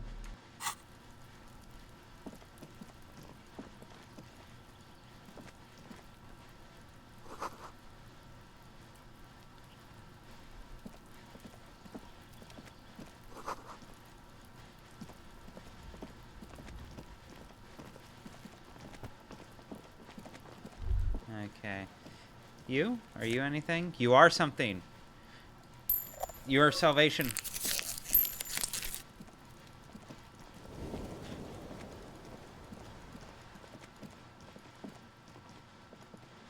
Wait, I just realized. Tools. Yeah, ooh. That might actually be useful. You have less half-light.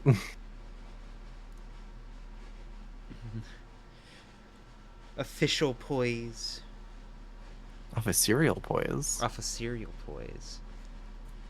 It's a good word, office cereal. Yeah. This classic double-breasted coat suits everyone, including you. And if you ever find yourself battling winds at the helm of a ship, then the coat's heavy fabric has got your back. Even if moths have left a few holes in it. Let me see, what's this? Yeah, no, that's... I made him into a little sailor. Looks like a fucking Sea of Thieves character now. Yeah, he does. Yeah.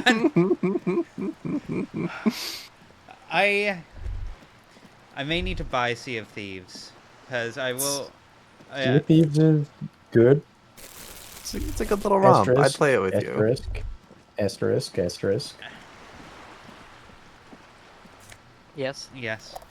It is, you know, your discussion about, this happened off stream. Remember your discussion about multiplayer games and the ways in which they suck? Yeah.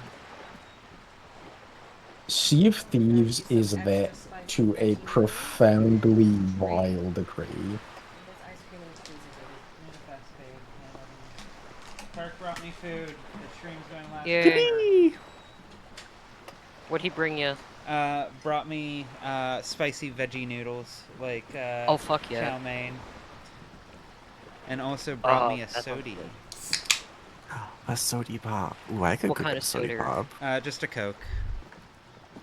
But I am content with that. Coke's pretty good. What were you saying about multiplayer games? Coke. Oh. Yes, what were you saying about multiplayer games? Sea of Thieves is a game founded on griefing. That's it. That's the whole point. Sea of Thieves is the only game where they had a dedicated PvP mode that failed because people were too happy doing PvP on unsuspecting people. Yeah, I once was doing like a solo grind for like a specific skin for my ship, and it got waylaid by about 10 minutes because someone was like, I'm going to fight you, and I'm like, I'm just going to sail away from you. And they just chased me for like 10 minutes across the entire map. And that was 10 minutes of my gameplay time. You said something about griefers in WoW and how they waste your time and you can get nothing done. But all they wanted was to inconvenience you. Like... In WoW, it's particularly frustrating because you have to go back to your body to claim it and shit like that. Otherwise, you lose XP. Yeah. Yeah, the thing about Sea of Thieves is basically the only thing that people will ever do is just grief. Like, you'll find the occasional, like, good egg who, like, wants to help out. But it is not the rule. Not even slightly. The game is, like, founded on, like, it's about piracy, ostensibly. Yeah, one would imagine taking so. other people's shit because it's easier. But, like, it's just not fun most of the time. because Yeah, it's really hard to. It's really, really hard to defend yourself, but really easy to hurt other people. Yeah, it's a hard balance to make because, like, on one hand, yeah, I would like PvP in my like pirate game because it makes sense, but also at the other time there should be an option to be like, I don't want to do this right now because I'm trying to do something else. Oh, yeah, by the way, you know that this is what the devs want from the game because they actually introduced a solo mode where it's just you and your crew. You get to play a game alone, just you and your boat. Trouble being, you can get maybe a quarter of a way through the early game by doing this. And they just put a hard cap on the XP you can gain from it. Alright, I gotta head off as well. Of course. This is really fun. Later, homie. Oh, I'll yeah. see y'all later. See everyone else on Monday. Later. Bye-bye. Peace. Bye-bye. I stole money from the back of this truck. Yeah, my gripes with the Sea of Thieves devs are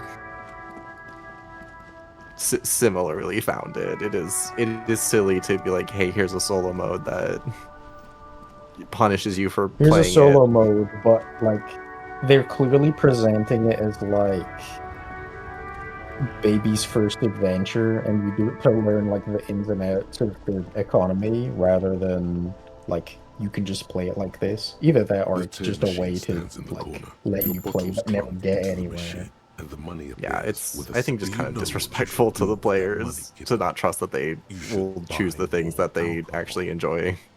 Like Elite Dangerous has solo play modes if you just don't want to have to deal with like because like I like all the multiplayer principal guffins. fantasy. The reason Sea of Thieves like leaps out to me is because the idea of wrangling everyone here into piloting a ship sounds like a good time. Yeah. But also, yeah, no, if there's like no solo mode and it's just purely like open world PvP, eh. It's a similar concept to like Barotrauma, where it's all about like managing the ship in spite of everything going wrong all the time. But like, you know, Barotrauma is a game you can just play how you like. Yeah. Whereas Sea of Thieves is a game that you play regardless Again, of I'm obliged what to kind of inform fun you you that want both to alcohol have, and because cigarettes everyone else damage your just health. chooses to fuck it up.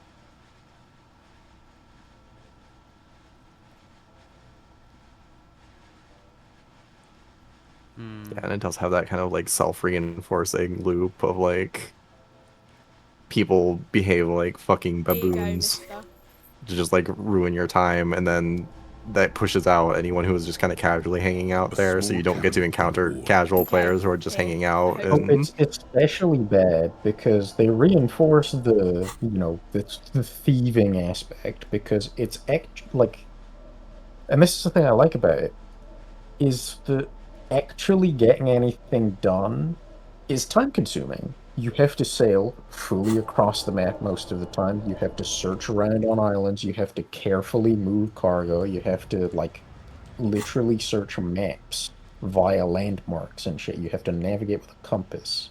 This And it's conversation really makes fun. me need a It's smoke. very compelling. There it is. A brave little army in your pocket.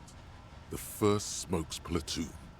20 brave souls standing in salute, ready to step into fire for you, sir. Pull one out of the pack. You picked the best one. This soldier is fat and succulent. What are you waiting for? Light up. Re-become yourself. Light it up. Get a load of this rock and roll cop here, people. Johnny Thundercop fishes a cheap lighter out of his pants. With a flick of the thumb, there's fire. A primal satisfaction. Here we go. What are the repercussions if I do this? Repercussions? There's a high risk of glory, with a mild chance, cool genius. Smoking makes you into an intellectual, Everybody knows that. This is true. Electrochemistry is cooking. It will help you concentrate a bit. That much is true. Dip that bad boy in flame and breathe in. Thick, warm Intellect smoke gets rays. sucked down into your lungs. Immediately, you feel a warm nostalgia fill your head, body, and soul. A nostalgia for yourself. The man you were in your youth. Johnny Thundercop is back, and he's chill as balls. Hell yeah.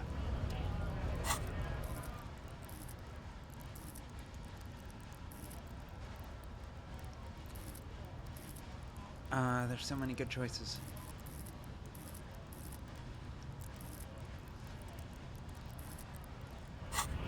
What's my -2 for...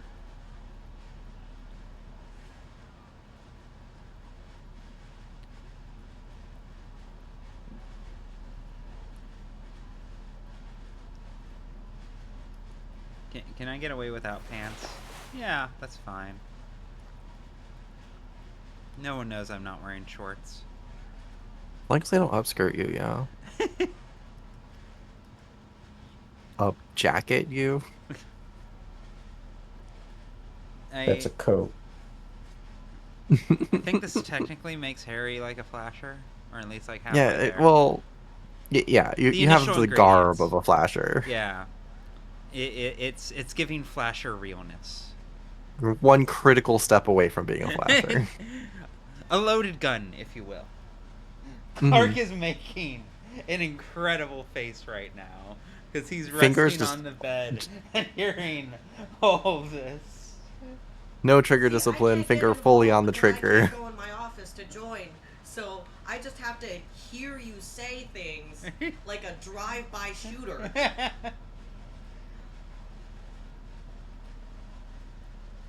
Would you like to use my laptop? I mean, we wouldn't be able to be in the same. But the problem is just that it's too hot around the house outside of this room. I'm sorry, sweetie. I'm sorry, the sun is an evil laser. But let me see. Yeah, no. If you wanted to pull up a chair, I can just audio out so long as the game audio doesn't pick up, but it usually doesn't.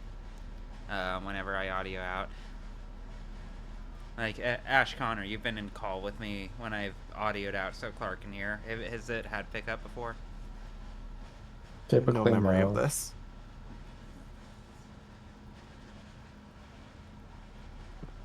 After you're done eating.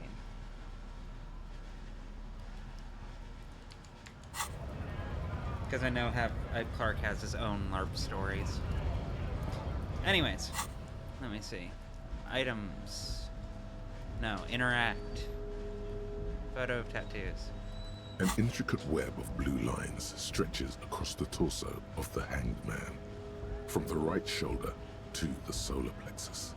Each time the lines intersect, a small white star is formed in their crossing.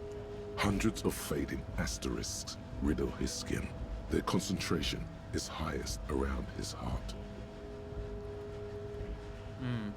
The pattern still kind of has an ethnic feel to it, but nothing familiar. What's the meaning of this tattoo? For you to discover. You've gotten as far as you will without assistance. Gone. Okay, A for effort. Alright. Let's see if we can't get back to Everard.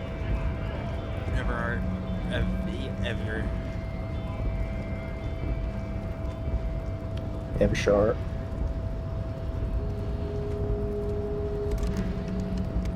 Okay, I still haven't talked to him yet.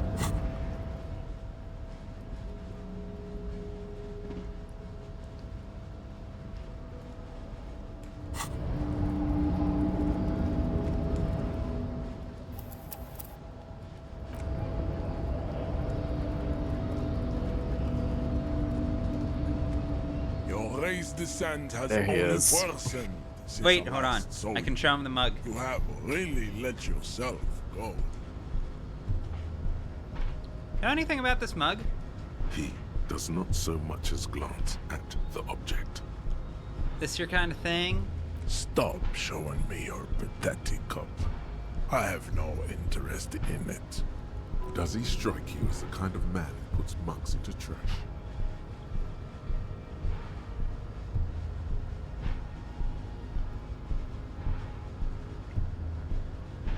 Okay. Give me 1 second. Surely you won't lose the 42%. Surely. This time. Surely. Surely. It would be quite statistically anomalous, wouldn't it? Well, I mean, at this point, it wouldn't be statistically anomalous. You've already lost all those other ones. It's gambler's fallacy, baby. It's just a 42% chance to fail. That's less than 50. That means you're basically guaranteed. Okay, the thing about the gambler's fallacy Mhm. is it's different with me because I'm special. That's right. You are special. Exactly. Give me 1 second. There we go. All right. Kindness. Yes!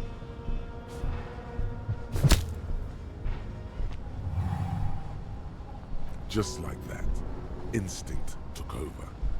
A solid strike straight into his throat. The man is reeling, gasping for air. Time stands still around you. In the distance, the sounds of the harbor are falling silent. I don't get a lot right in life. All you hear But when is it a comes small time to punch a gurgling racist, sound as I a can make trickle things of happen. blood appears on the man's lip. He's open. Rip into him. Right hook. Escalate it. Get intimate with him. Bring the hurt closer. Back up and perform a 360 flying spin kick.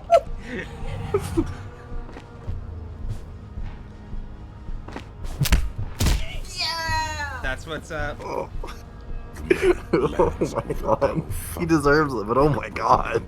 Fuck him. Muscles and sinew. For a moment, he still tries to keep his head up, dazed eyes looking at you with unimaginable surprise. To your left is the button. Disco Inferno! As you slam your fist on the button, the man collapses entirely, his head rolling to the side. Looks like you're the new measurehead now. Oh god. No one is the new measurehead. Let's go before he gets up.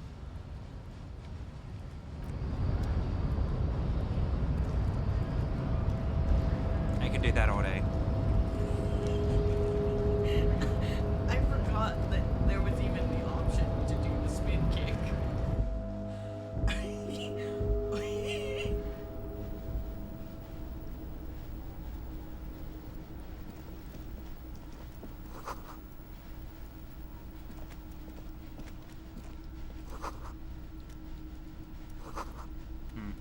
Right, I checked like all of this last time.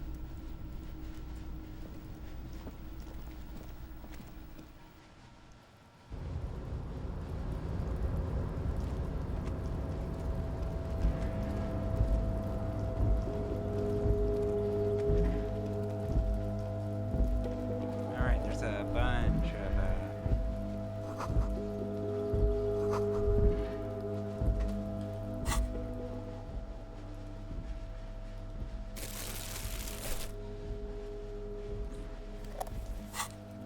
It is funny to me how much of this game is playing dress up.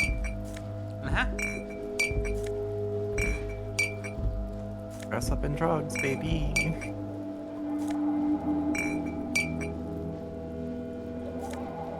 Was in Barry's interest of you.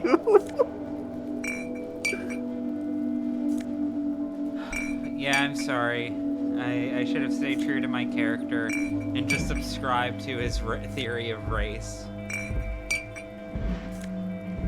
That would have been the more tolerant thing to do. Just appreciate everyone's worldviews.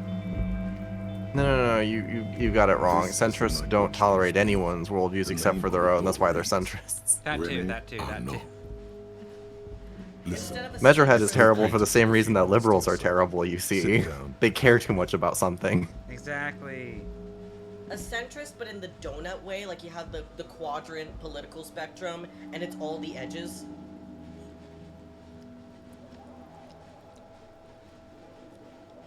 Search the If you must. But please hurry. We are pretty easy to... Nothing incriminating catches your eye. The cabinets are clean and they're spot. Let's get going. Picture alone. The chair is not as austere as the rest of the booth. A thin grey pillow is attached to the seat. You stand and... Okay. A for effort.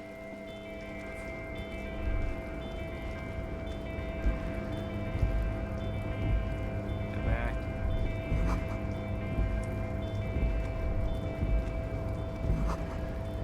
Quiescence is a great word.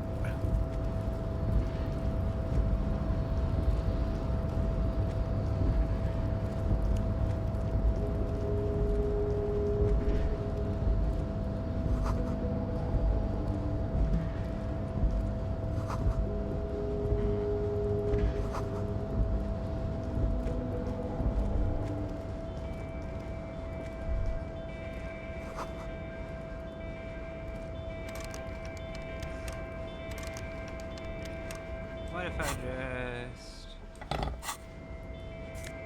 Easy. Ooh. Give me the half-light gloves.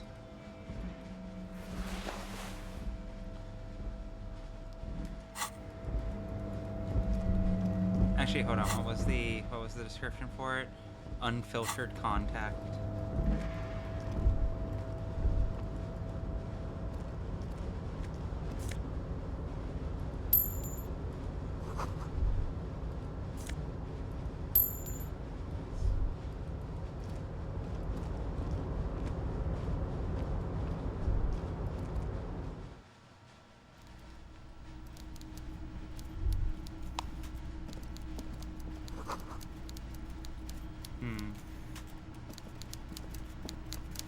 Okay. Let's do this. Actually, no. Stop. Pause. Save. I learned my lesson.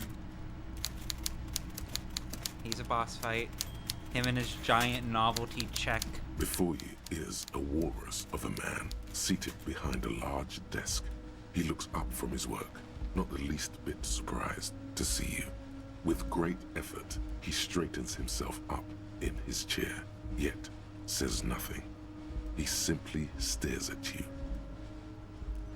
Are you in charge of the dock workers? Welcome, Mr. Dubois, Mr. Kitsuragi.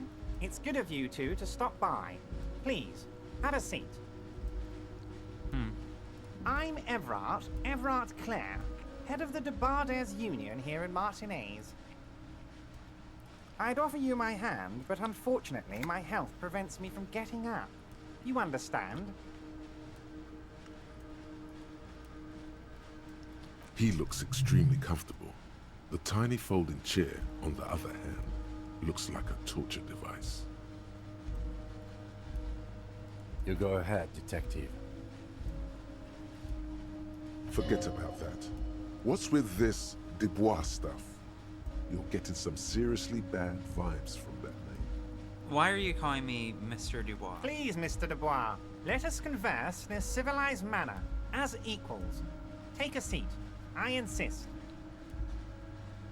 It's nothing. Yes, that's probably right. It's nothing. Forget about it. Filter it out. Take a seat. Excellent, Mr. Dubois. I can see that you're a reasonable man, and reasonable men can be of great use to one another. He gives you a sly wink. Try to wink back. So tell me, how can the head of the Debarders Union help a representative of the Revachol Citizens Militia today? The chair is incredibly uncomfortable. Fortunately, your ass is made of iron, and the chair is made of wood. Iron beats wood. You manage not to shift around too much. By the way, I heard you got a rather rude reception from a certain Lawrence Gart. Some people have no manners. It pains me to say. This should take care of that nonsense. It should be sufficient to cover your expenses for a few days and patch over your differences with a cafeteria manager. Go ahead, take it. Wow, that's 25 real. That's good money. You need it.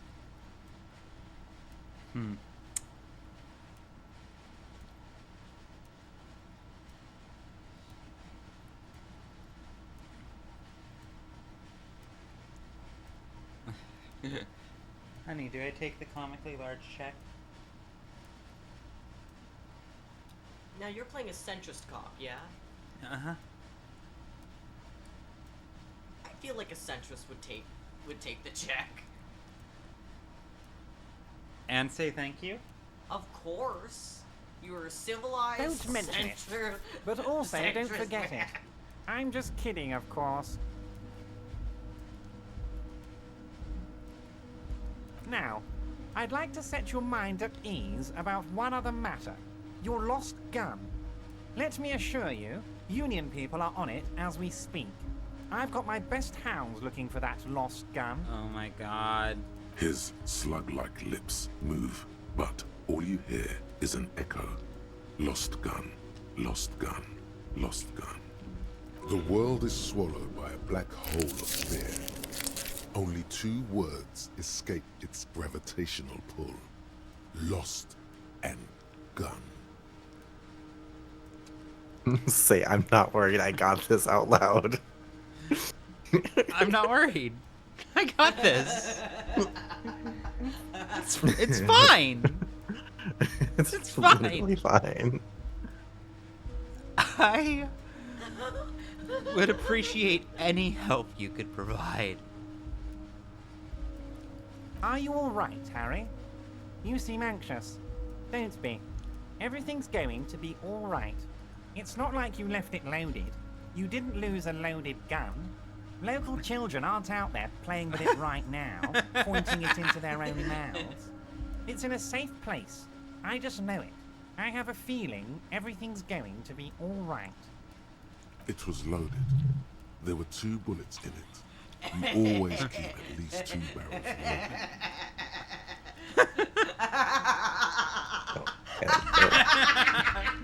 Took the novelty check. Check, the chair is killing you, The but chair your is ass is killing you, iron. But your ass is iron.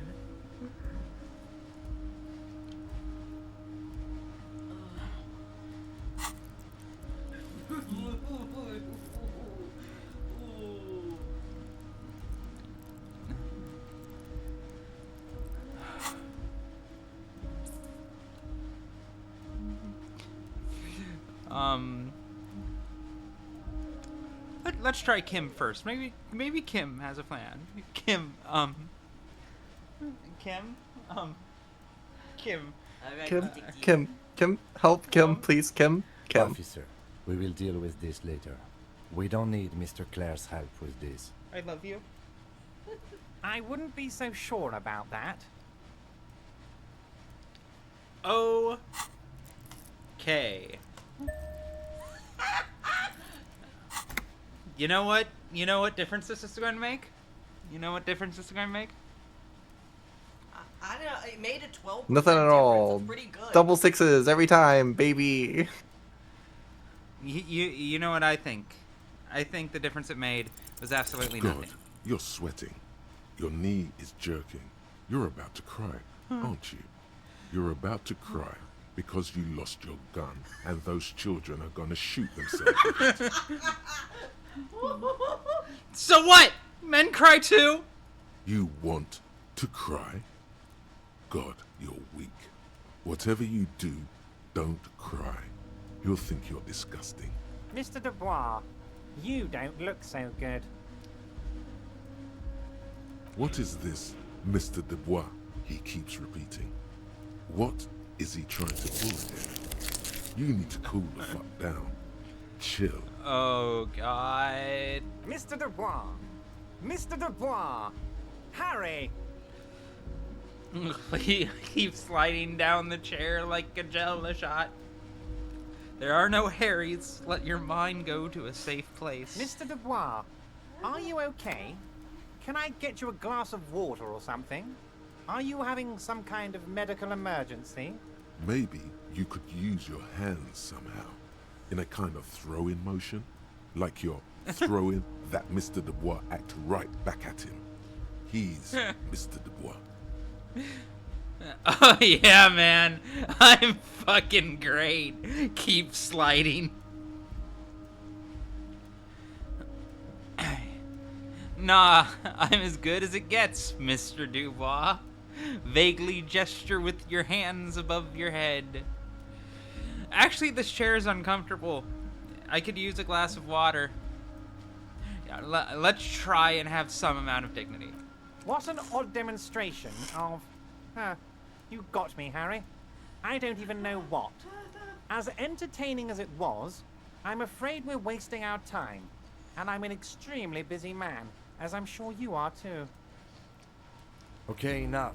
We are here to ask you some questions pertaining to a murder investigation. Quick, here's your window. Get yourself together and ask him questions. It is about time to stop embarrassing yourself. Questions will help you regain some of your lost dignity.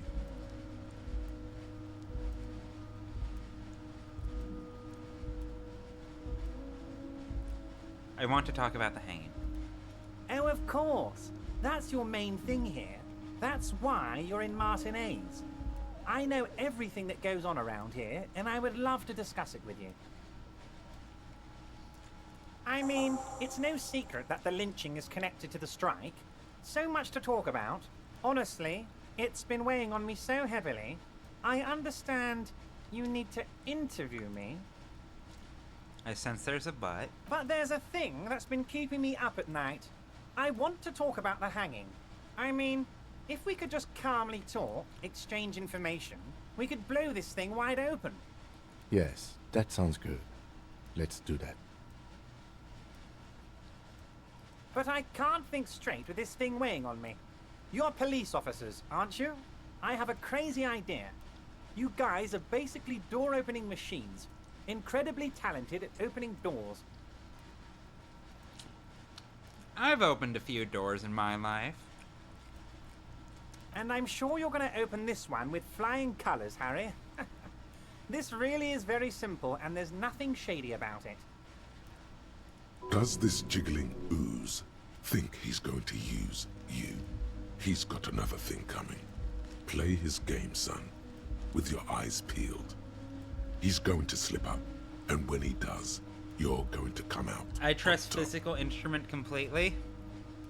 I don't need you anymore, Volition.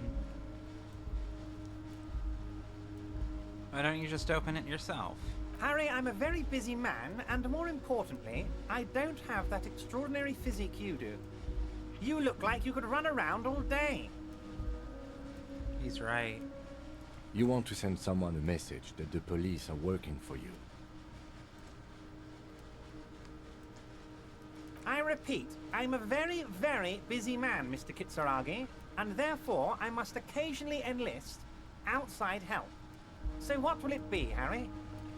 Whose door is it? Oh, no one's. It's just a weasel. A weasel lives there. Nothing for you to worry about. Mm-hmm. What do you mean by weasel? A loud blabbering weasel. When weasels feel no one is watching, they start acting foolishly. Just go there, unlock the door, and leave it open. It's been such a burden on me, Harry. I just want this to be over so I can discuss business with you.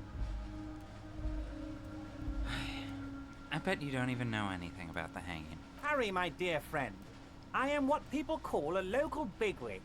I know everything that goes on in Martinez.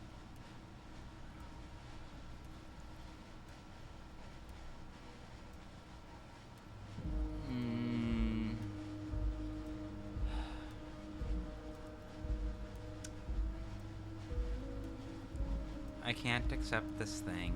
Of course, Harry, I understand. But if that's the case, I don't think we'll ever find your gun. Even worse, we won't be able to speak like equals about the murder. Perhaps this was just bad timing for you. Know that you can always come back to me. I really hope you do. For your sake, my sake, and for your gun's sake too. Yes, we both understand what you meant. You called me Mr. Dubois. Why? Of course. Let us dispatch with the formalities. You call me Everard, I call you Harry. So that's really my name. My God, so it's true. I didn't want to believe it, but you are a fantastic science fiction amnesiac cop, aren't you? What are the odds of that? I think the odds of that are very low. My memory is fine. I'm just testing you. So good to hear that, Harry. Apparently my sources were wrong. However, if you did have a spot of memory trouble, I could help you out. With my big fat folder. Words flow like a river of honey from his lips. Are you trying to tell me you've gotten hold of some of our documents? Mr. Kitsuragi, would you mind? Me and Harry are talking about his lost identity right now. Don't just jump to the folder. That's not smart. Shows you're on the edge. Do some probing first.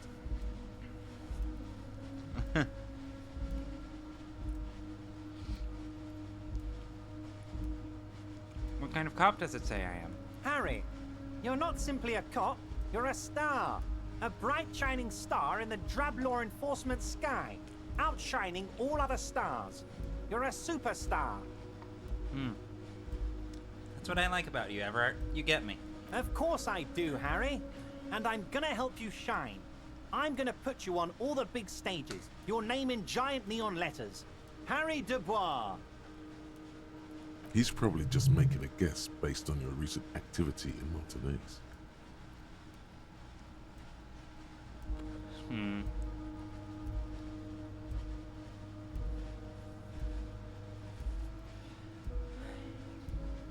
Where did you get that folder? Ah, this? My friends in your organization gave it to me, Harry. I find that very suspicious. May I have a look? Creaky chair. I'm afraid this is meant for union eyes only, Mr. Kitsuragi. I'm sure you understand. Please continue, Harry.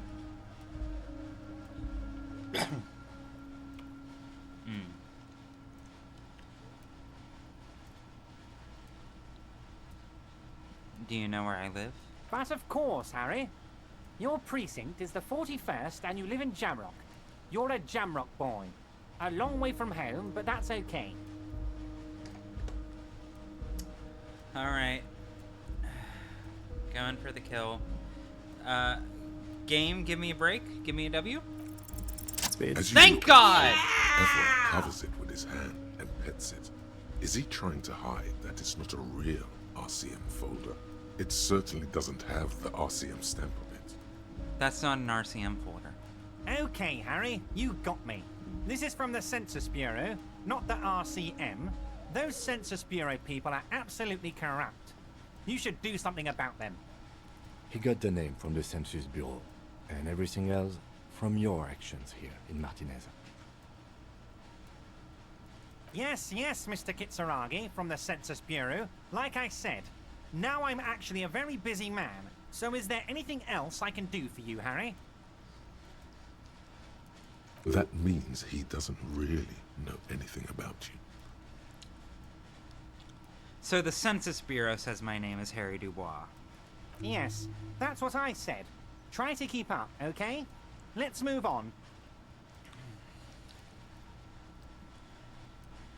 Could you help me get a dead body down from the tree? You might have noticed there's one hanging on a tree behind the hostel cafeteria. Oh my. Don't take this question personally, but why would I get involved in this matter? Mr. Clare, the man was hanged with a cargo belt. A steel-reinforced cargo belt. It's safe to assume the Union had something to do with the murder. Besides, getting the body down would benefit all of us. It's a stain on the neighborhood. You're a community leader. Help your community out. I can certainly see how having him up there might start affecting some real estate values. But of course, all joking aside, I am going to help you. Jean-Luc, the cop who bested you in physical combat is here, and he has a little dead body in a tree problem. Namely, he needs it to be taken down. Please extend him this courtesy. You can find Luke down at the gates, but you already knew that. Anyway, he's going to help you, now that he's back on his feet. That's so funny. Mm-hmm. Hey. Aren't you gonna ask me how I got in? Am I going to ask? Hell, Harry. You spin-kicked my strongest man in the face. I saw it from my window. Would you ask a man like that how he got into your container yard? I understand. I am a terrifying death machine. I don't even know how I was able to do that. Don't worry, Harry. Between you and me, I'm not a huge fan of his race thing, but the Union did not get where we are today by frowning on eccentricity. Anyway, I assure you, I am a very well-informed man. Information reaches me before I even get the chance to request it. I met Joyce, the company representative. Oh, that's very nice. I haven't gotten around to her yet. I'm very, very busy, you see. I hope you're getting along. One thing I want to make very clear, Harry, is that this is not some kind of union versus corporation situation. Everyone is just pals here. We're all trying to do what's best for Martinez here. Don't feel like you can't cooperate with her, because you and I are such good friends and I'm helping you get that nasty body down from the tree. I'm not a jealous guy. He's so full of shit, it's beautiful. Mm-hmm. What happened to the previous negotiator, Mr. Gumon? What do you mean, Harry? Nothing. I let him go. He made concessions for the company in previous negotiations. Why would you let an ally like that go? He's an old man, Harry. I wanted him to spend more time with his family. God knows how long he's got left. You called him a... I don't think I'm allowed to say that word anymore. Harry! You called him a little slur. people in my Wow. organization. I would never call someone a midget. What is this? Honestly, I'm beginning to think you're a midget, Harry. I'm really kidding, Harry. You're not a midget. No one is. We're pals.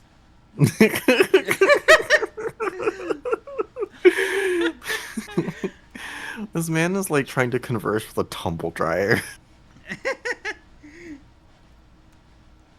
It's hard to say if he really lost his temper, or if this is another one of his tricks.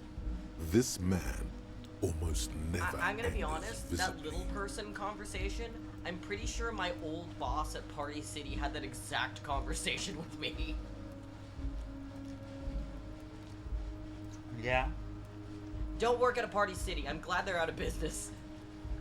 True. Joyce said the previous union leader vanished under suspicious circumstances. Vanished? Harry, the woman left her casserole in the oven and couldn't make it here in time for the voting. Oh, did I leave my casserole on? Better Yeah, go home union and reps check. definitely do talk the like election this. can wait. When she got back, the whole thing was over. Wait, there was no mention of a casserole from Joyce. Funny, Joyce didn't mention any casserole. Harry, Harry, Harry. Do not fixate on this little matter. Maybe it was a rabbit stew, or a hairdryer, or an iron. The point is, her heart wasn't in it. Mine was. Why haven't you let her in to see you? If she actually wants to see me, she will find a way. Any good negotiator would. And I just don't have anything to discuss with a bad negotiator. He doesn't want to see her. It's as simple as that. Okay, let's talk about something else. Of course, Harry. Let me just assure you one more time. It's perfectly okay to share anything we discuss here with this Joyce. This is a completely transparent organization. I have no interest in what she is doing, but I myself have nothing to hide. Your business is your business, and I respect your privacy. Just remember, none of this is secret. Tell her about all of it. My brother's picture, my singing swordfish clock. Tell her how overweight I am and how I'm helping you find your lost gun. Tell her about everything. Everett doesn't mind.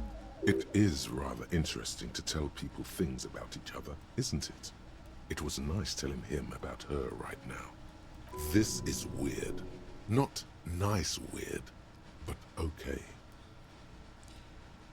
Let's talk about my lost gun. Yes, your lost gun. My best men are on it. They're turning every stone, searching every playground, asking kids, grandmas, everyone. Your gun will be found, Harry. Let me assure you of that. It's just a matter of time and effort. The only way to find it seems to be working with him. He might even be holding your gun hostage. Hold on. Could he really be holding my gun hostage? Who knows? Only one thing is certain. If you work with him, you're going to get it back.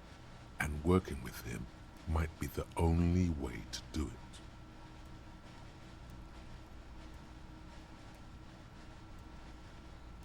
it. I will not be blackmailed with this gun business. Harry! I was only trying to be tactful. A lost gun is a dangerous thing. I can't have it around in my neighborhood. Kids could be playing gun roulette with it as we speak. Teenage gangs could be arming themselves. Get a hold of yourself, Harry. I assure you, we are working on locating the missing sidearm as well. Excellent, Mr. Kitsuragi. That's excellent news. Looks like we have a friendly gun-finding competition on our hands.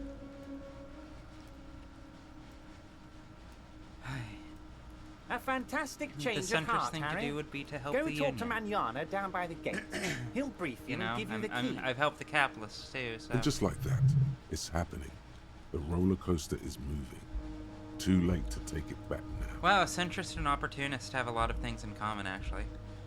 Just open one little door. You don't need to go in or anything. I just want that weasel to come home and see the unlocked door. That's it. Anything else we should discuss? I'm going to leave now, but we might talk Wait. later. You need this to get in and out through the gate. Great! When one gets stuck in here... Here, you're one of us now. A real red and white union man. Take care, Harry.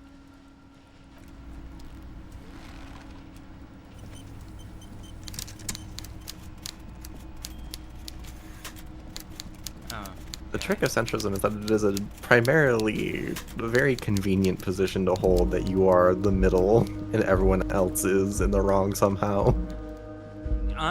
It's what I like about objectivism too. Just, you know, my philosophy is the objective and true one, unlike all of the others. Everyone is unreasonable except me, and you're only reasonable if you already agree with me. I know we're having a really important political conversation here, but can we just talk about how unsafe this dock area is? Yeah, I was about to mention, it's not OSHA compliant. So many safety hazards, it's making me anxious to look at. I would be fine. Like, what the hell was that bridge that was essentially just a crate on top of two other crates? No security whatsoever. Someone's gonna die there.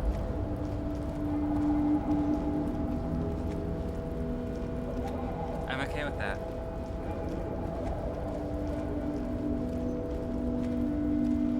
Looks like someone left his tarpaulin cloak hanging on the railing here. There is a white rectangle clearly visible on its back. Mine. As your fingers touch the tarpaulin, it almost feels like the cloak wants to deliver a message of Correctism, comfort the through belief your system fingertips. where we only believe in things that are correct. True.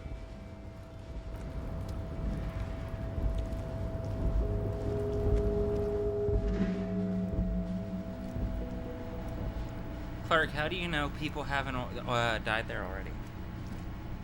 I don't want to think about that and the liability and the paperwork that would be involved.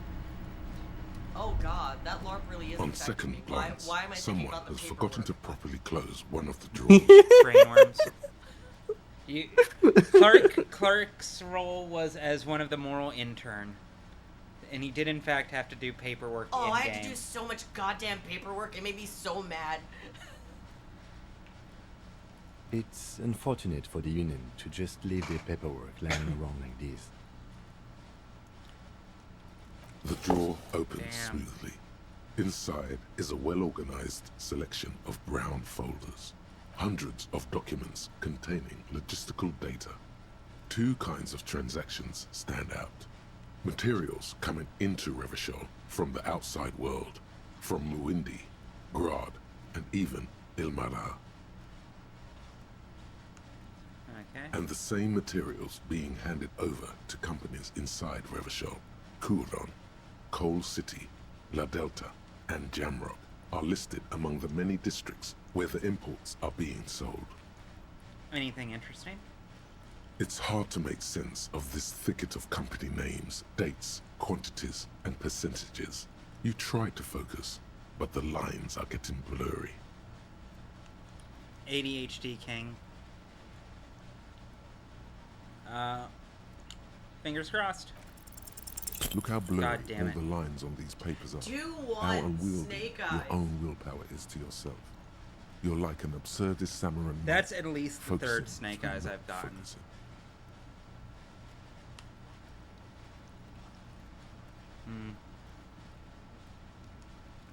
If I let my eyes go completely out of focus, all shapes start melting into each other. Is that what you're doing with those folders over there? Yes.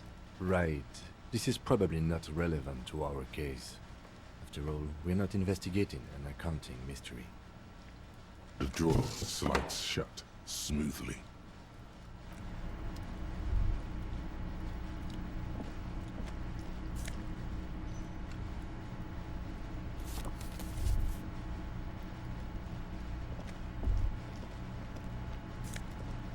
Mine. 6 shades.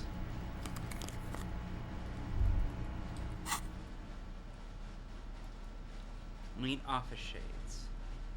-1 drama. A bit dry.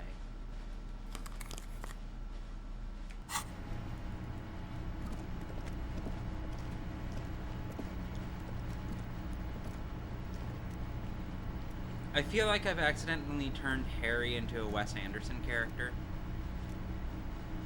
It's giving Life Aquatic. I don't know, I feel like Harry just kind of always does.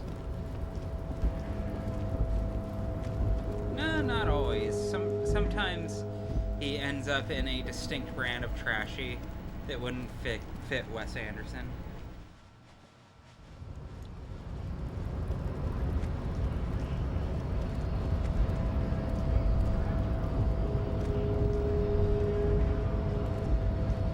Hey, buddy. Do not presume this has drastically altered our race dynamic. I knocked you out like a god of martial arts. True. I said nothing about our personal dynamic. That has altered. A little. I love that he has a begrudging amount of respect. This Yakubian devil managed to knock me clean the fuck out. Everard told you to help us get the body down from the tree. So it was. You bested me in race combat to reach my superior, then had him give me an order. I salute your cunning, enemy. I will go. Oh no, I've earned his body respect. with This is my somehow bare worse. hands. In our Blades in the Dark campaign, several times over, frequent complication to mixed successes has been the cops like you. So now we used to have this we have a vice den for distributing our drugs partly, and it has become a cop bar. Oh my god. Like, god damn it. Fuck. Fucking nightmare. Every time it happens, I cackle because it's like that's the perfect fucking downside to a roll. Is have to deal with the fact that cops like you, and it's like, no, fuck, Measurehead likes me, shit.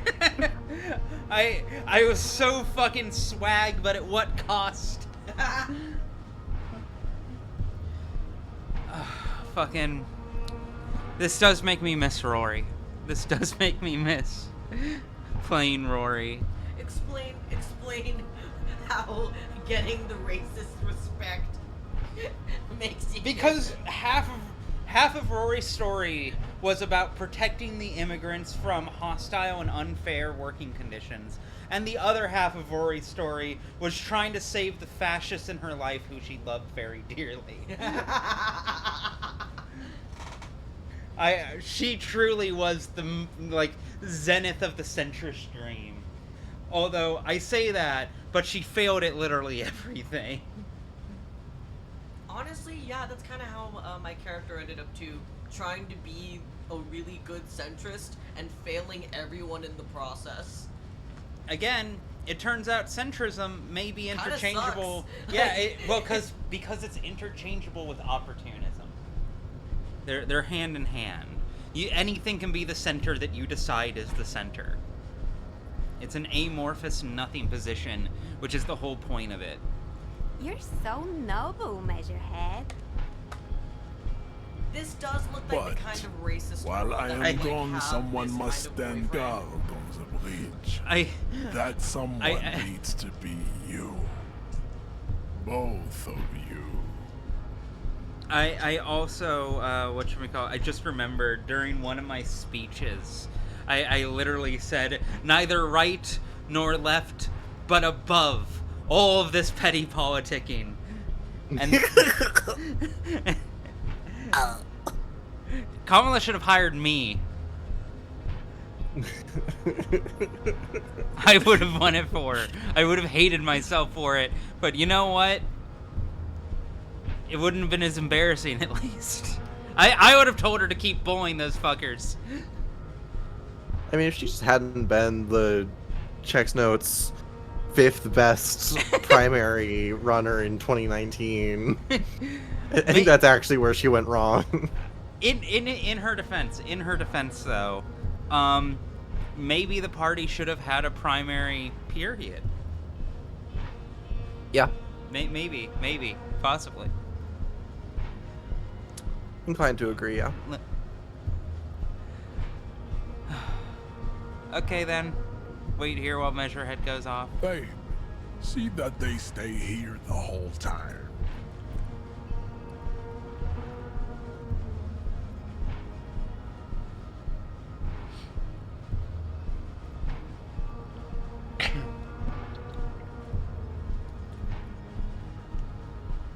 The woman's gaze follows Measurehead as he leaves. I thought I was the new Measurehead. So, you guys are like cops or something? Why are you with Measurehead? Look at him. His craniometric perfection. Are you cops or what?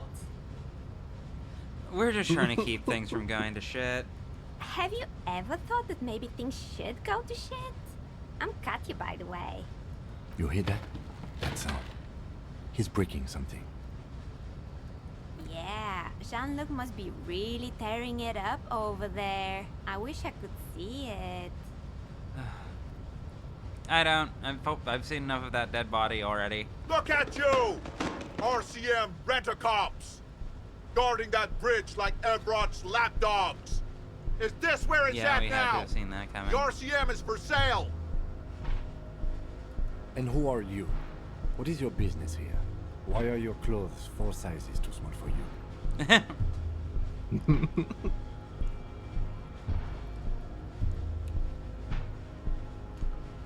I'll work with whoever I want. A shrill laughter interrupts you, echoing across Martinez. It's Kuno. Then, the man turns to look behind him at the behemoth appearing around the corner, approaching him, walking past him.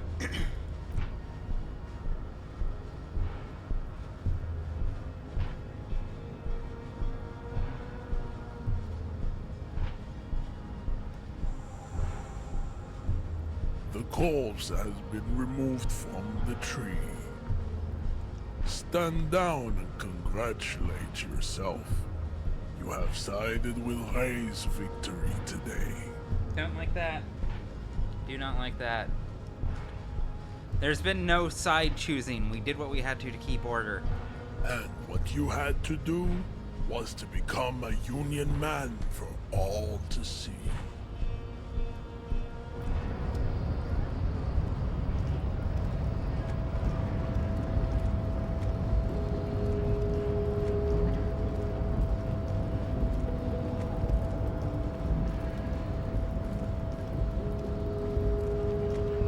Can't believe they fucking killed Kuno.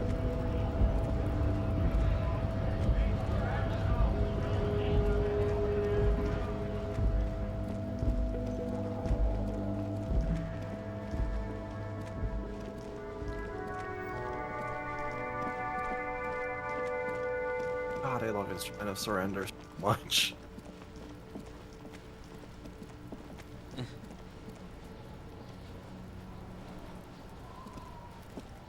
The corpse lies on the ground among the remains of an absolutely demolished pinewood branch. It's gently laid on one side. Jesus Christ. Beautiful. Mr. Measurehead has done a good job. Nothing is too broken or compromised. The victim is ready for a field autopsy. A field autopsy? Yes. 1. Investigation of the scene. 2. Initial examination of the victim. 3. Field autopsy. 4. Transportation of the body to the morgue. We are on number 3. Let me see. I do have a new skill point. We'll see if there's anything I need to What are they on recheck. about? Cop's gonna cut his shit up.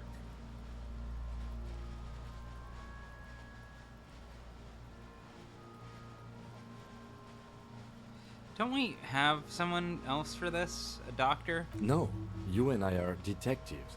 The honorary rank of detective signifies our ability to handle the entire incident chain, from autopsy to cleanup to social work, everything. Wait, honorary rank of detective. An honor and a burden attached to your rank once you've proven yourself able, usually after 5 to 8 years of field work. Mine is lieutenant detective. Yes. I feel like I'm a detective. You are. Your station would not have assigned you on this case if you weren't. Now, The lieutenant adjusts his glasses and takes a deep breath. First, what exactly is a field autopsy? come on, officer. You know what a field autopsy is. You've done 100 of them. You have another pair of gloves? Unfortunately, no. Okay, I'll take it like a man. And hygienically? Yes. I suggest I handle the physical part of the autopsy, and you take notes. We just fill this in, right? That's right. Open your ledger. The dead man stares in silence as you crack open the ledger.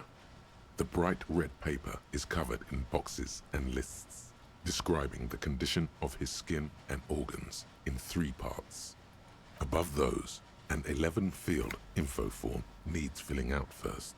It begins with Assistant. That's you.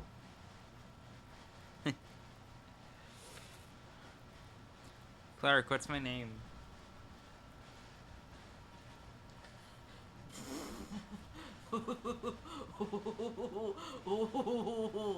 Because I don't want to make Kim disappointed in me, but Raphael Ambrosius Cousteau is really funny. Raphael Ambrosius Cousteau. Chat, what would the centrist do? But I'm also a superstar, is the thing. Oh, you're a superstar centrist. Shit. Yeah. Okay, what would Taylor Swift do? I'm so glad we immediately landed on the same joke. I love you. Married for life. I think I referred to this earlier as the Taylor Swift run. Is Taylor Swift's name actually Taylor Swift, or is that a stage name? I'm pretty sure it actually is. Well, shit.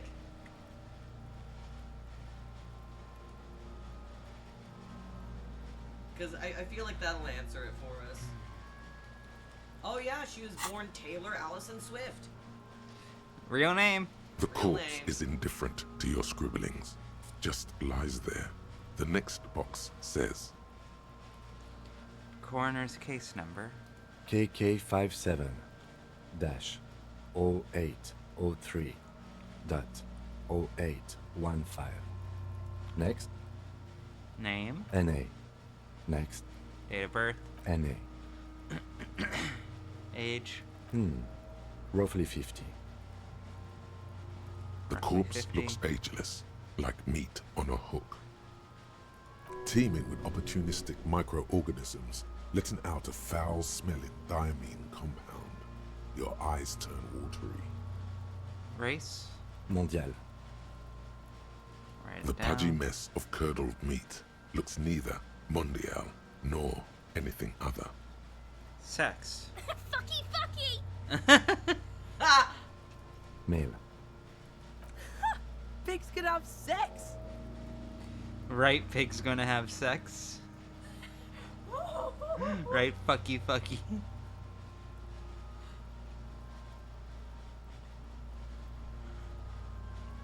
I'm sorry, imagining fucky fucky on the page is too funny to me. Naively, the lieutenant does not double-check your notes. We're still going with March 4th, 51. What else? 9. Body identified by is non-applicable. 10. Case number is the same as the coroner's case. KK 57 0503 0815 listens motionless, with the cargo belt still around his neck. Only one box remains. None. At least not after the initial examination. What exactly is treatment anyway? Interfering with the body's position or wounds post-mortem. Agreed. No treatment. A silent nod.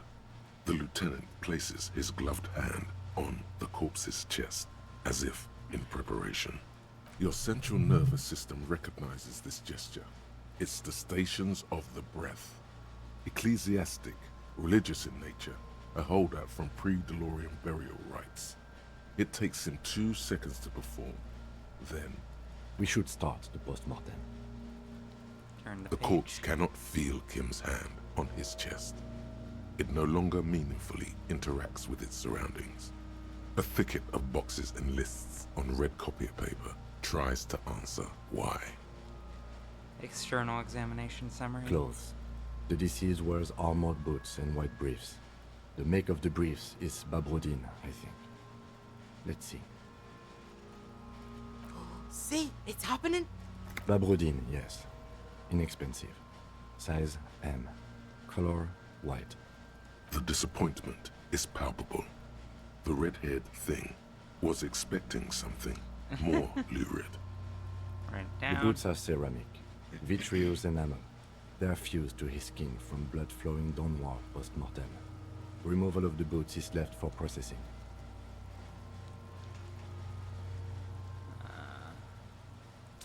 When am I going to get him? Patience. After the autopsy, I before want the it body is now. taken away, there will be a window of opportunity. After the lieutenant has gone to sleep. I hope this has helped you, my liege.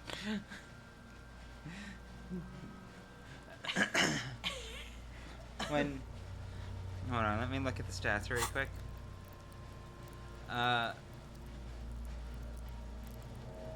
Clark, whenever I ask you for advice, you either give me the volition answer or the drama answer. I'm not sure if I should be hurt or flattered. Which one do I give? So, does anybody This- know in Ace Attorney, like the Psylocke thing and like a bunch of locks show up? This question will have consequences. I know. And you'll have to get past my 6 locks to get an answer. I grab all of them with JoJo arms and smash them to pieces. Now answer the goddamn question if you don't want to sleep on the couch tonight. I'm being entrapped? Yes. This is entrapment? Yes. I am punishing you for thought crimes. Fuck. Pain threshold? Okay. Okay. It's fair, but also I want to half-light you right now. There's no winning with this woman. Fucking pain. I mean, you are half-lighting him right now. God damn it!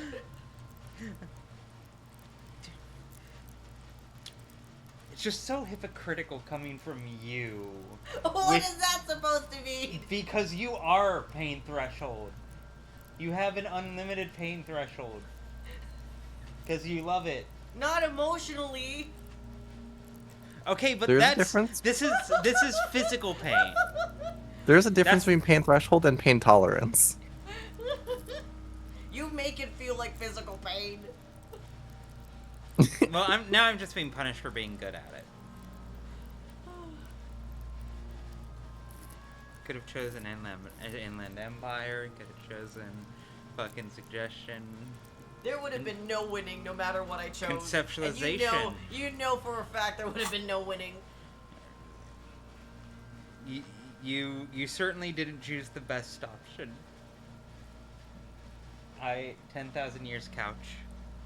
Tattoos. The upper torso is covered in a single, continuous tattoo, resembling a national pattern. It reaches from the right shoulder to the heart. The ink is blue and white. The assistant has a color photograph of the markings, to be added to the case files as document A1. The photo is taken on the scene, using a Trigat Mini. The deceased has a cargo lashing belt around his neck, tied with a hangman's knot. Color yellow. Length 3 meters. There is a buckle on the other end.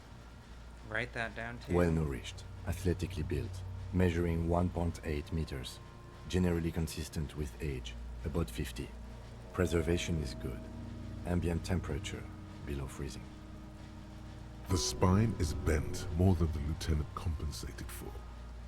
This buster's actual height is about 1.85.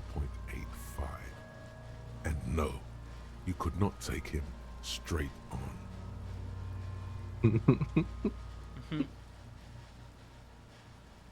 I'm going to write down 185. Of course, I undercompensated. Body hair is light brown. Distribution is consistent with age. The deceased had male pattern baldness. Hair is combed back, short. I like that he trusted me on that. Touch the corpse's hair before moving on. His hair feels wet, soaked with rain, cold to touch. Not that different from a living person after a swim. Stroke his hair gently. Lividity Oh, shit. is consistent with hanging. The head is congested. Contusions are present on the head, chest, and thighs. Consistent with stones thrown post-mortem. Low velocity. Fucking low velocity? You think Kuno doesn't know what you're talking about? Velocity was fucking max. Talking shit about Kuno's velocity. In addition, there are bite marks on the face, scalp, and chest, consistent with predation. Write it down, but it meant for high velocity. You get your mark. The lieutenant produces a small folding knife. With the other hand pulling on the belt, he starts cutting into the polyester. The stench is horrid. After a while, it's obvious the material cannot be cut. The steel wiring. There's too much of it. We need to remove the belt so we can get to the ligature mark. You got just the right tool for that. The chain cutters. Oh yeah, I'm prepared. Pet the chain cutters. The hanged man lets out a joyous little bubble of rot from his nose. Good thing we got these chain cutters. Pull out the rubber gripped cutters. Always good to think ahead. Now, He points to the rope squeezing the dead man's neck. we need to cut the belt to see the ligature mark below. Carefully, with as much precision as you can. For the love of God. See, my pig is gonna fuck his head off. No, he ain't. Your pig's a boring fuck. Okay. Yes, I'm Kuno's pig. I agree. Look for a good spot to cut. The belt is equally tight around the whole circumference of his neck, swelling over the edges like white bread rising from the east. Okay. So, physical instrument.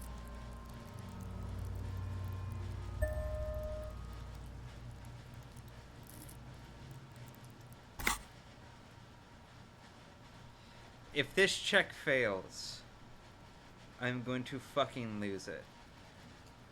Be really funny though. After Oh some my fucking deliberation, god. you sink I the trust fingers nothing into in the this knot game tying anymore, the dog. belt together. You squeeze the rubber handles together, sweat forming on your brow. You ever played XCOM? Yeah, extensively, actually. It's part of why I'm traumatized by this. It's something I literally use to refer to. Like, when you have percentile odds, are they normal percentile odds or are they XCOM odds? You know the really funny thing about that? What's that? XCOM, the newer ones, right? Yeah. On their easiest difficulty, actually lie about their odds. I'm filled with so much hate.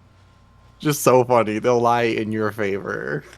Like, you'll have better odds than it actually says. 80% will be higher. That's really fucking funny. Really funny. And yet. And yet. XCOM is one of those games, especially the initial XCOM reboot, I love with all of my heart and have hundreds of hours in. Have never completed, probably will never complete it, and it pisses me off when I think about it. I'll probably replay it again at some point in the next couple of years. Honestly, though, at this point, I don't know if genuinely, I don't know if I ever will, because now I have that Hairbrain Scheme Battletech game, which gives me everything I want from XCOM gameplay, but in, like, giant robot form. Big robots. I'm a big fan of giant robots, and I really love Battletech in particular. All I want to do is see you turn into a giant robot. Me too. Also, that's what Gendo said right before everything happened.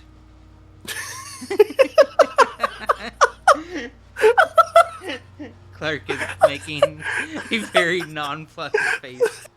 Yeah, it's pretty nonplussed.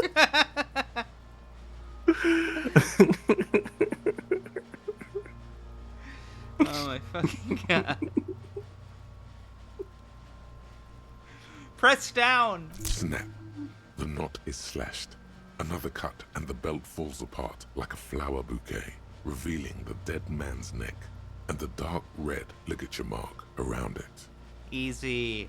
The rope rises to a point, leaving a gap in the ligature mark. The suspension point is in the back of the neck. As it ought to. This is where its grip on the curdled meat is gentlest, pulling up. Hemorrhaging is observed on the skin, above and below the ligature mark. The mark is well pronounced, consistent with a drop from 1 or 1.5 meters. Chest is intact, normal contour. Abdomen is protuberant, pelvis intact, genitalia... No!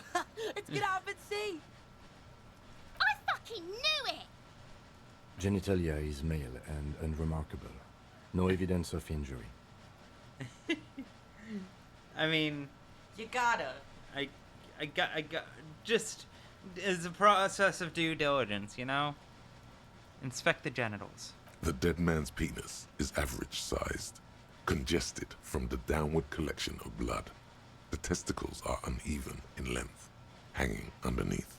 The genitalia is greenish. Marbling is present around the crotch. Why did I want to see this? You should touch it. I don't know. Why did you want to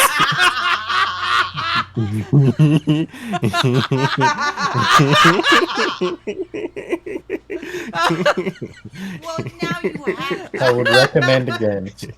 I would recommend against.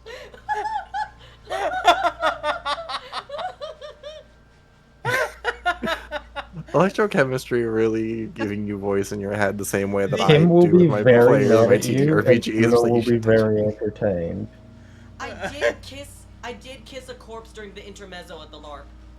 Oh yeah, right. I brought one of those corpses in. Was it the one that I kissed in the? No. Culture Club? I did it with both Valia and Lumen, because both of them were part of the Association for the Rights of the Dead. Yeah, Han was on like 3 different types of drugs, and he kissed a corpse in the club.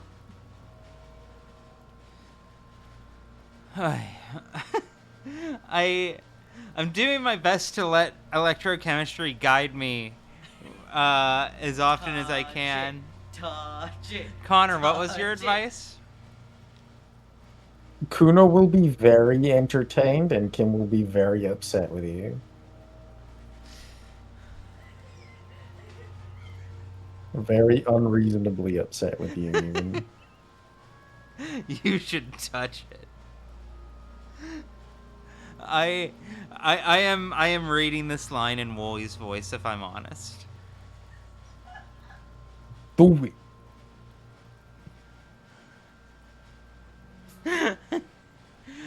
There should be a Y from volition, but the thing is, I have 2 in volition, and that's with a 1 point put into it. There's nothing going on.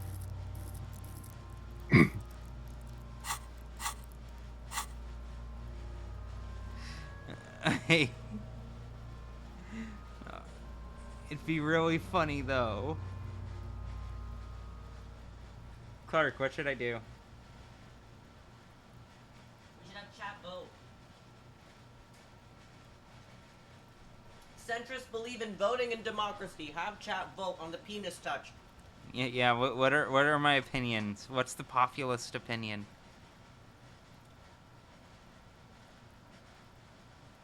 You think centrists care about what other people think? Well, they need to be able to be reactionary, and thereby they need something to react to. True, but they will react to anything. This is true.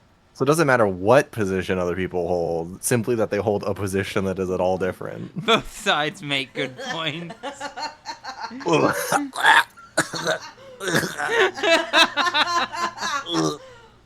That's really fucking funny. God damn Hate it. Hate that one. Unfortunately for you, touching it is literally the middle option. Well, that's 2 votes for touching it. I'm not going to like this. You're not gonna like it, and Kim's not gonna like it. Just cold flesh under your finger. Unremarkable and unalive. My pig's so fucking ill right now.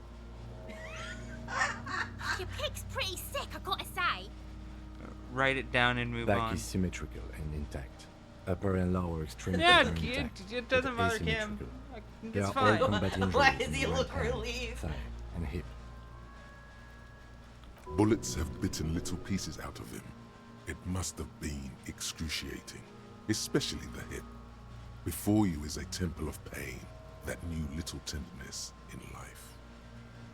In addition, I see smaller, residual scars, too numerous to count, covering about 30% of his skin. This is the body of a soldier, a mercenary. Mm-hmm. We have a real museum here. Of battles, wars.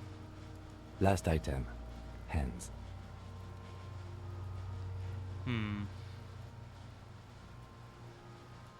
The hand is surprisingly heavy to lift, filled with decay liquids. Feels as though it could explode if squeezed harder. You're suddenly repulsed, so much so you feel compelled to drop it. Hands are clean. No sign of injury from struggling. Were we expecting any? I was. Maybe I'm just not seeing them. Honestly, the stench is making it hard for me to think at the moment. Ooh. That's all for the external. Well done. What next? Internal examination. Summary. Central nervous system. I have nothing. Do you have anything on this man's central nervous system? 1 second. Apologies.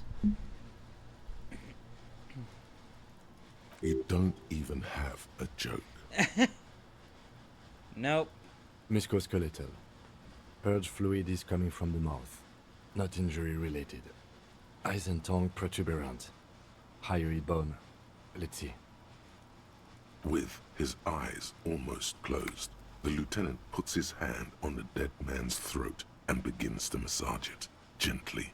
A rotting smell erupts from the mouth. Purge fluid runs down his lips, black and viscous. Yeah, jack that fucker off! The hyoid bone is fractured.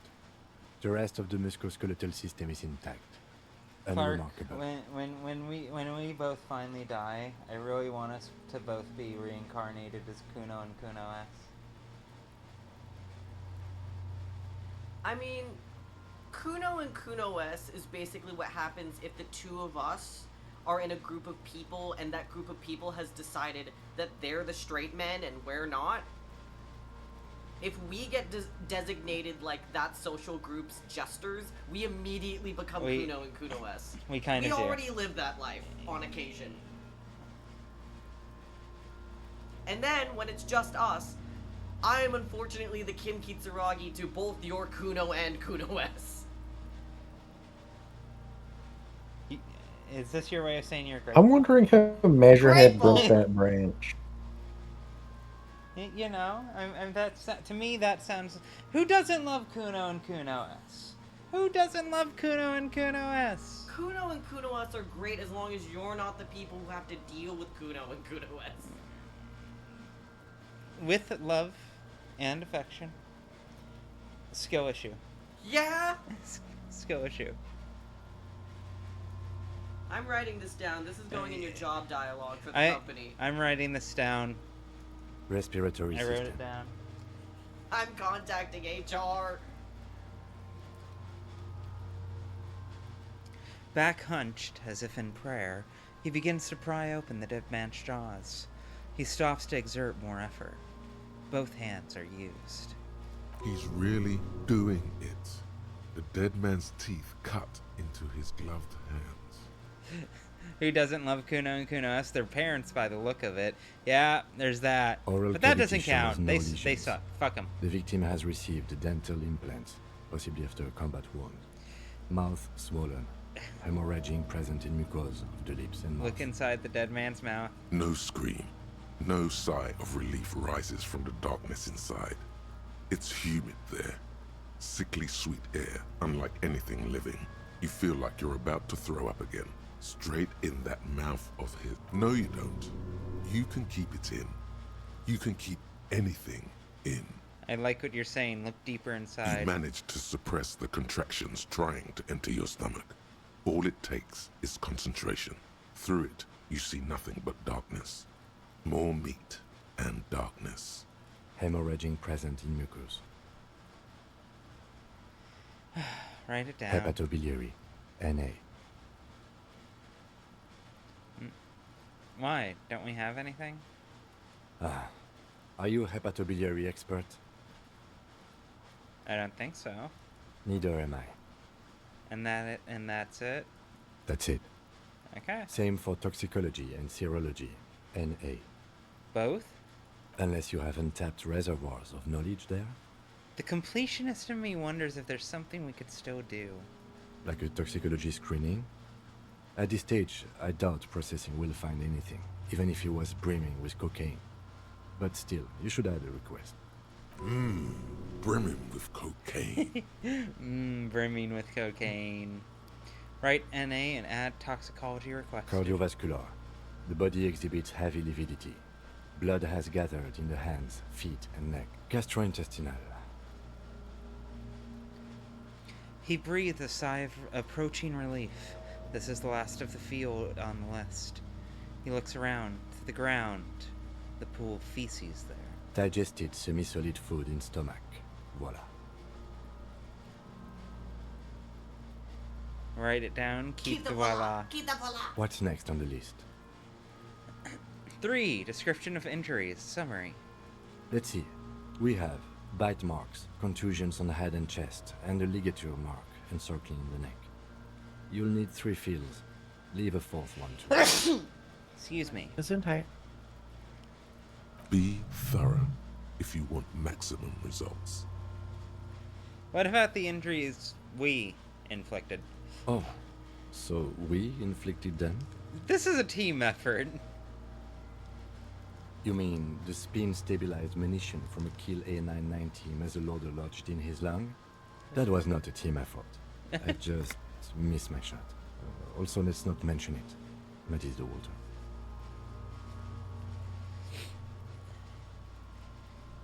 I agree. The waters are muddy enough. See? These pigs are fucking corrupt. Why don't you fuck him if you love him so much? Now, injuries. 1. Bite marks. Head, chest, and scalp bite mark injuries. Predation by birds has caused damage to the body. Odontologist does not need to be consulted. Write it down. And your opinion, officer?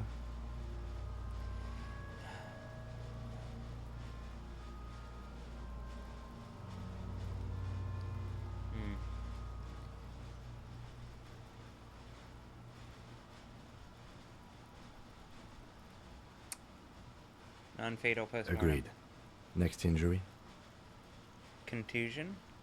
So, the scalp bleeds from a post-mortem head injury, a stone. The injury does not have the rim of an early inflammatory response. The perpetrator on the scene has confessed to causing it post-mortem. At maximum velocity, fucko! Has confessed to causing it at maximum velocity. Coagulated blood sticks to his scalp and chest, where the countless stones have hit the dead man. Beneath, the description of injury. 2 boxes. Non-fatal postmortem. Right. Next. What's the 4th injury field for? Nothing. Just in case. Turn back the page. The corpse lay slouched to the side, oblivious to its okay. All right. Be thorough if you want maximum Ligature results. marks. A dark red abraded ligature mark encircling the neck, with a gap on the nape measuring, let's say, 7 centimeters. The hyoid bone is fractured, the cervical column intact. I see hemorrhaging on the skin, above and below the ligature mark. Depth of the mark, 1 centimeter. No signs of clawing on the neck. Right Below down. the note, 2 customary boxes wait to be ticked. The man's head jerks to the side. The ring around his neck is visible. Think for a moment. There's time. Don't rush. What was that about no clawing around the neck? You'd be clawing for your life.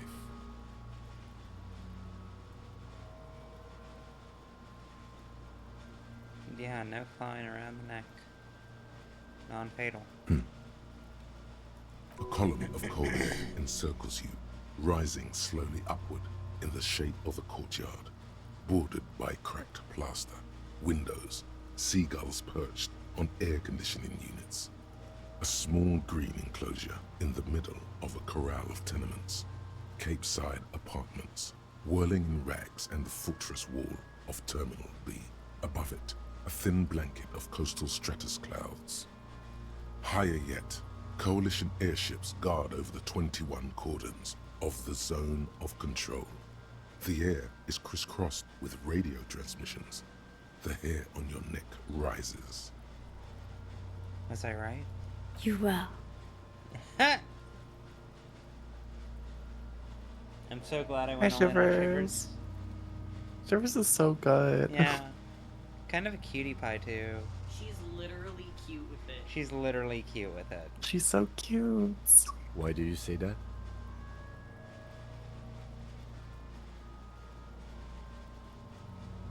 I'm serious. I don't think this was the injury that killed him. Okay. Why don't you think it was fatal? I arrived at this conclusion through the psychic arts. Why didn't he claw at his neck when they hanged him? And why did they not tie his hands? A big man like this is dangerous. Honestly, I'm not sure there weren't marks on his wrists. That part got blurry for me. The stench. But you are right. There should be signs of struggle. Let's leave the cause of death empty for the time being. Let's wrap this up. I pronounce this field autopsy over.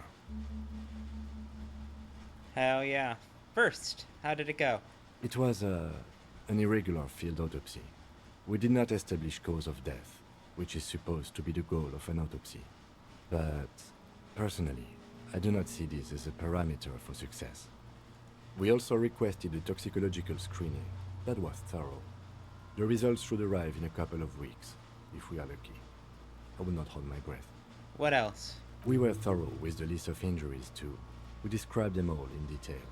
What is there to say? Given the circumstances, it was a professional field autopsy. It does rule that Harry is actually kind of a good detective sometimes. Yeah. No, that's the great irony of him, is like, there's method to his madness.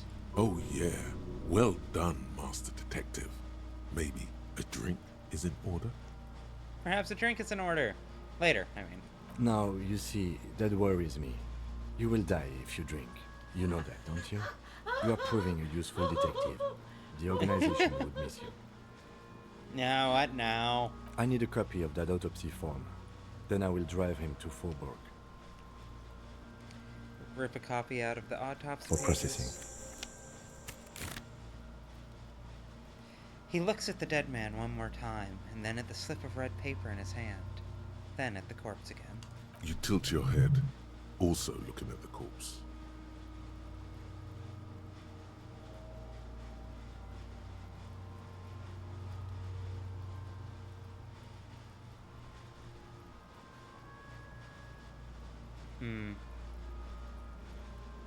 You may as well try them.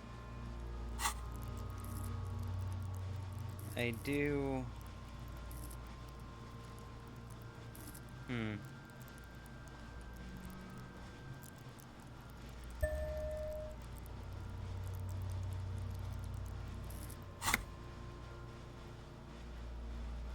It's not gonna work, but...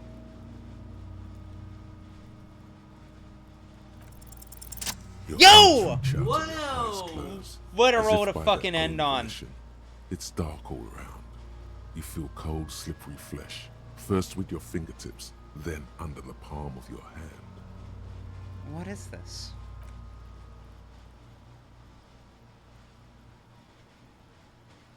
His face, his cheeks, his nose, his fat, swollen lips. Like a spider, your hand crawls over his features. Everything is silent. Put your fingers in his mouth.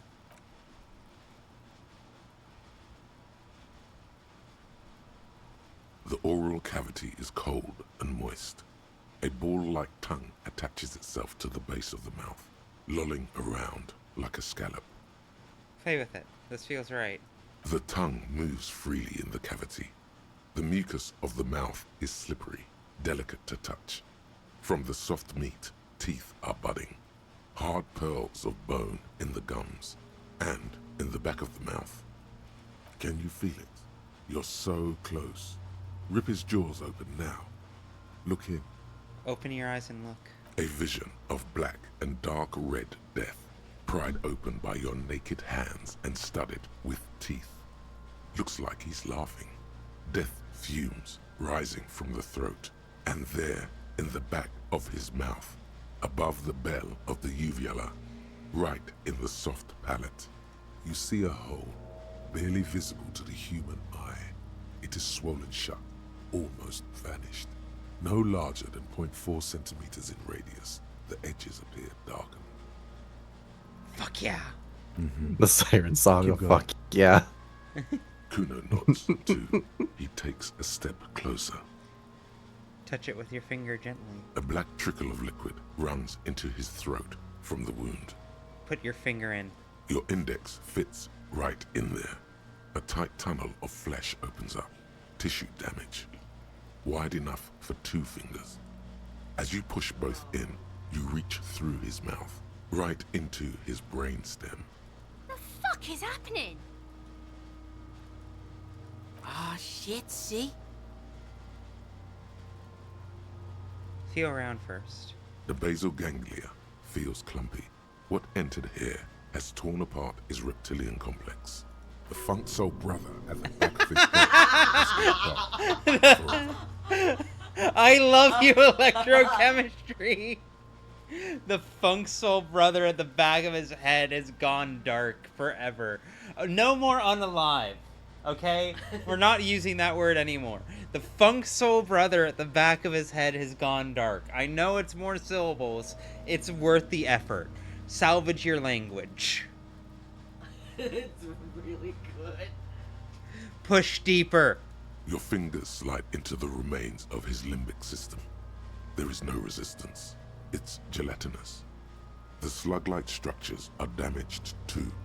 The tearing extends deep into both hemispheres. There's a cavity. Cut right between the hemispheres. The lieutenant answers with the sound of his pen on paper. Fucking cavity, see? Push deeper. Your fingers are all the way in now, reaching toward the inside of his skull. The cavity goes further, but the entry wound isn't wide enough for the rest of your hand to follow. All the muscles in your body harden. Time to enter him.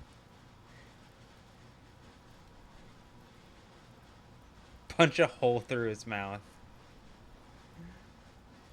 The cartilage gives in with a crack, like some fruit.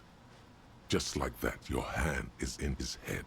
Strange fluid streams down your wrist, and then you feel it with the tip of your finger. Sharp, serrated material.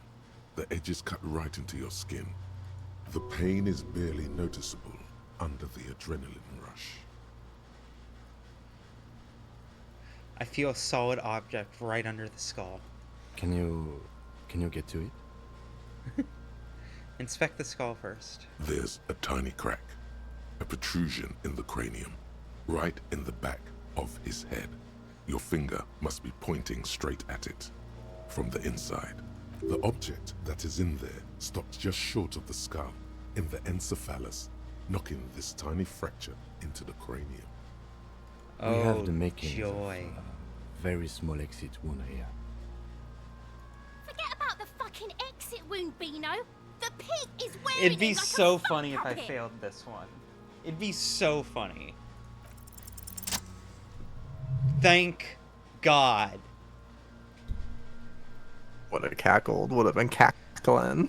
You had your The object cackle between locked your and loaded. index and middle finger Yeah. feels sharp, like metal. I'm You press your sorry to teeth deprive together. you. Your jaw is clenched. All you need to do is just... I got it. My pig's fucking got it? What? What is it? Slowly pull your fingers out. The inside of the head feels cold and smooth, like a glove. Sweat dripping down your brow. Careful not to lose the prize between your fingers. With a plop, your hand emerges from the mouth, covered in blood up to the wrist. Between your fingers, a small flower, a blossom made of lead. Fucking beautiful! A bullet. The lieutenant puts a small bag marked evidence under it. Drop it in. So if that actually cut your fingers, you're so fucked. The bullet falls in the bag, leaving a smattering of blood. Yeah, definitely like dip your finger bag just like in some his fucking eyes and says, alcohol and just keep it there for a Some while. alcohol, yeah. To pray. I'll be fine. A I'll non-cannibal. rub some dirt in it. I recommend tourniqueting Kind your of arm rigid right now.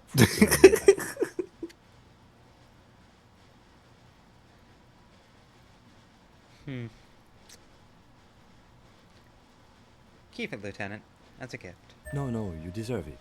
We can log it later. We need to add an item to the injury list. Injury number 4. Oval entry wound with an abrasion color. Soft palate, back of mouth. Wow. I can High never velocity, pull this off. temporary cavity in brain tissue, small exit wound on the occiput. How does that sound? Sounds like heaven. Opinion, fatal injury. Goddamn right. And one last thing. We can now fill in injury number 3. Ligament mark. Opinion, non-fatal. Post-mortem. Treatment. He's proposing the bullet was the real cause of death, and the hanging an attempt to conceal this fact. The ligature mark, the fractured hyoid bone. It's all treatment. Yes, and the belt around his neck. The hanging. Even dragging him to the yard. All of it was done after this man was already dead. Dead, dabba-doob-doob. Dead. I love him. I love him. You remembered. What a perfect bookend. What a perfect bookend. Mm-hmm. You think so? I did not just come up with this. I have had my doubts since we found no signs of struggle on his wrist. No claw marks on his neck. Why? Why didn't he fight for his life? There have been other signs too. Small thing. We were right not to assign hanging as cause of death, as the perpetrators expected we would. No such luck for them. Who would do this? That's for us to find out. But this, it will make finding them just a little easier. Why would anyone do this? To hide something. The real killer, the real motivation, what really happened here. I think I need to wash myself. Oh, you really do. I am glad to hear you say that. Your room in the Whirling in Rags should come with a bathroom. Be sure to make use of it in the evening. Maybe the bullet holds more answers. Yes, He's so polite we should take to a have closer only look at told it. us now that we kind of I am stink. certain it has more to Like, tell us. I never expected Harry to smell like anything other than shit. This little thing could reveal much about the weapon I that know shot we're him. wrapping up here, but there was a girl that I met at the LARP and we were having a conversation, and she was talking about how a lot of Disco Elysium is about toxic masculinity, and I made the glib kind of joke of just like, oh, but could you imagine how hot Harry Dubois would be as a woman? And her immediate, no hesitation response was, you know it'd smell crazy in there. Leica, thank you for the sub. 6 months in advance. Thank you very, very much. On a related note, I'm going to have, for the next Disco Elysium the next Disco Elysium session, we're going to have some new art for me. Hello, it's good to see you. Fucking catching us right at the end. It's been a great stream. This has been fantastic. I was a little worried, I won't lie. Not that I hated the first stream of this, because I know Disco Elysium is a game that takes a little while to build up its momentum, as it were. But it's got its hooks back into me. I'm very excited. Getting just one fucking dice roll to be kind to me feels like such a salvation.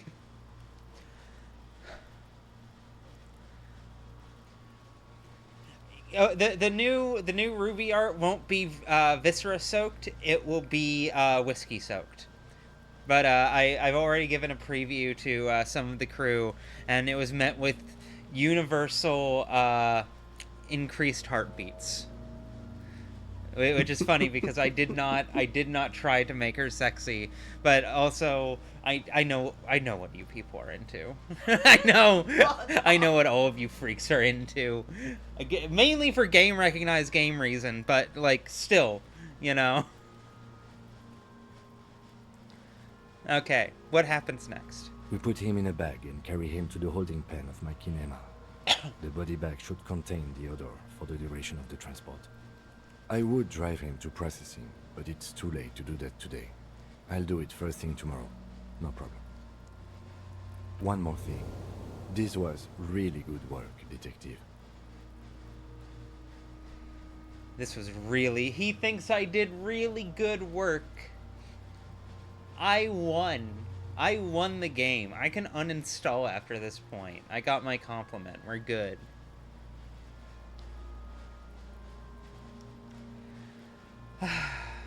Go for broke. Tell me who you are, dead man. The fish lips Was worth a stay shot. silent in response.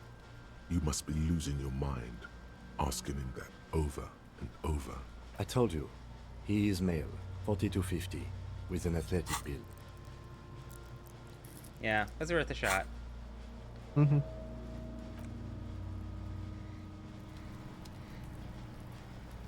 Okay, so very crucially important thing.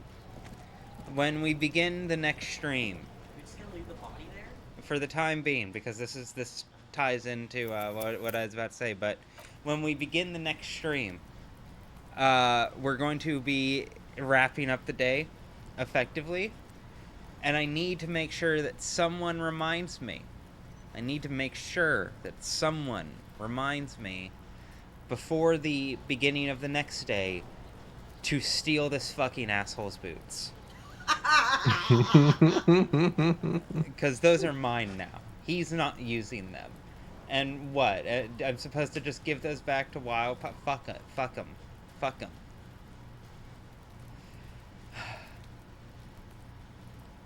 I'm so excited we were able to find the bullet. That's so fun. Oh god. Fucking...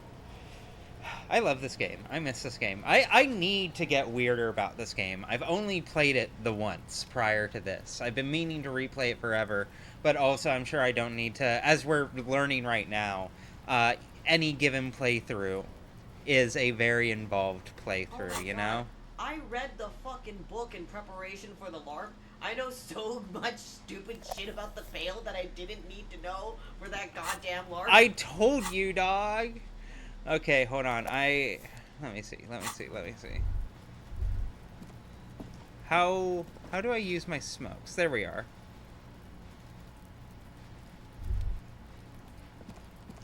Hold on. Why am I struggling with this? How do I use the cigarettes?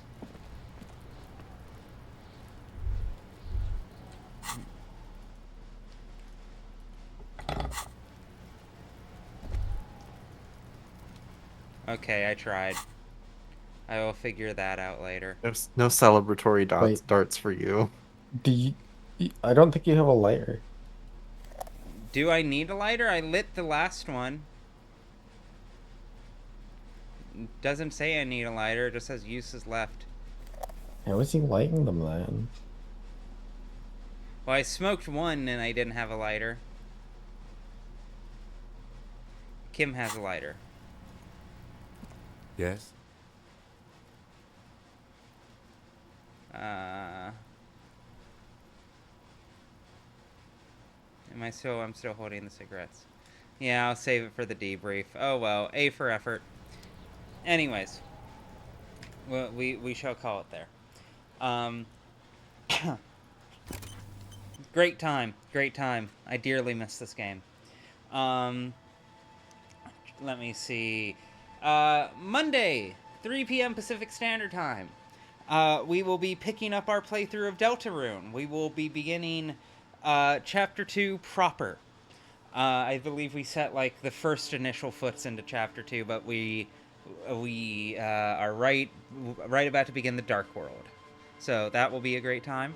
11 p.m. 11 a.m. Pacific Standard Time. We will hopefully be continuing Clair Obscure. I don't know if I'm going to actually have the chance to upgrade my computer this weekend. We will see. Me and the friend I was going to do it with had very abruptly, how do I describe this? Complicated plans. We'll just go with that. Scheduling didn't quite work out the way I was hoping. But we shall see. We shall see. Either way, I'm pretty confident I can make it work because I think the problem I was having last time wasn't Clair Obscure related, but was OBS related, and I think I have solved it since.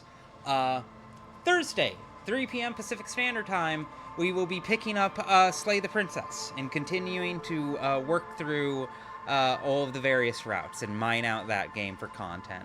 Because I am deeply in love with it, and every playthrough makes me love it a good bit more. And then Friday, 3 p.m., we will be back here once again to pick this up and see if... and go into day 2. Finally go into day 2. and steal those goddamn boots, because he doesn't fucking deserve them.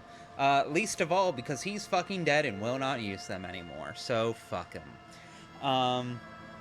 Be sure to support the show on Patreon. Be sure to show words. Be sure to show.